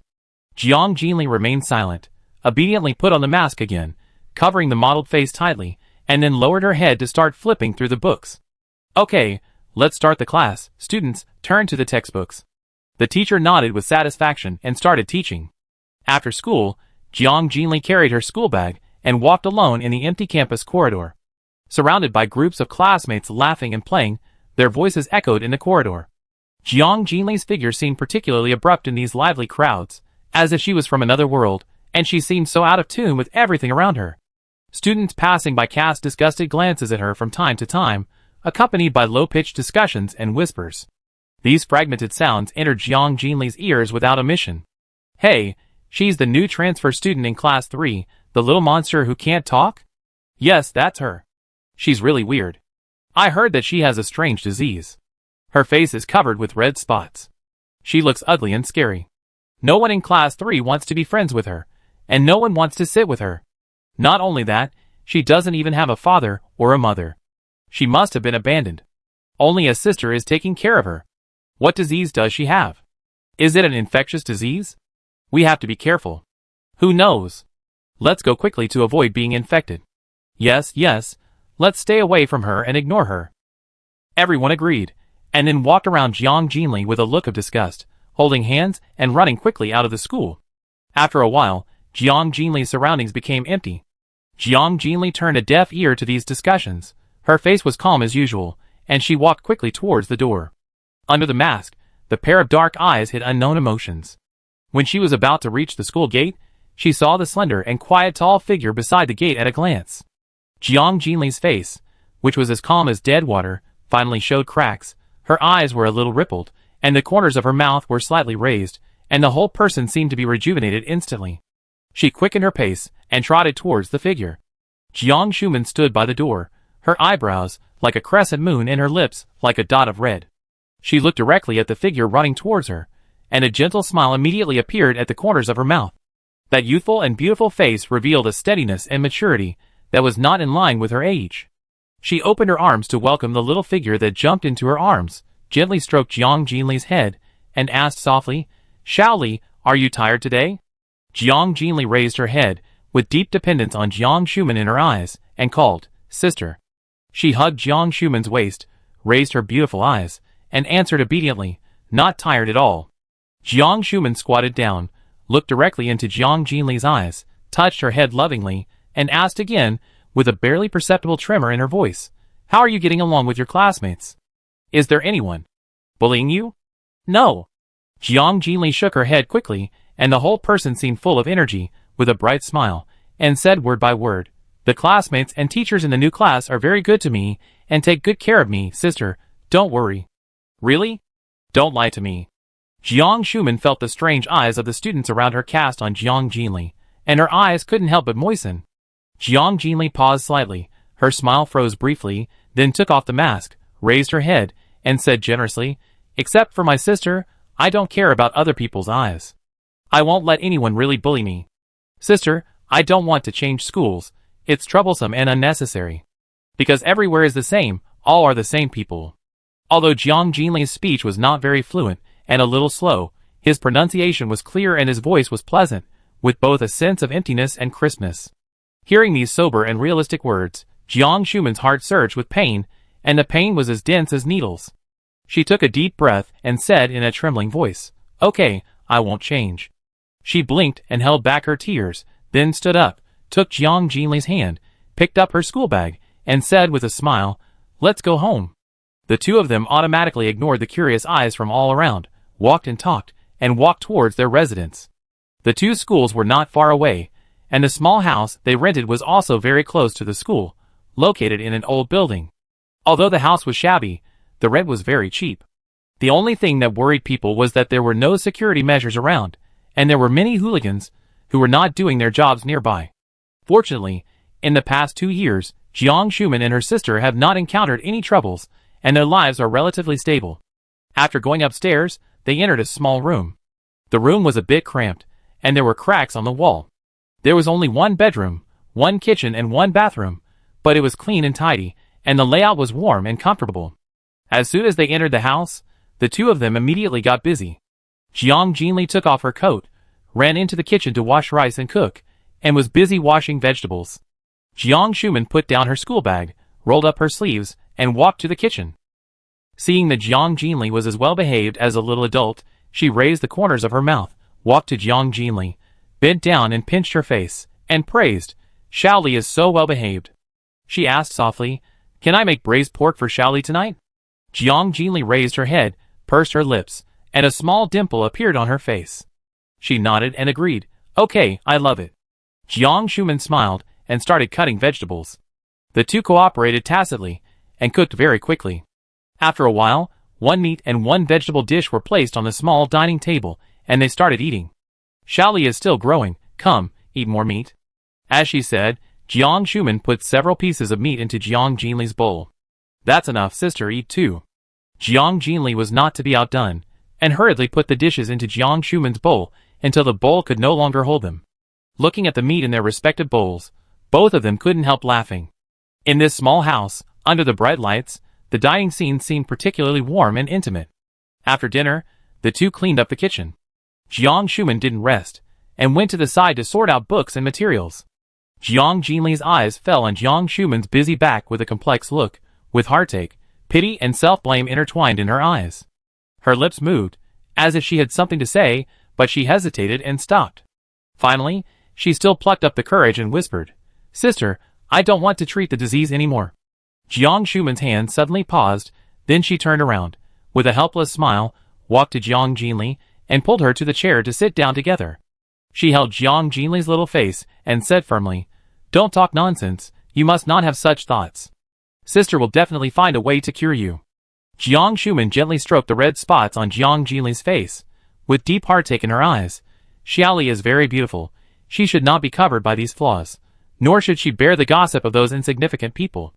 I don't care. Jiang Jinli held Jiang Shuman's hand and responded eagerly. Although her face was childish, it revealed a maturity beyond her age and a calmness that saw through the world. But sister cares. Jiang Shuman's voice was full of pity, and her eyes were almost filled with tears.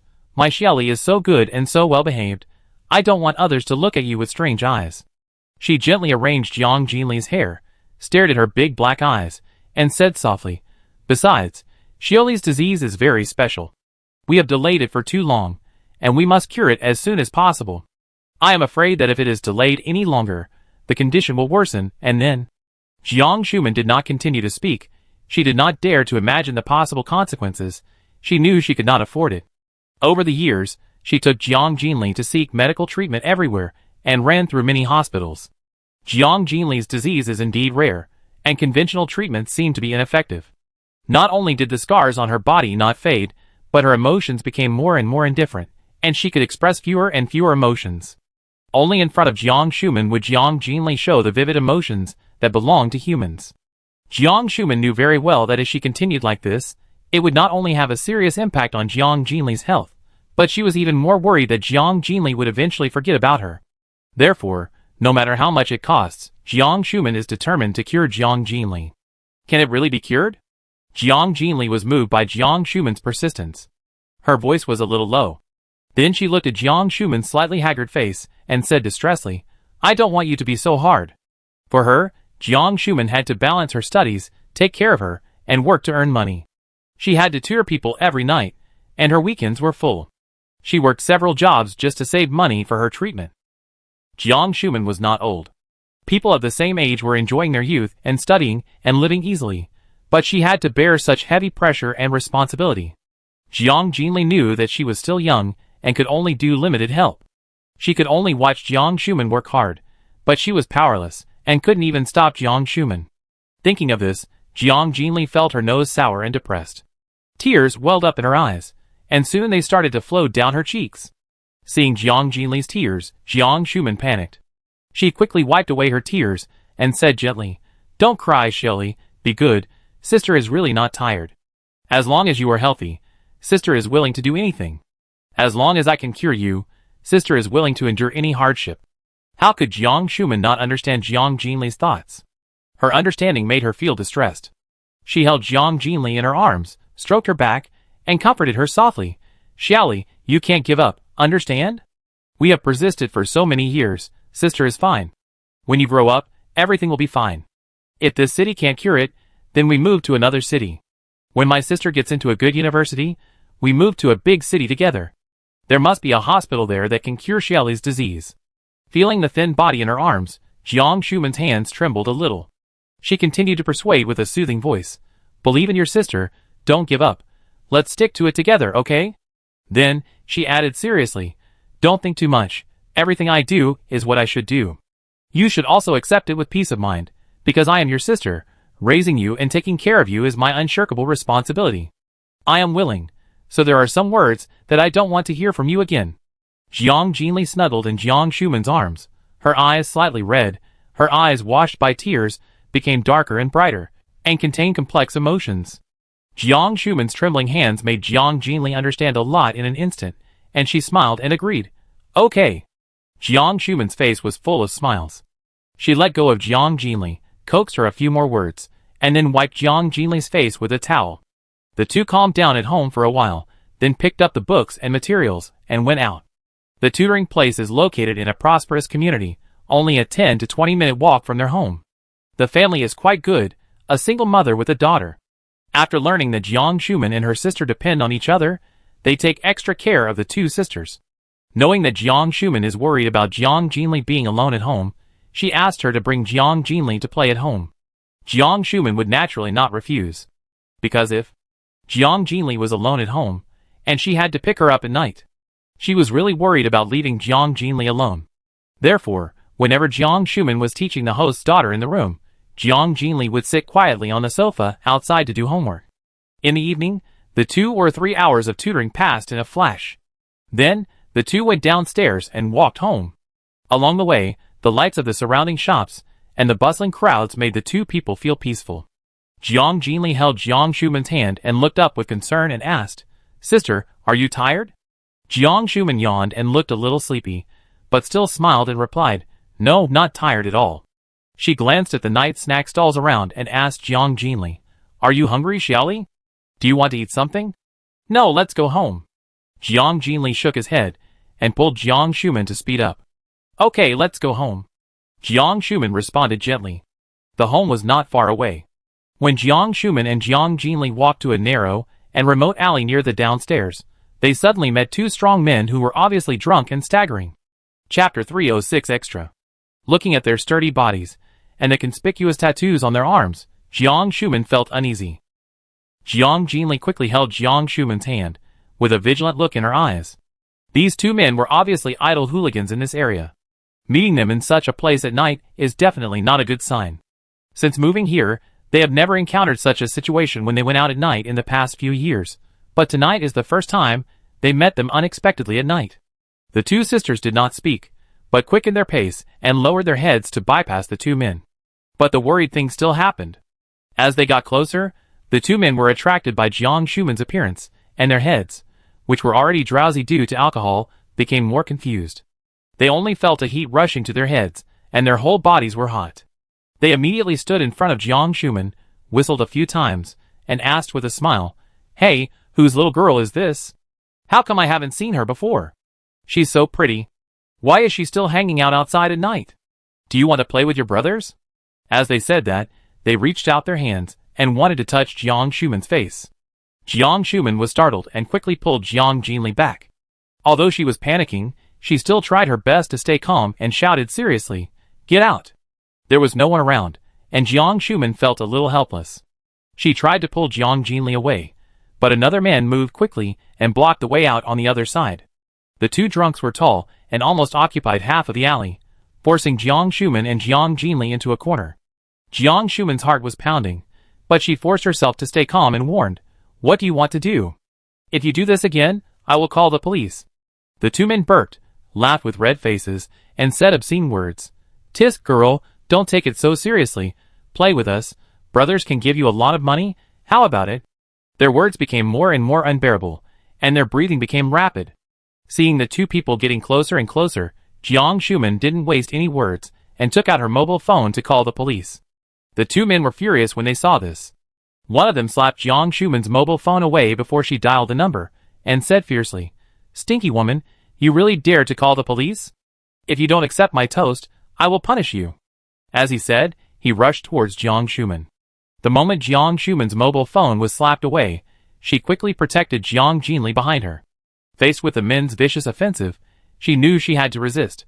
Despite the disparity in strength, she would never let these two drunks succeed. She could get hurt, but she must ensure Xiaoli's safety. Thinking of this, Jiang Shumen took a deep breath, tried to overcome the fear in her heart, clenched her fists tightly, and prepared to fight back. But before Jiang Shumen could move, Jiang Jinli, who had been silent all the time, suddenly burst out with a loud shout and rushed out from behind her. "No, Shieli!" Jiang Shuman screamed, and just as she was about to step forward to stop him, she was grabbed by the arm by another man. She struggled and called Jiang Jinli anxiously.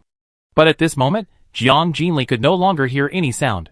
Her eyes were red, and she exuded hostility, like an angry little lion. She suddenly hit the man's stomach with her head, making a dull sound. The man did not expect this blow, was unprepared, and stepped back several steps in pain. Jiang Jinli did not give up. She quickly rushed forward and kicked and hit the man. Although she only reached the height of the man's belly, she attacked the vulnerable parts of the human body, and the man grimaced in pain. Finally, Jiang Jinli's eyes were stern, and she bit the man's arm fiercely. "Ah!" The man screamed in pain, and his drunkenness instantly sobered up. He shouted furiously, "Damn it! Little bastard, let go! Let me go!" He cursed and used his other hand to tear Jiang Jinli violently, but Jiang Jinli bit him tightly, and refused to let go. The man's arm was soon bitten and bleeding, and the blood dripped from the corners of Jiang Jinli's mouth and the man's arm to the ground. Fuck! Seeing his own blood, the man's brain, which was paralyzed by alcohol, finally became completely sober, and a fear surged in his heart. Seeing that the flesh on his hand was almost bitten off, the man was furious, raised his foot, and kicked Jiang Jinli's waist. Jiang Jinli groaned in pain, and finally let go. The man seized the opportunity, immediately lifted Jiang Jinli's collar, and threw her aside fiercely. Jiang Jinli fell heavily to the ground. The man quickly stepped back a few steps, away from Jiang Jinli. He looked down at his bleeding arm, horrified. The teeth marks were deeply embedded in the flesh. If it was heavier, the piece of flesh might really be bitten off. The man tightly covered the wound, still in fear, with cold sweat on his forehead. Then, his fierce eyes turned to Jiang Jinli, who was struggling to get up from the ground. Before he could say anything fierce, his eyes met Jiang Jinli's. Jiang Jinli's eyes made the man's pupils shrink instantly, and his heart beat wildly. At this moment, Jiang Jinli's mouth was full of blood, his fists were clenched, and his body was slightly leaning forward, showing a posture ready to attack. Her mottled face was terribly gloomy, and her eyes revealed murderous intent and ferocity. There was no emotion in her deep eyes, like a bloodthirsty little monster, more like a cold-blooded wolf cub. It seemed that if the man dared to move again, she would rush forward without hesitation and bite the other's throat. Although Jiang Jinli was still young, the murderous aura she exuded made the man shiver involuntarily, and got goosebumps all over. At this time, the man regained his sanity, and realized that this little girl was obviously unusual. Maybe she was really a little lunatic. He was a little gangster who usually just talked and fought, and he had never seen a ruthless character like Jiang Jinli, who didn't care about his life. He swallowed nervously, his voice was hoarse, and his momentum was greatly reduced, and he cursed, "Little wolf cub." The fierce movement here immediately attracted the attention of the two people in the corner. Jiang Shuman saw Jiang Jinli being thrown to the ground. Her face turned pale, her heart was filled with worry and pain, and her eyes quickly turned red. When the man next to her turned his head, she decisively raised her foot and kicked the man's crotch fiercely. "Ah!" The man let out a shrill scream, then let go of Jiang Shuman, covered his lower body with both hands, and fell to the ground in pain. His face was twisted, purple and red, and he kept wailing. Jiang Shuman did not hesitate at all, ran over to pick up the phone, and prepared to call the police with trembling hands. The man with an injured arm was horrified and was about to step forward to snatch Jiang Shuman's phone again, but Jiang Jinli's bloodthirsty eyes made him dare not get closer. There was a voice in the distance, and the man had no choice but to hold back his anger because of the fear of the police. He quickly pulled up his accomplice, who was wailing on the ground, and after throwing a few bluffing threats to Jiang Shuman and Jiang Jinli, he stumbled and hurriedly fled the scene. Jiang Shuman was relieved to see them finally leave, but she was still in shock. She found herself weak and sweaty. Her legs seemed to have lost their strength, but she still moved quickly to Jiang Jinli's side. Jiang Shuman held Jiang Jinli's shoulders and looked at her anxiously, with an undisguised tremor in her voice. "Shaoli, how are you? Are you injured? Is it painful?" Seeing the blood on Jiang Jinli's lips, Jiang Shuman's tears immediately flowed out of her eyes. She asked with a trembling voice, "Shaoli, why is there blood? Are you injured? Go to the hospital quickly." Jiang Shuman's hands were shaking badly. She carefully wiped the blood off Jiang Jinli's lips, and prepared to help her go to the hospital. The fierce light in Jiang Jinli's eyes had not completely faded. Seeing Jiang Shumen so panicked, she quickly hugged Jiang Shumen, patted her back, and comforted her with a soft voice. I'm fine, this is not my blood sister, don't worry, I'm glad you're fine. Jiang Shumen breathed a sigh of relief, but her heart was still beating wildly. She hugged Jiang Jinli tightly, distressed and reproached. Why are you so stupid? How could you just rush up? You are so young. Do you know how dangerous it was just now? Recalling the scene just now, Jiang Shumen still had lingering fears. In front of the strong man, Jiang Jinli was like a fragile little chicken. If the drunkard didn't know the severity of the attack, Jiang Shumen simply didn't dare to continue to imagine. Don't be afraid, I want to protect my sister. Jiang Jinli's tone was firm, and fearlessness was written all over his young face. You? Jiang Shumen was speechless and couldn't say anything at all, and tears slid down uncontrollably. She lowered her head and choked up. After a moment, Jiang Shumen calmed down, wiped away her tears quickly, stood up, picked up her backpack, held Jiang Jinli in her arms, and walked quickly to the exit of the alley. Jiang Jinli hugged Jiang Shumen's neck, buried his head in her neck, and had no expression on his face. In those deep and dark eyes, there were obscure thoughts. Chapter 307 Extra. Jiang Shumen walked to the busy street, placed Jiang Jinli on a bench, and then began to carefully examine her body. When she saw the huge shoe print on Jiang Jinli's waist, her heart sank. She hurriedly lifted the clothes, and sure enough, Jiang Jinli's waist had turned purple. Jiang Shumen's tears burst out again. She touched it gently with trembling fingertips, and asked with a trembling voice, "Does it hurt?" "No." Jiang Jinli blinked dully, and raised her hand to wipe away Jiang Shumen's tears. Looking at Jiang Shumen's painful expression, an uncontrollable anger burned in Jiang Jinli's chest. The corners of her eyes flushed, and her tone revealed a heart-pounding coldness. "Sister, those who want to bully you deserve to die. I wish I could. Kill them." Jiang Shumen was startled and quickly cast her eyes on Jiang Jinli's face. Only then did she realize that she was different. Jiang Jinli's eyes seemed a little empty, revealing the cruelty and murderous aura that made people shudder. Due to her illness, Jiang Jinli's emotions were extremely indifferent, and she knew almost nothing about the ways of the world and moral concepts. She could become what she is now, thanks to Jiang Shumen's careful teaching over the years. It was this teaching that allowed her to retain a trace of humanity, and be willing to contact this complex society. But Jiang Shumen knew that Jiang Jinli's indifference and violence had not really dissipated. It was only because of her existence that she put away those sharp edges. Jiang Shumen's heartache became stronger and stronger. She looked directly at Jiang Jinli, and said softly in a soft voice, "Shaoli, you can't. There are too many rules and helplessness in society nowadays. We can't break the rules. Understand?" She gently stroked Jiang Jinli's head again, smiling and encouraging. "Shaoli has done a good job.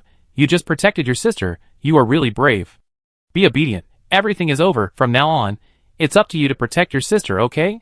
Jiang Jinli's eyes drooped, fists clenched, body trembling, emotions fluctuating violently. After a period of silence, she finally calmed down, looked up at Jiang Shumen, and said seriously, "I understand what my sister means. I will protect my sister in the future." "Well, what a good child."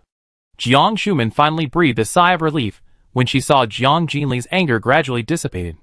She squatted down, turned her back to Jiang Jinli, and said with a smile, "Come up. Sister will take you to the hospital for a checkup. I'm fine, and it doesn't hurt. Besides, I have a strong body recovery ability, and don't want to go to the hospital." Jiang Jinli pursed her lips, thinking about how to refuse, but saw Jiang Shumen turn around and looked at her gently. Although Jiang Shumen didn't speak, Jiang Jinli read the unquestionable determination in her eyes. Jiang Jinli didn't dare to say anything, so he had to lie on Jiang Shumen's back obediently. Jiang Shumen stood up with a smile, and walked forward steadily with Jiang Jinli on her back. Jiang Jinli leaned on Jiang Shumen's thin back, looking at Jiang Shumen's delicate profile, and suddenly asked, "Sister, what major do you plan to study in college? What kind of job do you want to do in the future?" Jiang Shumen answered without hesitation, "I want to be a doctor." "Is it because of me?" Jiang Jinli asked in a low voice. "Of course, it's because of my Shaoli." Jiang Shumen raised her eyebrows, and smiled sweetly. She tilted her head to look at Jiang Jinli, and continued to explain, "I don't like the feeling of being helpless, and seeking medical treatment everywhere. Only if I become a doctor myself can I deal with various emergencies, and take better care of Shaoli. At the same time, I can also accumulate some connections so that Shaoli can live a stable and safe life."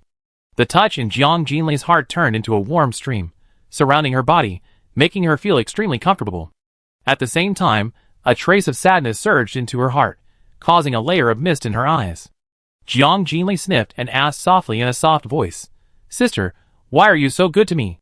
Jiang Shuman chuckled and said in a doting tone, "Silly girl, because I am your sister. If I don't treat you well, who should I treat well?" Jiang Jinli buried her face in Jiang Shuman's shoulder, was silent for a moment, and then suddenly said, "Sister, I want to learn martial arts." Jiang Shuman did not ask, nor did she refuse, but gently agreed. "Okay, I will contact the nearby martial arts hall on the weekend." Without asking more, Jiang Shuman understood why Jiang Jinli learned martial arts. She wanted to protect herself. Every action of Jiang Jinli was for herself, and every effort warmed Jiang Shuman's heart. "Sister, from today on, I will definitely protect you, not let you suffer any grievances, and not let anyone bully you, I swear." Hearing Jiang Jinli say such solemn words in that childish voice, Jiang Shuman's eyes were also wet.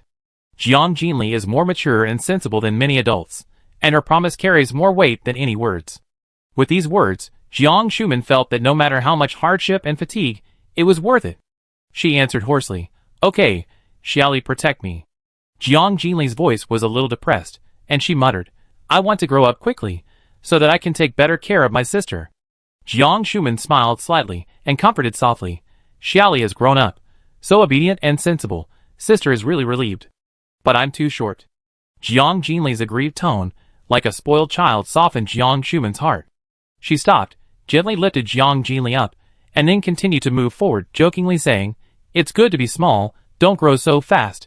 Let your sister carry you for a few more years, otherwise you will be too tall in the future and your sister can't carry you." Jiang Jinli was finally amused. She hugged Jiang Shuman's neck, turned her head, kissed Jiang Shuman on the face, and then said in a serious and solemn voice, "Sister, I will work harder in the future and make sure you live a good life. I will also take good care of you and make you happy every day, believe me." "Okay, then I wait for the happiness." Jiang Shuman's eyebrows were curved and she smiled happily. She never treated Jiang Jinli as a child. Jiang Shuman believed in every word and every promise of Jiang Jinli. Under the silent street lights, the dim light stretched their warm figures very long. They walked towards their future step by step. Light and shadow intertwined, time flowed. The scene was like a series of flickering pictures, and like a broken mirror. The picture turned, and Jiang Jinli was already a college student. She had just returned home, and had not had time to rest when she received a strange call. Jiang Jinli picked up the phone and heard a serious female voice. "Hello, is this Jiang Shuman's sister? We are in the central hospital. Your sister fainted and needs you to come over." Jiang Jinli did not listen to the next words. She just felt dizzy. Her eyes were blank, and then a huge panic surged into her heart. "Sister." Jiang Jinli put down her phone, her legs were weak, and she rushed to the door without hesitation. Suddenly, the picture became pitch black, and Jiang Jinli felt a strong sense of weightlessness, as if she fell from a cliff. "Sister." Jiang Jinli on the bed suddenly opened her eyes, her chest heaving, her breathing was a little rapid, and her heartbeat was very fast. The room was quiet. Jiang Jinli opened her eyes, and tried to calm her heartbeat. She raised her hand to rub her forehead, and let out a long sigh of relief. These days, for some reason, she always slept restlessly, and in her dreams she often returned to her childhood when she depended on Jiang Shuman. Jiang Jinli sat up from the bed, and the lights in the room automatically lit up. She drank a sip of water, lifted the quilt, got out of bed, opened the door and walked out. She walked to Jiang Shuman's room opposite, pushed the door gently, and it opened. Walking in, looking at Jiang Shuman sleeping peacefully on the bed, Jiang Jinli's heart suddenly became soft and she called softly, "Sister." Jiang Shuman opened her eyes, looked at the tall figure at the door, and showed a gentle smile. She didn't speak, but just lifted the quilt and patted the place beside her. Jiang Jinli walked to the bed, laid down, snuggled up to Jiang Shuman, gently hugged her waist, rubbed her neck dependently, and called again, "Sister." "Yeah, I'm here." "What's wrong? Can't sleep?" Jiang Shuman tugged Jiang Jinli in, and patted her back gently. "I had a nightmare." Jiang Jinli sighed, and answered sullenly. "What nightmare?" Jiang Shuman enjoyed Jiang Jinli's rare dependence, asked gently, and comforted her at the same time. "Sister is sick." Jiang Jinli closed her eyes, and said slowly, "Silly." Jiang Shuman was stunned for a moment, and a warm current surged in her heart. She didn't expect that her illness would become Jiang Jinli's nightmare. Jiang Jinli's attention to her made Jiang Shuman very moved. Sister is now a healing superpower. How could she be sick? It's just a dream. Don't be afraid, Xiaoli. Jiang Shuman comforted with a soft voice. You were sick once before. Jiang Shuman laughed, with a slight arc on the corner of her mouth. That was a long time ago. Why are you still bringing up the past? Besides, it was only that one time.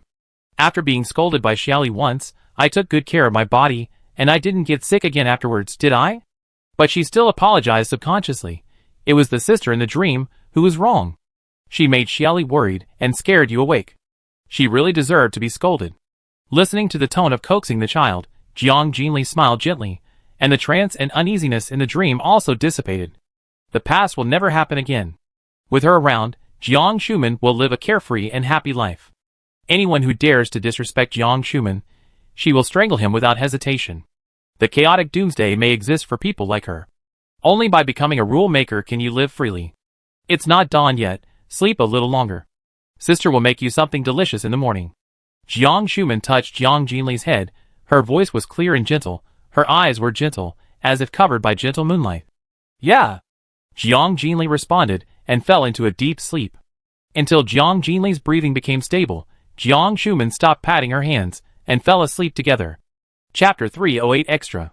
In the kitchen of the villa, soft light sprinkled on the neat stove, reflecting a warm scene. Blueberries, grapes, peaches, strawberries. Are there any taboos when these fruits are paired together?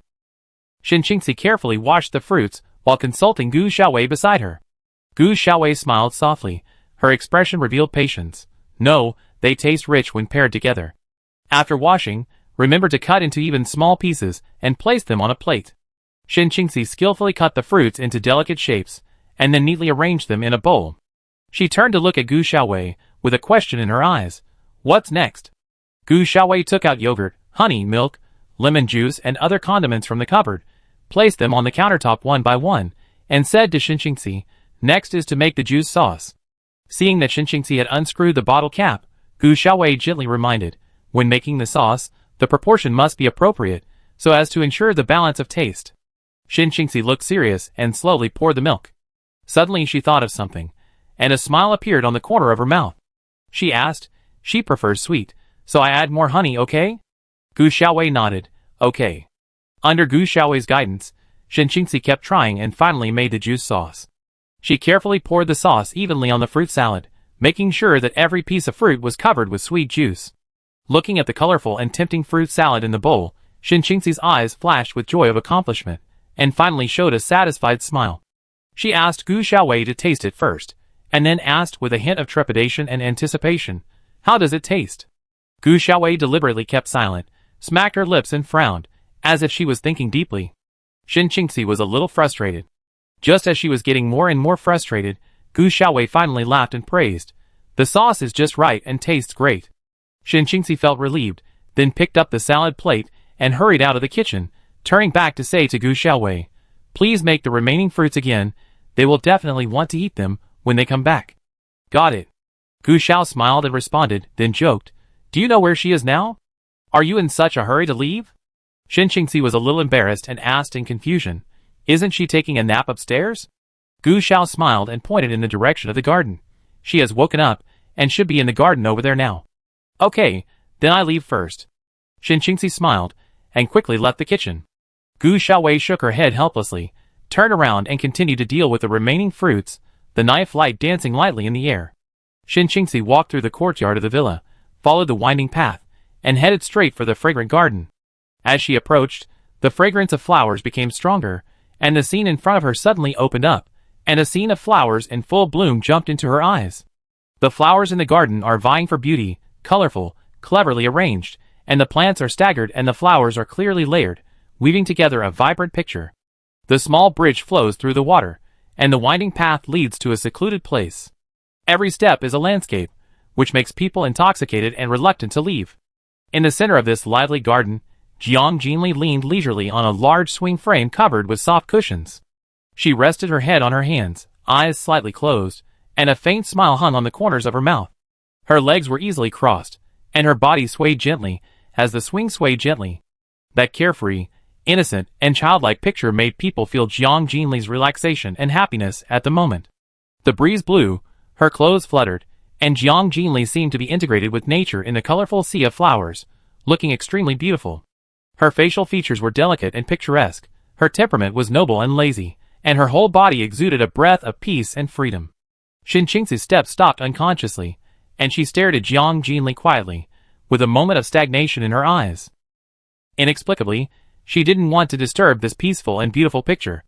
But Jiang Jinli had already noticed her arrival. When Xin Qingxi stopped, Jiang Jinli opened his eyes, straightened his body, put down his legs, and the swing stopped swinging. She looked at Xin Qingxi with a smile on her face. "Why don't you talk now? Come and sit down." Xin Qingxi came back to her senses, pursed her lips gently, walked quickly to Jiang Jinli, sat on the swing, handed over the porcelain bowl in her hand, and said sincerely, "I made this for you, try it. I don't know if it suits your taste." Fruit salad. Jiang Jinli looked at the colorful and mouth-watering fruits in the bowl, and a trace of joy flashed in her eyes. She took the bowl, picked up the spoon, scooped a spoonful into her mouth, and tasted it carefully. The fruit tasted fresh, sweet and juicy, accompanied by a strong milky aroma, very delicious. Xin Qingxi looked at Jiang Jinli nervously, worried that her craftsmanship would not satisfy her. Until she saw Jiang Jinli finish a bite and continue to taste with a smile, Xin Qingxi asked carefully, "Is it delicious?"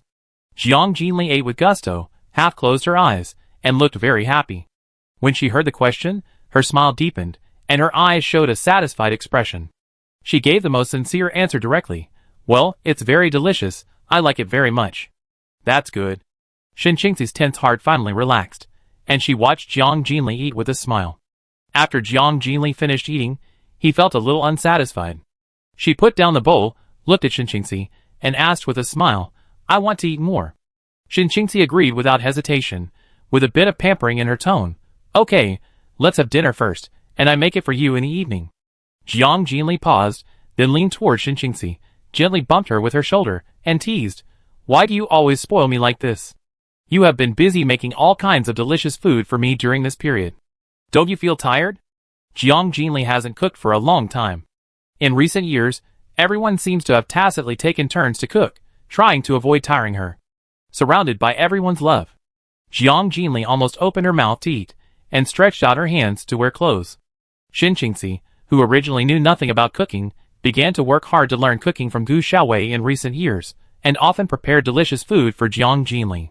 During this period, she has been studying all kinds of snacks, specifically to satisfy Jiang Jinli's taste buds. For example, all kinds of small cakes, pasta, desserts, and today I learned to make fruit salad. Xin Qingxi's kindness touched Jiang Jinli's heart, and made him feel warm. "How can I be tired?" Xin Qingxi sat upright, and said seriously, "Whatever you want to eat, I will make it for you." "No, I can learn." Jiang Jinli leaned forward slightly, closing the distance between him and Xin Qingxi, looking at her deeply, and asked again, "Why?" "Because?" Xin Qingxi was a little afraid to look directly into Jiang Jinli's eyes, turned her head slightly, was silent for a moment, and then answered in a soft voice, "Because I want to do this, so I did it." She smiled casually and added, "Isn't it my duty to be good to you? Besides, I also like to watch you eat, which gives me a sense of accomplishment." "Is it really just because of this reason?" Jiang Jinli smiled at his black eyes, and he didn't seem to completely believe her words. Of course. Xin Qingxi didn't want to go into this issue any further, so she changed the subject. "By the way, do you have anything else you want to eat? I can make it for you tomorrow." Jiang Jinli sat up straight, looking at the beautiful scenery of the garden, with the corners of his mouth raised, and after thinking for a while, he said, "I want to eat osmanthus cake." "Okay, I know this, and I make it for you tomorrow." Xin Qingxi agreed immediately, tilted her head to look at Jiang Jinli's profile, moved her lips, as if she had something to say, but hesitated for a few seconds, and finally spoke softly, "Jinli." Jiang Jinli turned her head. "I have a very personal question for you." Xin Qingxi seemed a little nervous. "Asked?" Jiang Jinli looked at her seriously, curious about what Xin Qingxi wanted to ask. "Can you really ask anything?" Xin Qingxi confirmed again. "Of course." Jiang Jinli nodded. Xin Qingxi took a deep breath, mustered up the courage, and spoke again, "That's it, you." Jinli, hypocritical. "Why are you here? I'm back. Did you miss me?" Luo Zimei's voice was like a spring breeze, with a sense of playfulness and intimacy, interrupting the words that Shinjingzi was about to say. The two turned their heads at the same time, and saw Luozime running towards them lightly like a lively butterfly. Shinjingzi's face instantly fell, with a black line on her face, and she held her forehead helplessly. Luozime sat between the two of them without any scruples, with her hands on their shoulders, looking left and right. She asked with a smile, "What are you doing here? Where are the others?" Jiang Jinli smiled and replied, "Ranju and Zhenra are reading in the library, and the others haven't come back yet." Shinjingzi pushed Luozime's hand away with a look of disgust and glanced at her. "What are you doing here?" Luozime pretended to be sad and let go of Jiang Jinli, hugged Shinjingzi's arm, leaned her head on her shoulder, with a sly look in her eyes, and said in an exaggerated coquettish voice, "TSK, hypocritical, how can you dislike me? You are such a nasty guy, I miss you, so I came here to find you. Go away." Shinjingzi's body stiffened, her expression collapsed instantly, and goosebumps appeared all over her body. She quickly pulled out her hand, pushed Luozime away, sat a little further away, and said with a serious face, "Fox, be normal, don't talk to me in this voice, I can't stand it." Seeing this, Luozime laughed and fell backwards, and Jiang Jinli couldn't help but chuckle. Luozime caught a glimpse of the empty bowl next to her, and her laughter stopped abruptly. She hurriedly asked Jiang Jinli, "Jinli, what delicious food did you eat? Anything else? I'm hungry." Without waiting for Jiang Jinli to answer, Luozime turned to Shinjingzi and asked with a smile, "Needless to say, it must be you who made it, right? Is there anything else? I want to eat it too." Shinjingzi replied indifferently, "Go to the kitchen yourself, Xiaowei made a lot of fruit salad, enough for you to eat." But Luozime was not willing to give in, and continued to act coquettishly with a playful smile. "Then next time you cook, can you also prepare it for me? One serving? Don't be so stingy." Shinjingzi had a blank expression on her face, and said in a cold tone, "I'm too busy. I don't have the time to cook for you. If you want to eat, cook it yourself." Luozime choked, rolled her eyes, and muttered speechlessly, "Hypocritical, can you stop lying with your eyes open? Your double standards are too obvious. You don't even know how to cover it up." A smile flashed in Shinjingzi's eyes, and Luozime looked at her calmly. Suddenly, her eyes lit up, as if she understood something, and then she covered her mouth and laughed. The laughter became louder and louder, and her shoulders began to tremble. Jiang Jinli and Shinjingzi exchanged a puzzled look. Shinjingzi was a little scared by Luozime's laughter. She frowned and asked vigilantly, "Why are you laughing so obscenely? What are you thinking?" Chapter 309 Extra. Luozime raised her head, her narrow eyes turned up, and there was still water in her eyes, cunning as a fox. She smiled, then leaned close to Shinjingzi's ear and whispered something. Jiang Jinli looked at them with a smile, but the next change made Jiang Jinli's eyes widen. I don't know what Luozime said to Shinjingzi. Shinjingzi's face turned from porcelain white to red in an instant, like a ripe persimmon. This sudden face-changing spectacle made Jiang Jinli feel very novel, and she watched the two with interest. Before Luozime finished whispering, Shinjingzi couldn't bear it anymore and jumped up. She pointed at Luozime with shaking hands, blushing and angrily saying, "You dead fox, what nonsense are you talking about?" Luozime stood up, spread her hands, and looked nonchalant. "Didn't you hear what I said clearly? Do you need me to say it again? You dare! I skin you alive." Shinjingzi was a little flustered, and her cheeks became even redder. "Oh, I'm so scared. If you have the guts, come and see what you can do to me." Luozime laughed triumphantly, and deliberately pulled her coat, looking at Shinjingzi provocatively. Seeing that Shinjingzi was not angry enough, Luozime continued to provoke her. TSK, someone pretends to be serious on the surface, but is actually a sultry and coward. You? Shinjingzi was so angry that her chest heaved violently, and her face was so red that it seemed like blood could drip. She knew that she could not argue with Luozime, and she could not bear it anymore, so she rushed forward and prepared to teach Luozime a lesson. Luozime was not to be outdone, and dodged quickly, while her mouth was not idle, and she continued to tease Shinjingzi. Shinjingzi bit her lips tightly, determined to teach Luozime a lesson. "Fox, if you have the guts, fight me. Come on, who's afraid of who?" As soon as the voice fell, the two of them quickly fought, fighting together, punching and kicking, back and forth, and launched a fierce contest. Jiang Jinli looked at the side, with a confused face. Unexpectedly, the two of them started fighting again in a blink of an eye. She couldn't help but wonder what Luozime said to make Shinjingzi so angry. The two of them seemed to be born happy enemies, often quarreling, and Luo Zime always liked to see Shinjingxi's calm appearance collapse, and she always started the trouble first. But this time, Shinjingxi was obviously really angry. Jiang Jinli was a little amused, wondering if the two of them were incompatible. She didn't go to persuade them to fight, but sat aside and watched the fight with interest. Years of training have made both of them very skilled, but since they are too familiar with each other and their strengths are equal, it is naturally impossible to determine the winner in a short time. Luo Zime and Shinjingxi wrestled. Their figures were sometimes close and sometimes far away, their fists and feet were connected, and the attack and defense were intertwined. The scene was extremely exciting. In this colorful garden, the battle between two tall and beautiful women formed a fierce and beautiful picture. After a few minutes, Luo Zime began to be lazy. Seeing that Shinjingxi was still energetic, she immediately raised her hands and surrendered. No more fighting, no more fighting, I'm so tired. I admit defeat, okay? After saying that, she jumped to the side, away from Shinjingxi, slightly panting.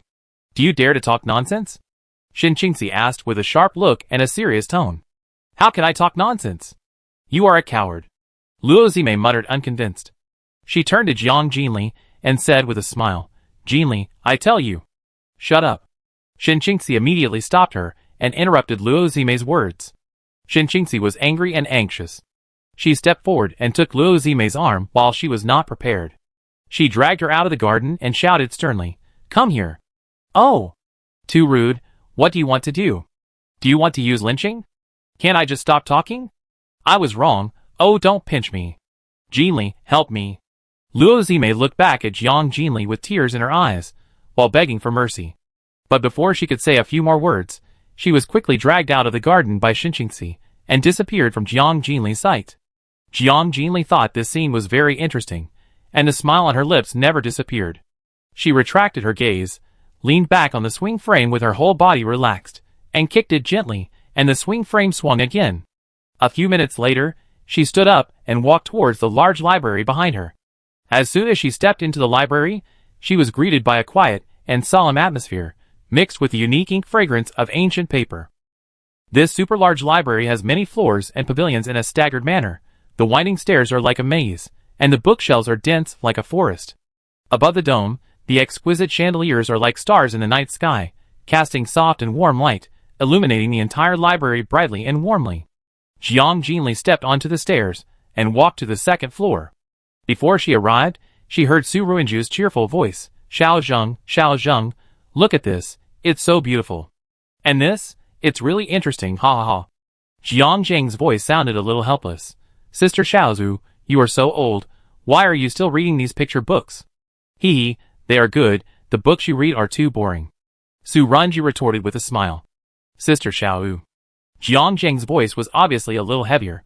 Okay, I won't read it, don't be so serious. Su Runju was a little scared, and his voice became weaker. Jiang Jinli walked to the second floor, and saw Jiang Zheng and Su Runju sitting on the sofa reading in the vast sea of books, and the table was full of books. Hearing footsteps, the two looked up and saw Jiang Jinli coming. They immediately put down their books, stood up, and shouted with a smile, Sister. Sisterly. Yes. Jiang Jinli stopped in front of the two and reminded them in a gentle voice. You have been reading for several hours. Let your eyes rest. Dinner time is almost here. Time flies so fast. Su Runju stretched and said to Jiang Jinli with a smile, Sisterly, this library is too big. We have only seen the second floor in so many years. There are so many kinds of books here that we can't finish reading them. Take your time and read them. Don't rush. Jiang Jinli looked up and looked around the sea of books, with deep emotion in her eyes. Books are the crystallization of human wisdom. If the Doomsday in the future can be controlled, these books will eventually play their role. Hee, sisterly, I go over there and take a look.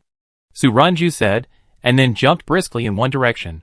Jiang Jinli sat down next to Jiang Zheng, turned to look at the book on her desk, and asked, What are you reading? A famous book. Jiang Zheng sat back down, turned the book to the side and showed it to Jiang Jinli, then closed the book, folded his hands, and lay on the table, looked at Jiang Jinli sideways, suddenly smiled happily, and called again, Sister. Well, what's wrong? Jiang Jinli looked at Jiang Zheng's well-behaved appearance, and couldn't help but reach out and touch her head. Jiang Zheng habitually rubbed Jiang Jinli's hand, His eyes were a little moist, and after a while, he said in a slightly hoarse voice, "Thank you." Jiang Jinli's hand paused for a moment, and immediately understood Jiang Jing's gratitude. She said helplessly, "We are a family. Why do you always say these things?"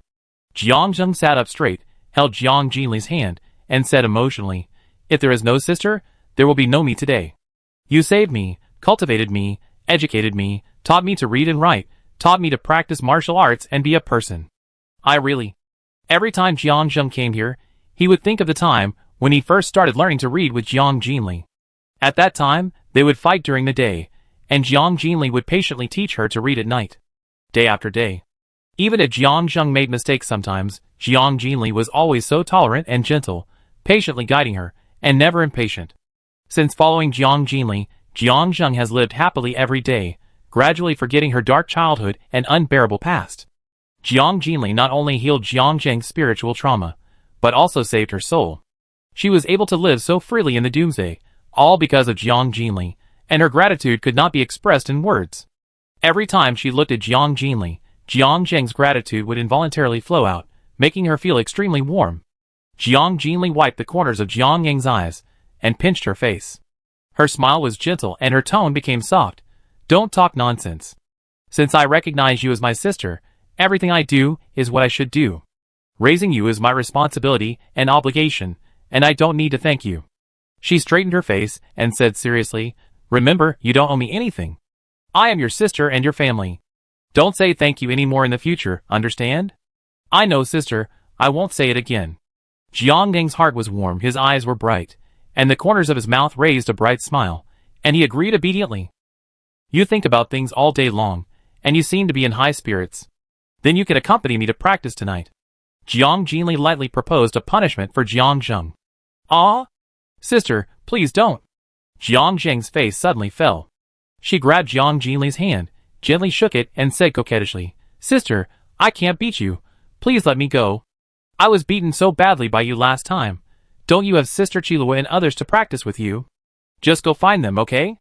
On this empty island, there is a spacious martial arts hall equipped with various training tools and weapons. Jiang Jinli goes there to practice almost every night. She usually finds someone to fight with her, whether it is fist fighting or weapon duel. It is their daily routine. But so many years have passed. As long as Jiang Jinli doesn't let her go, no one can be her opponent. Jiang Jing and Su Ranju have been scared by Jiang Jinli. They hide when they can, and fight each other when they can't, until they are exhausted, so that Jiang Jinli will not find them to practice again. They escaped several times using this method. But Qilua is different. She regards defeating Jiang Jinli as her goal. She is full of energy every time she practices, like an indestructible cockroach. The duel between the two of them always attracts everyone's attention. Jiang Jing was naturally afraid when he heard Jiang Jinli ask her to practice with him at night. She didn't want to be beaten again, because Jiang Jinli was not soft at all at that time. If she didn't go all out, it would be a bad taste. Without waiting for Jiang Jinli's response, Jiang Jing continued to act coquettishly, trying to divert the target. "Sister, I know I was wrong. I'm so tired. Let Sister Qilua accompany you tonight. She will definitely be willing, and you can have a good fight, right? Xiao Zheng, you little heartless little thing, just keep pushing me here." Qilua's voice suddenly sounded, with a hint of smile in the teasing, which scared Jiang Jing. Jiang Jing immediately stood up, looked at Qilua, who was walking upstairs, stuck out his tongue awkwardly, and blushed as he called out, "Sister Qilua."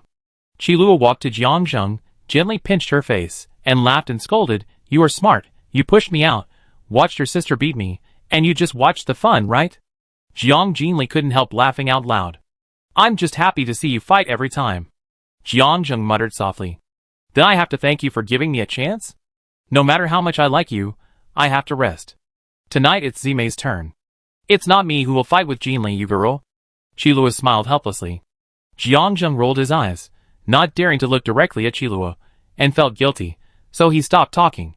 Qilua tapped Jiang Jing's forehead, then looked around and asked Jiang Jinli, "Where's Xiao Vu?" "Everyone is back, and the meal is ready. It's time to eat." "Okay." Jiang Jinli stood up, looked in one direction, and then an idea came to her mind. "Ah! Sisterly, why am I flying?" Su Ruinju's exclamation came from a distance, and she flew directly from the pile of books, her hands and feet dancing, and flew straight to Jiang Jinli's side. In just a few seconds, Su Runju stood next to Jiang Jinli. Looking at Su Runju, who was still confused, Jiang Jinli, Jiang Zheng and Qilu all laughed. What are you doing? Let's go back and eat. Jiang Zheng pulled Su Runju down the stairs. Jiang Jinli and Qilu smiled at each other and followed him downstairs.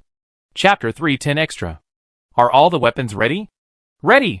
In the center of the large square in the main city, there are more than a dozen cars parked, surrounded by fully armed soldiers, who hold their heads high and their faces are full of seriousness and determination. Mu Yuan stood in front of the team, looked at everyone with a satisfied expression, and ordered loudly, "Get in the car!" Yes. The soldiers boarded the car in an orderly manner, and soon everyone was in place. At this time, Mu Yuan turned and walked towards Jiang Jinli and his group, stopped in front of Jiang Jinli, and said with a smile, "You can set off." Okay. Jiang Jinli nodded, and then told Mu Yuan, "It may take a while for us to come back this time, so I leave it to you three." "Don't worry," Mu Yuan said seriously. "Captain, you can go out without worry, or relax, there's nothing to do here, and we take care of some trivial matters." Zhou Lianhu on the side patted his chest and promised with a smile. "Boss, I want to go with you too," Su Mingxing said dejectedly. "We're not going out to play. Why are you joining in the fun?" "Stay still." Before Jiang Jinli could answer, Mu Yuan interrupted Su Mingxing and bumped him with his shoulder. "That's right. The captain and the others have enough people, so you should stay and help us. Don't think about being lazy." Zhou Lianhu looked Su Mingxing's shoulder and agreed. Su Mingxing pouted reluctantly and stopped arguing. He just stared at Jiang Jinli with wide eyes. Luo Zimei stepped forward and said to Su Mingxing with a smile, "What are you looking at, kid? There are many chores in the territory. Mu Yuan and De Hu are too busy. You must stay to help. Besides, we are all women. What's wrong with you? A grown man following us?" "We are disgusted."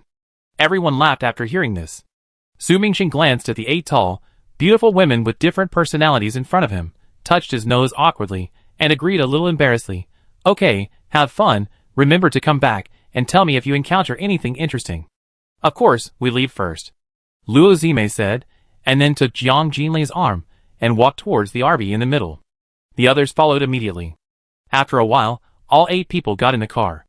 Qilua sat in the driver's seat. She glanced at Su Mingxing and the other 3 outside, and said with a smile, "Then we go." "Okay, goodbye everyone." Su Mingxing waved his hand, and said goodbye loudly.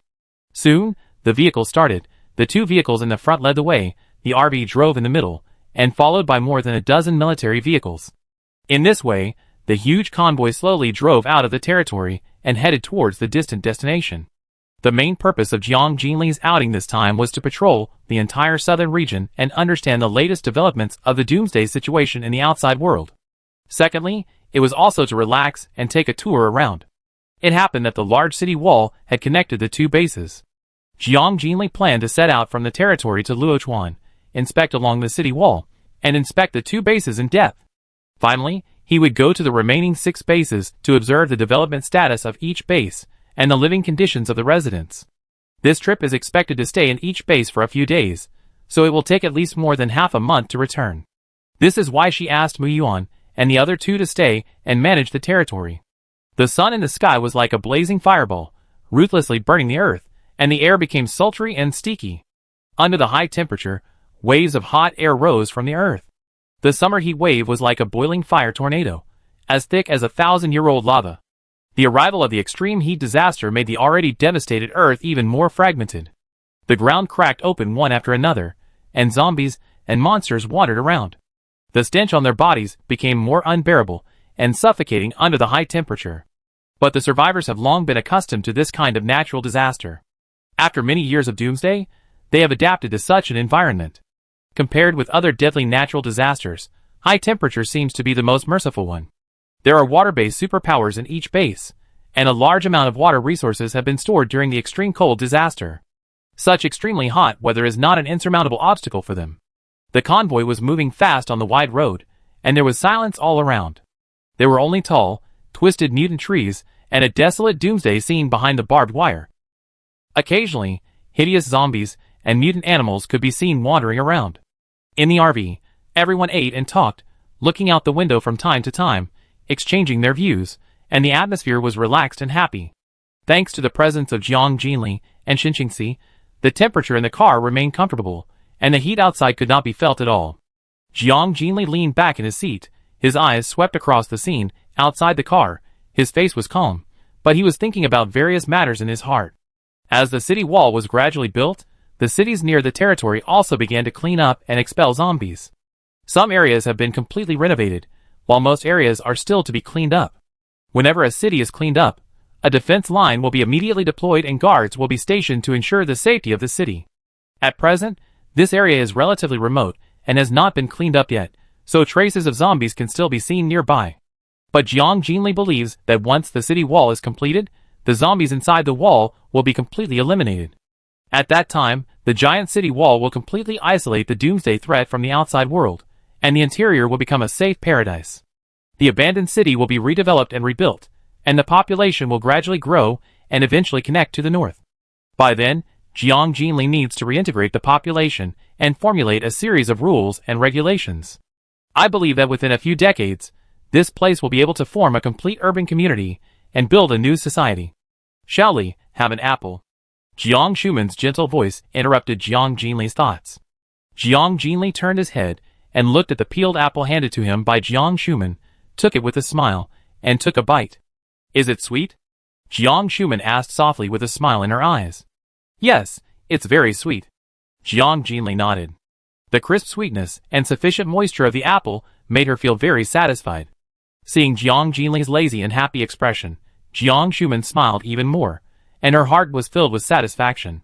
She then lowered her head and continued to peel other fruits. Sister Zime, this road is so remote. Which city is nearby? Su Runju looked out of the car window curiously and asked Luo Zime next to him. Jiolin City is ahead. This road is the closest way to Luochuan City. Luo Zime answered without hesitation. Su Runju nodded to show his understanding. Soon, the convoy arrived at the city near Luochuan. The city had been cleaned up and many guards were stationed there, and there was not even a shadow of a zombie. After entering Luochuan City, the huge city wall in the distance immediately came into view. Its majestic sight towering into the sky made everyone feel proud and excited. This city wall is not only the result of the joint efforts of all survivors, but also the power of many high-level superpowers. It is so strong that it is indestructible. The convoy bypassed many sentry towers and cordons and drove along an uphill road. Meet the Lord.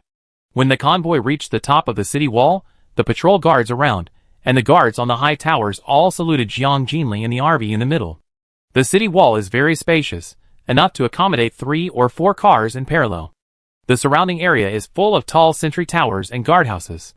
There is a sentry post every 5 steps, as well as various attack points and heavy weapons, as well as communication equipment, and countless vehicles are parked.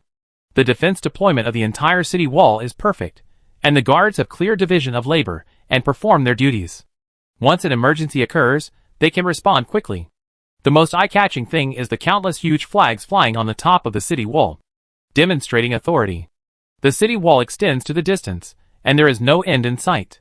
The fully armed guards are constantly patrolling back and forth, and there are patrol convoys going back and forth. Under the city wall, there was once a million corpses raging, but now it is a wasteland, with no vitality and traces to be found. Hello, Lord. Seeing Jiang Jinli's convoy, the patrols stopped one after another, and everyone was so excited that their faces flushed and their necks thickened, calling out loudly, expressing the highest respect to Jiang Jinli. Thank you for your hard work. Jiang Jinli looked at them sweating and said with a smile. It's not hard at all. This is what we should do. The guards were even more excited and smiled brightly when they heard Jiang Jinli's response. Jiang Jinli said a few more words of encouragement, and the convoy started again and began to move slowly along the city wall. The oncoming patrol convoys would quickly pull over when they saw the Lord's convoy and respectfully let Jiang Jinli's convoy go first. Jiang Jinli and his party also carefully observed the defense points outside. Once a loophole was found, suggestions would be made and recorded by Jiang Shuman. When the convoy was halfway, Jiang Jinli suddenly fixed his eyes and immediately said, "Stop." Shilua didn't ask any more questions and quickly stopped the car. As soon as the RV stopped, the entire convoy also stopped. Did you find anything? Shin Qingxi looked at Jiang Jinli and asked softly. Others also showed curious looks.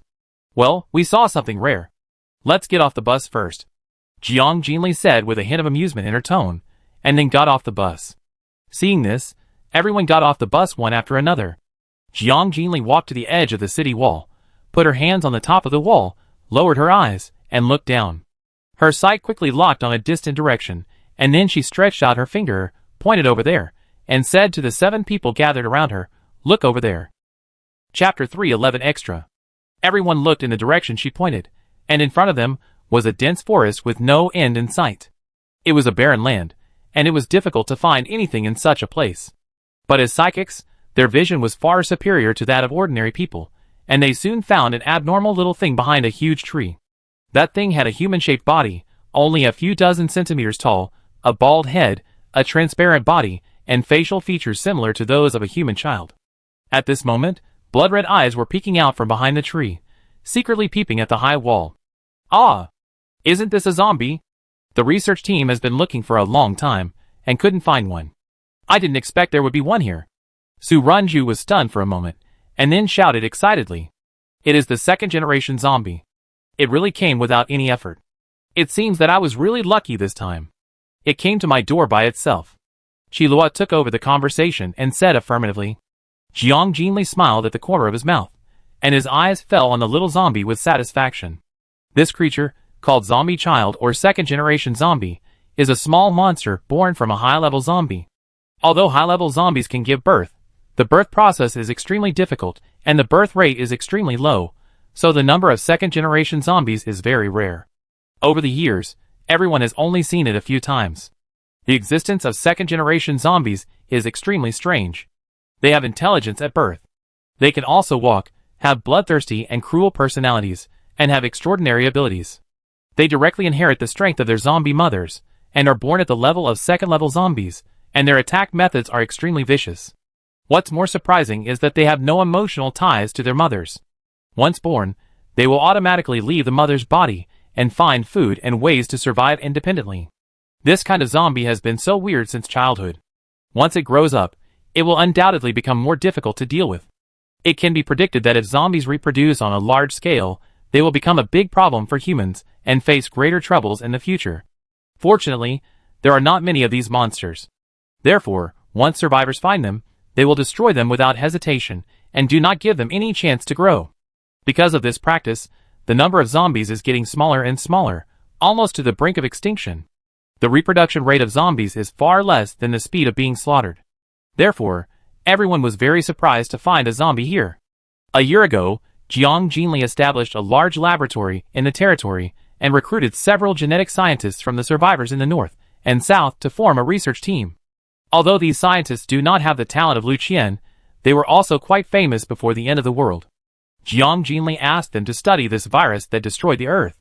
Explore solutions to see if they can find a way to fight the zombie virus. Although the world is now ruled by mutants and has become shattered, and there are very few human survivors, the possibility of saving the world is almost zero. But it doesn't hurt to try. Even if it takes several years, decades, or even hundreds of years to achieve research results, it doesn't matter. After all, as long as humans have not yet become extinct, there is plenty of time. Even if nothing is achieved in the end, at least everyone has tried.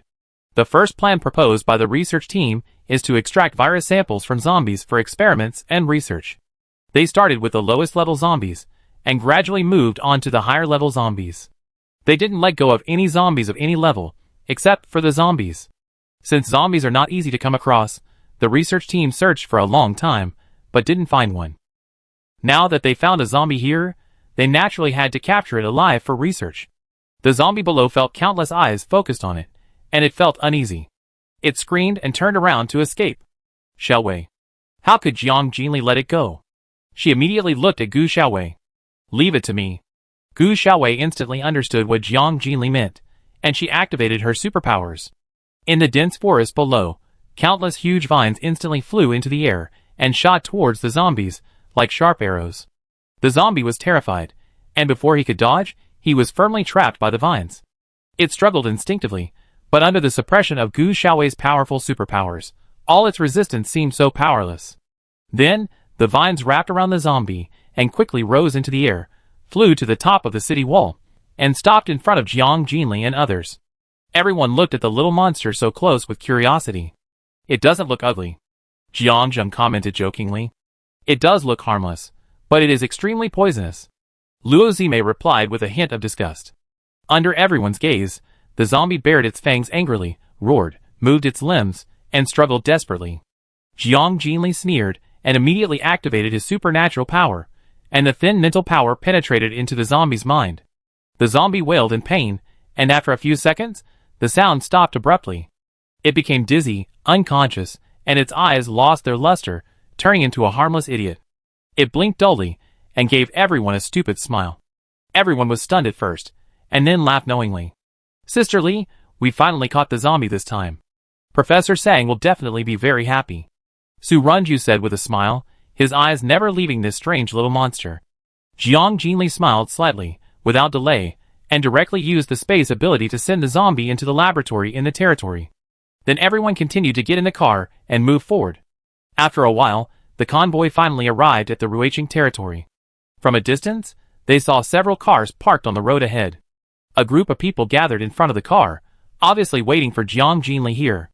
The convoy slowly stopped, and the two women standing in the front of the crowd immediately stepped forward and shouted enthusiastically, "Lord!" The crowd behind them also shouted in unison, "Meet the Lord!" Jiang Jinli and his group got off the car and went forward. Jiang Jinli looked at the two smiling people in front of him and smiled and responded, "Lianqin Yongyu." They were Yi Lianqin and Yongyu. And this huge wall just connected Rongqing and Ruiqing, where their bases were located. Jiang Jinli went out for inspection, and several base leaders naturally got the news. Yi Lianqin's shadow base was the first stop of Jiang Jinli's trip, so Yi Lianqin came to the wall to greet him in person. What surprised Jiang Jinli was that Yongyu was also here, and she couldn't help but ask curiously, "Yongyu, why are you here too?" Yongyu touched his nose lightly and smiled heartily. "I heard that the leader was going out, and I was a little excited. Anyway, my base is not far from here, so I came here on the way. On the one hand, I want to get together with Lianqin, and on the other hand, I want to lead the leader directly to my base tomorrow." "That won't do." Yi Lianqin patted Yangyu's arm anxiously, frowning slightly, expressing her disapproval. "The Lord finally came to my base, and I want to keep the Lord for a few more days. How can I let you take people away tomorrow?" Okay, don't worry, I won't argue with you." Yongyu smiled helplessly and compromised. "Look how anxious you are.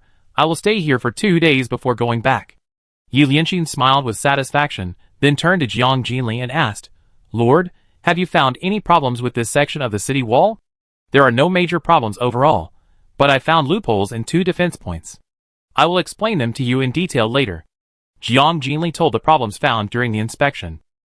"Okay, Lord, it's getting late, and everyone should be hungry. Let's go back to the base first." Yi Lianqin invited enthusiastically, looking at Jiang Jinli expectantly. "Yes, Lord. Lianqin knew you were coming and started working early in the morning. She even planned to cook for you herself." Yongyu added with a smile, and her eyes revealed a teasing look towards Yi Lianqin. Yi Lianqin rolled her eyes at Yongyu, and then pursed her lips shyly. "Okay, let's go." Jiang Jinli looked at Yi Lianqin's appearance and agreed. "Lord, please follow me." Yi Lianqin laughed happily, and she quickly pulled Yongyu and walked towards the waiting car parked in front. Jiang Jinli also got in the car, and the other members of the team followed. The mighty team slowly went down along the winding road, bypassed the huge figure of the city wall, and finally turned around and drove towards the location of the shadow base. Chapter 312 Extra. The scorching sun burned the green jungle like lava. The air was filled with a mixture of burning and death. The sky was clear, and there was no cloud. There was only the endless red sky. The earth cracked like the claws of a devil. The occasional wisp of steam seemed to be the last groan of nature in despair. In this desolate and destructive area, a fierce battle between humans and corpses was taking place. The zombies moved forward quickly, their rotting bodies exuding a disgusting stench, their eyeballs bulging, sticky saliva hanging from the corners of their mouths, and they made deafening roars. The greedy eyes locked on the group of people in front of them, and launched fierce attacks. And the people in front, holding various weapons, showed determination on their faces, and fought hard against these ugly monsters. Among this group of warriors, Pei Nanshu's figure is particularly eye-catching. She moves swiftly, like a flash of lightning, shuttling through the zombies. She is wearing tight combat clothes, and her face is as cold as ice. Pei Nanshu holds a large long knife in her hand.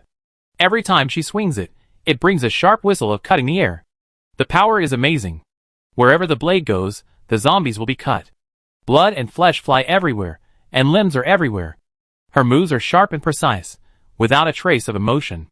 Obviously, she has grown into a qualified survivor who has experienced many battles. Zombies fall down under her knife like wheat being cut, and pieces of broken limbs become the footnotes of her battle. But just when everyone was about to clear the zombies in this area, a terrifying 5th level zombie suddenly appeared. It has a slender body, skin as transparent as glass, lurking on the treetops. Looking down at the humans below, with a mocking smile on the corner of his mouth and a cunning light in his eyes. Everyone was shocked and retreated, raised their weapons, and nervously guarded against this uninvited guest.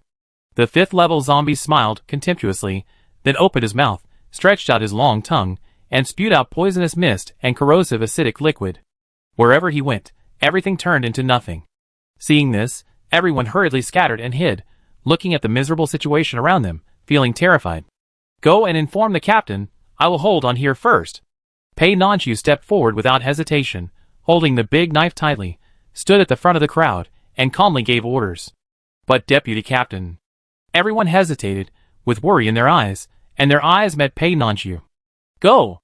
This is an order, otherwise no one will leave alive. Pei Nanchu's voice was firm and powerful, and there was no doubt about it. Yes. Deputy Captain, you must hold on, we will be back soon. Although they were unwilling, they knew that time was running out, so they gritted their teeth and turned around, quickly retreating to the rear.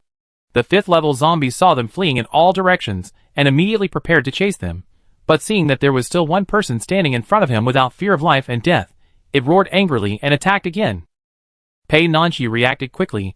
She quickly activated her superpowers, raised her hands, and a water curtain wall rose out of thin air, temporarily isolating the poisonous fog and acidic liquid. Then, she waved her hand and fired dense water arrows, pointing directly at the zombies' vital points.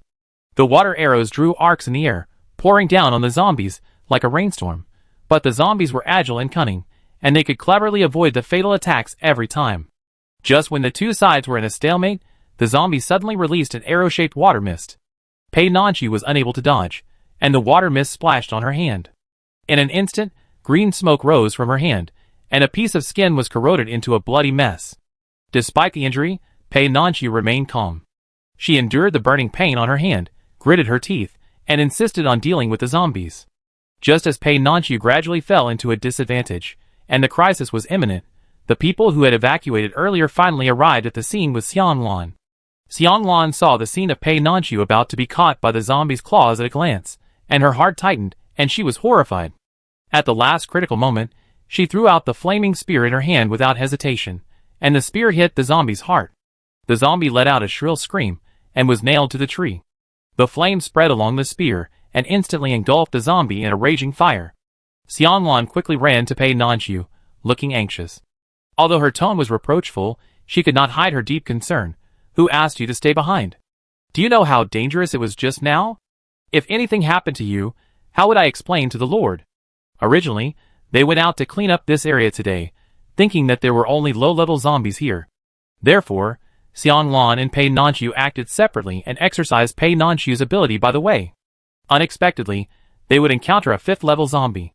Pei Nanchu's ability level was only 4th level, and it was not easy to fight against a 5th level zombie. If something unexpected happened, Xianglan really didn't know how to face Jiang Jinli. She immediately held Pei Nanchu's shoulder, looked up and down, and asked anxiously, "Are you injured? Is the injury serious?" "Captain, don't worry, I'm fine. I know my limits. It's because I know you arrive quickly that I dare to fight it. Even if I lose in the end, I can still escape." Pei Nanchu knew that he was in the wrong, and immediately showed a flattering smile. Seeing the wound on Pei Nanchu's hand, Xianglan's face turned slightly pale. She quickly took out the medicine and bandages she carried with her, and said angrily while bandaging, "You said you're fine, look at how badly you're injured." "I was wrong, Sister Lan, don't be angry, there really won't be a next time."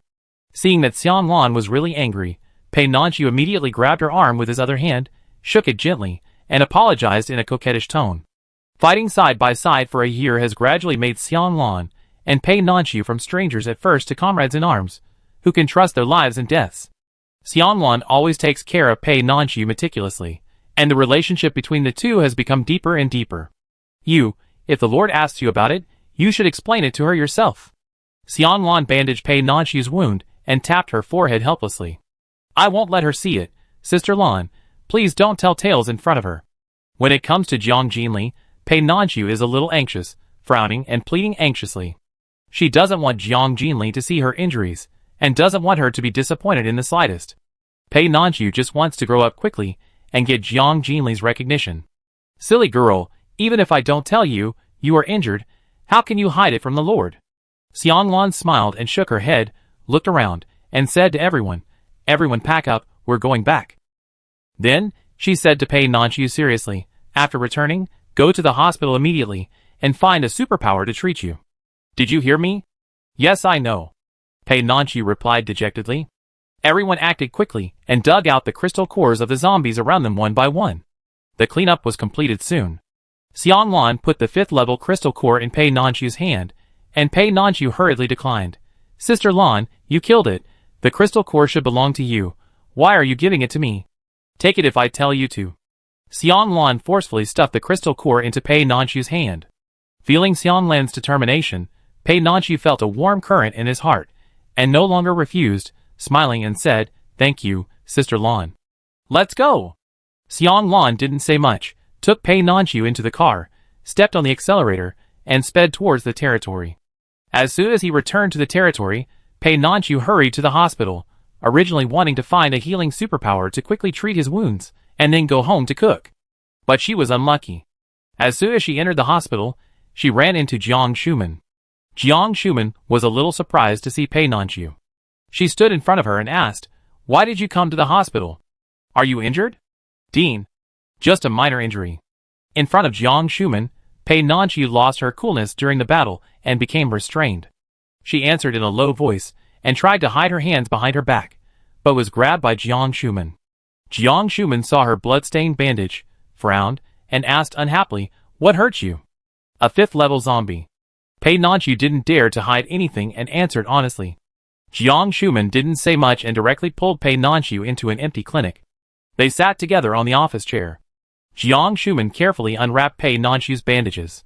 Seeing the corroded wound, she could not help but scolded, Why are you so careless? If the wound is bigger, it will hurt the bone. Without any hesitation, she held Pei Nanqiu's hand and activated her supernatural power. A flash of white light passed by, and Pei Nanqiu's wound healed at a speed visible to the naked eye. In just 2 seconds, it was restored to its original state. The skin was white and tender, without any traces. Jiang Shuman let go of Pei Nanqiu's hand and asked again, Are there any other injuries? No, thank you, Dean. Pei Nanqiu shook her head. She sat upright, her body tense, and was obviously very nervous. Jiang Shuman breathed a sigh of relief and found it a little funny to see Pei Nanqiu's nervous look. She leaned back on the chair, a playful smile on her lips, and joked, You seem to be afraid of me? Ah? No. No, I'm not afraid of you. Pei Nanqiu was stunned for a moment, swallowed nervously, and subconsciously denied. Look at you now, and you still say you're not afraid? Every time you see me, it's like a mouse seeing a cat. Jiang Shuman's expression became gentle, and her voice became much softer. She asked seriously, Tell me why? Pei Nanqiu mustered up the courage, looked directly into Jiang Shuman's eyes, hesitated for a moment, and finally said her concerns. I'm afraid that the dean doesn't like me. This time it was Jiang Shuman's turn to be stunned. She didn't expect Pei Nanqiu to have such an idea, and asked in confusion, Where did you say that? Why do you think so? Since it has been said, Pei Nanqiu no longer hides it. She took a deep breath and frankly expressed her concerns. I often pester her. So, I'm afraid you get tired of me because of this. She, of course, refers to Jiang Jinli. Ever since Jiang Jinli helped Pei Nanqiu awaken her superpowers, the seed of desire to be recognized has been planted in Pei Nanqiu's heart. She wants to be recognized by Jiang Jinli, her sister, and wants to be her true sister. In this world, Jiang Jinli is Pei Nanqiu's only sister and her only relative. Her love and admiration for Jiang Jinli has almost reached the point where it cannot be added. Jiang Jinli's excellence has made Pei Nanqiu have endless yearning, and even in dreams, she is eager to be recognized by her. However, although Jiang Jinli has been caring for her and gentle in this year, he has never officially recognized her identity. Pei Nanqiu is unwilling to give up. Therefore, she always shamelessly goes to the office building to find Jiang Jinli. Sometimes, Pei Nanqiu will. Following Xiang Lan to report work, Sometimes she would wait downstairs for Jiang Jinli to appear. Jiang Jinli did not show any dissatisfaction, which made Pei Nanqi more and more courageous, and she began to invite Jiang Jinli home for dinner. Although Jiang Jinli initially declined, she finally agreed under Pei Nanqi's insistence. At that moment, Pei Nanqi's happiness was almost indescribable. Every few days, being able to have dinner with Jiang Jinli became Pei Nanqi's happiest time. Jiang Jinli's attitude gradually softened, which gave Pei Nanqi a glimmer of hope. However, because she frequently entangled Jiang Jinli and took up her time, Pei Nanqi couldn't help feeling uneasy. She was worried. She was afraid that her actions would make Jiang Shuman feel unhappy or even disgusted. Therefore, whenever she faced Jiang Shuman, she would always feel nervous and flustered unconsciously. Pei Nanqi knew very well that Jiang Shuman's position in Jiang Jinli's heart was sacred and inviolable, and her feelings were as solid as a fortress, and no one could shake it. Perhaps Jiang Shuman didn't care about Pei Nanqi's various behaviors at all, but Pei Nanqi just couldn't control her own fantasies, and always couldn't help but guess and worry. Shall we? Jiang Shuman thought for a while, and immediately understood Pei Nanqi's concerns. She lowered her head slightly and laughed softly. After a while, she stopped laughing, tapped the table with her fingertips, looked up and looked directly into Pei Nanqi's eyes, and said in a slightly deep tone, "I'm not that stingy." This simple sentence, like 1,000 pounds, instantly calmed Pei Nanqi's heart. Tears welled up in her eyes, and she thanked him softly. "Thank you."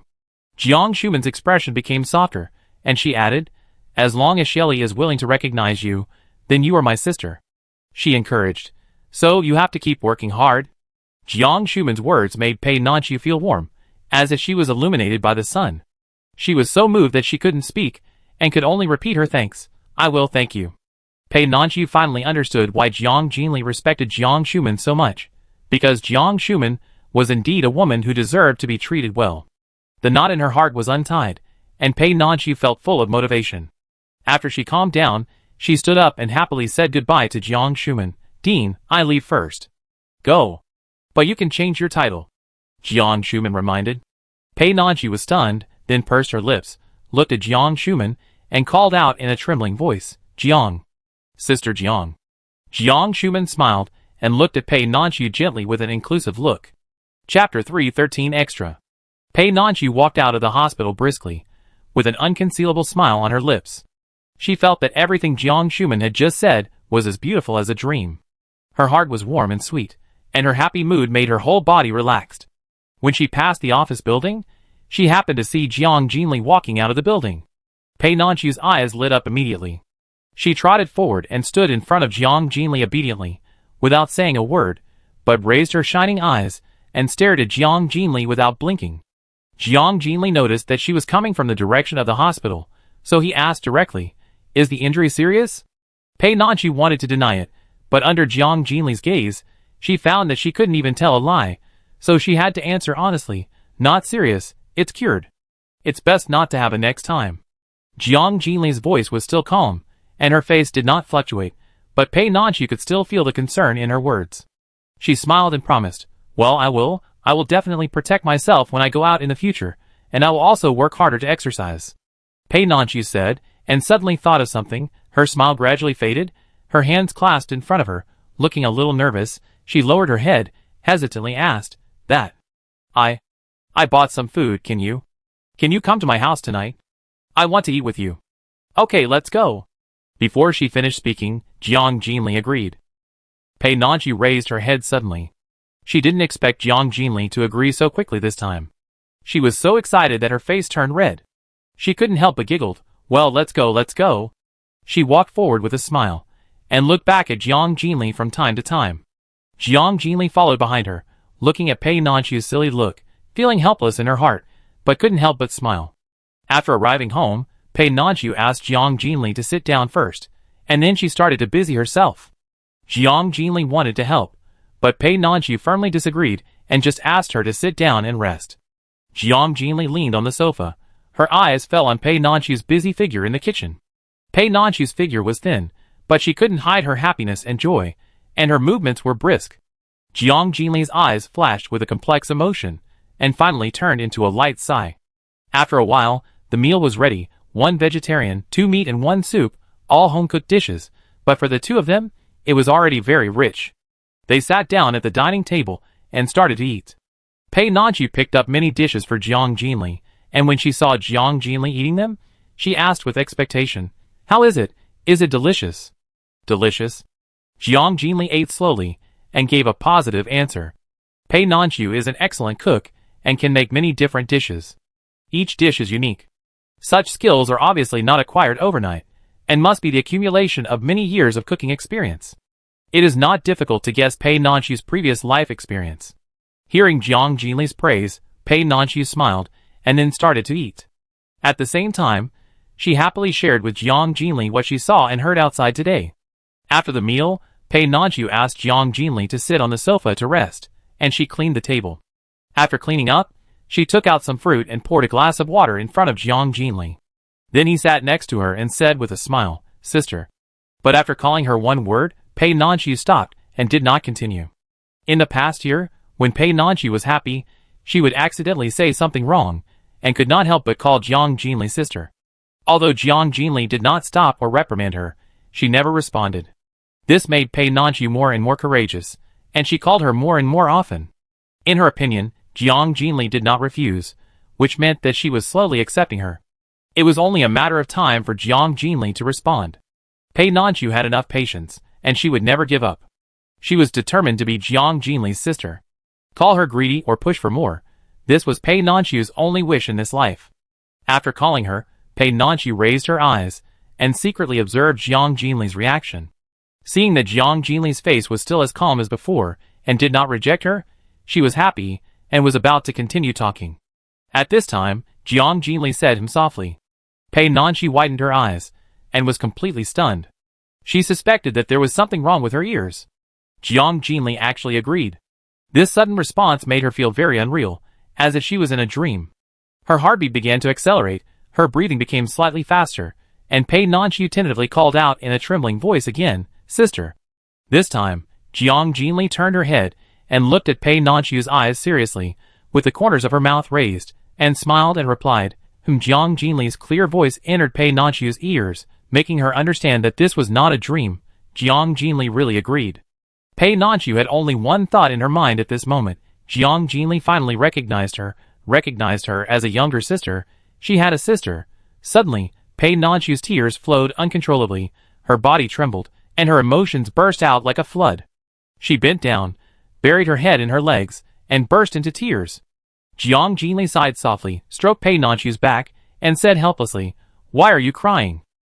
Seeing Pei Nanqiu's body trembling violently, Jiang Jinli knew that her emotions were completely out of control. So he immediately helped Pei Nanqiu up, stabilized her shoulders, and comforted her softly while wiping her tears. "Don't cry, are you stupid?" "Sister." Pei Nanqiu looked at Jiang Jinli through her tears, and called out again in a choked voice. "Well, I'm here." Jiang Jinli patiently responded again. "Whoa, sister." Pei Nanqiu finally felt the real family love, happiness and joy, but also a little sad. She suddenly reached out and hugged Jiang Jinli, buried her head in her shoulder, continued to cry, and kept calling Jiang Jinli. "I'm here, be good, stop crying." Jiang Jinli responded patiently, patting Pei Nanqiu's back to help her calm down. After a few minutes, Pei Nanqiu's mood finally stabilized. Jiang Jinli asked half-jokingly, "Why are you crying so hard? Am I not good to you?" "No, it's not." Pei Nanqiu shook her head, hiccuped, and explained in a hoarse voice, "You are very good to me, very good. I cried because I was too happy."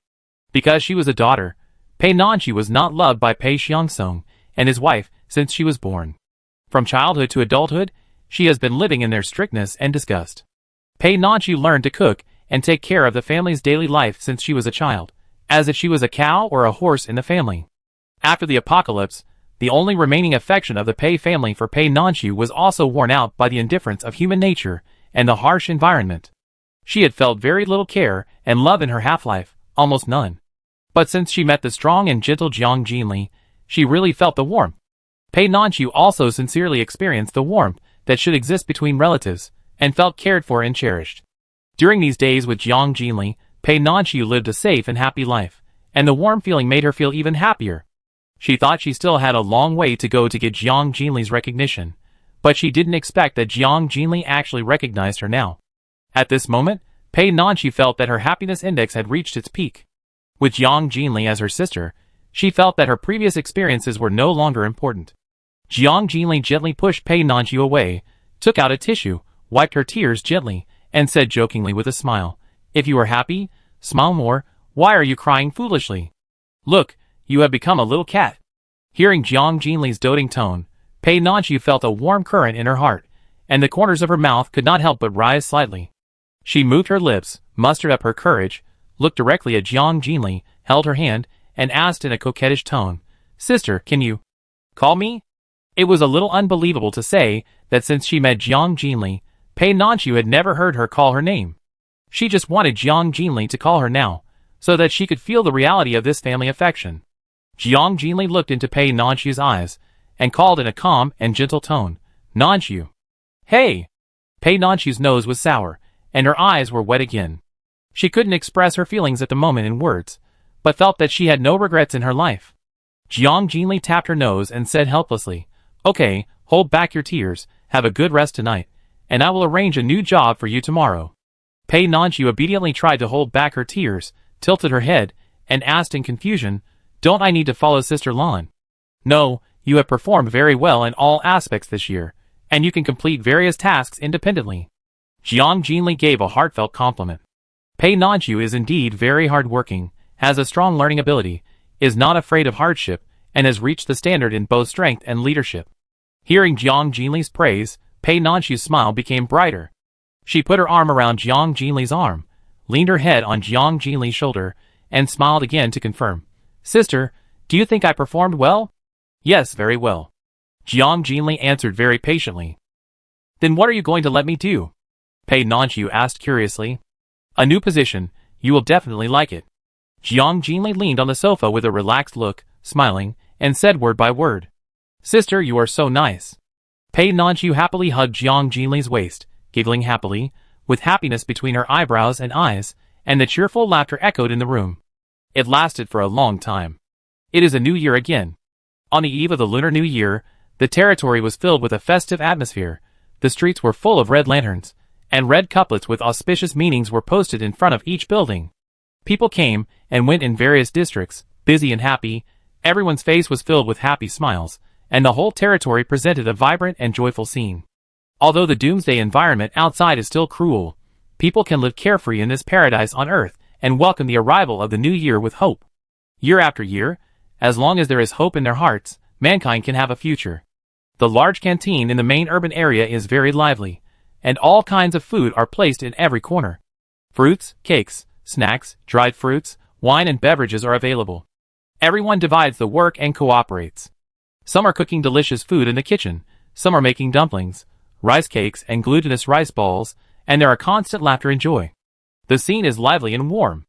At this time of year, the 8 base chiefs will come to the territory to get together, celebrate the new year together, and discuss the development plan for the coming year together. This year, 5 base chiefs from the northern base have been added. Together with the 6 captains and dozens of small and medium captains in the territory, the number of people is as many as hundreds. But the spacious canteen does not seem crowded. In the kitchen, more than a dozen chefs are busy, and Lu Yi and Su Zheng are also wearing aprons and helping to cook. Su Mingxing walked to Lu Yi carelessly, lowered his eyes to look at the fragrant dishes in the pot, and couldn't help asking greedily, "Mom, what is this dish? It smells so good." "Get out, brat, don't block the way here, I let you eat enough later." Lu Yi smiled and pushed Su Mingxing away, her eyes full of doting. "Okay." Su Mingxing smiled embarrassedly, and left the kitchen obediently. Jiang Jinli and his group sat on the sofa not far away, eating snacks and chatting. Jiang Shuman looked up and asked, "Why hasn't Nanxu come yet?" Jiang Jinli smiled and replied, "I don't know what she is busy with, she should be here soon." Although it was noisy all around, everyone enjoyed this rare lively atmosphere. After several hours of busy work, dozens of tables were filled with delicious food, and everyone began to put down their work. "Sister." At this time, Pei Nanxu ran in from the door with a smile. Jiang Jinli and others turned their heads, followed Pei Nanxu's energetic figure, and greeted with laughter, "Nanxu." Pei Nanxu's eyebrows were curved, like a crescent moon, and she walked lightly among everyone. Her eyes swept over each face one by one, and greeted them in turn. Su Ranju came forward enthusiastically, took Pei Nanxu's hand, guided her to sit down, and asked curiously, "Nanchu, why don't you stay here during the new year? Where did you go?" Pei Nanchu smiled and said, "I was a little worried, so I went to check and arrange some work." Luo Zime shook her head gently and whispered, "You girl, at such a young age, why do you worry so much? With so many of us here, what can go wrong?" Pei Nanchu pursed her lips and smiled. That's right. You should have a good rest these days," Su Ranju said, placing a plate of fruit in front of Pei Nanchu, and revealed mysteriously, "Nanchu, each of us has prepared a New Year's gift for you, and we will give it to you after dinner." Pei Nanchu's eyes suddenly lit up, and he was surprised and couldn't wait to ask, "Really? What is the gift?" Qilua smiled and said, "Keep it secret, you will open it later, I guarantee you will like it." "Thank you everyone." Pei Nanchu's eyes moved on the kind faces of everyone, and his eyes couldn't help but moisten, and an indescribable feeling of touch and warmth surged in his heart.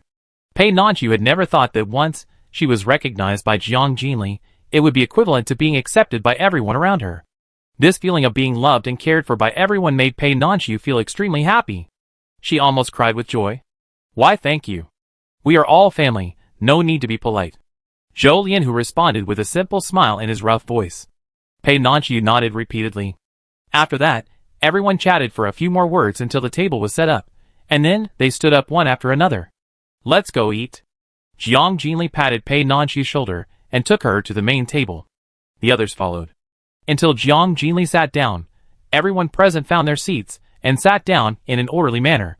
Then, countless eyes were cast on Jiang Jinli, and the whole audience was silent, waiting for her speech. Jiang Jinli looked around at everyone present, then filled a glass of wine, raised it high, and blessed with a clear voice, "Happy New Year, everyone! May we get together every year, and may our future be better year by year. Lord, Happy New Year." Everyone responded in unison, with a loud and respectful voice, and then drank the wine in their hands together, exchanging knowing smiles with each other. Next, everyone expressed their feelings and expectations for the coming year. The words were full of longing for the future and blessings to each other. After such exchanges, everyone officially began to enjoy the sumptuous dinner. Cheers! The crisp sound of the wine glasses colliding, laughter and conversation intertwined. The whole cafeteria was quickly filled with a joyful and peaceful atmosphere. Such a joyful atmosphere filled people's hearts, with a sense of security and infinite hope for the future. Jiang Jinli is not only their leader, but also their faith in their hearts. Her existence, like a bright light, illuminates their way forward. As long as Jiang Jinli is here, everyone will have the confidence to survive in the Doomsday world, and welcome every new beginning and challenge. The future is promising.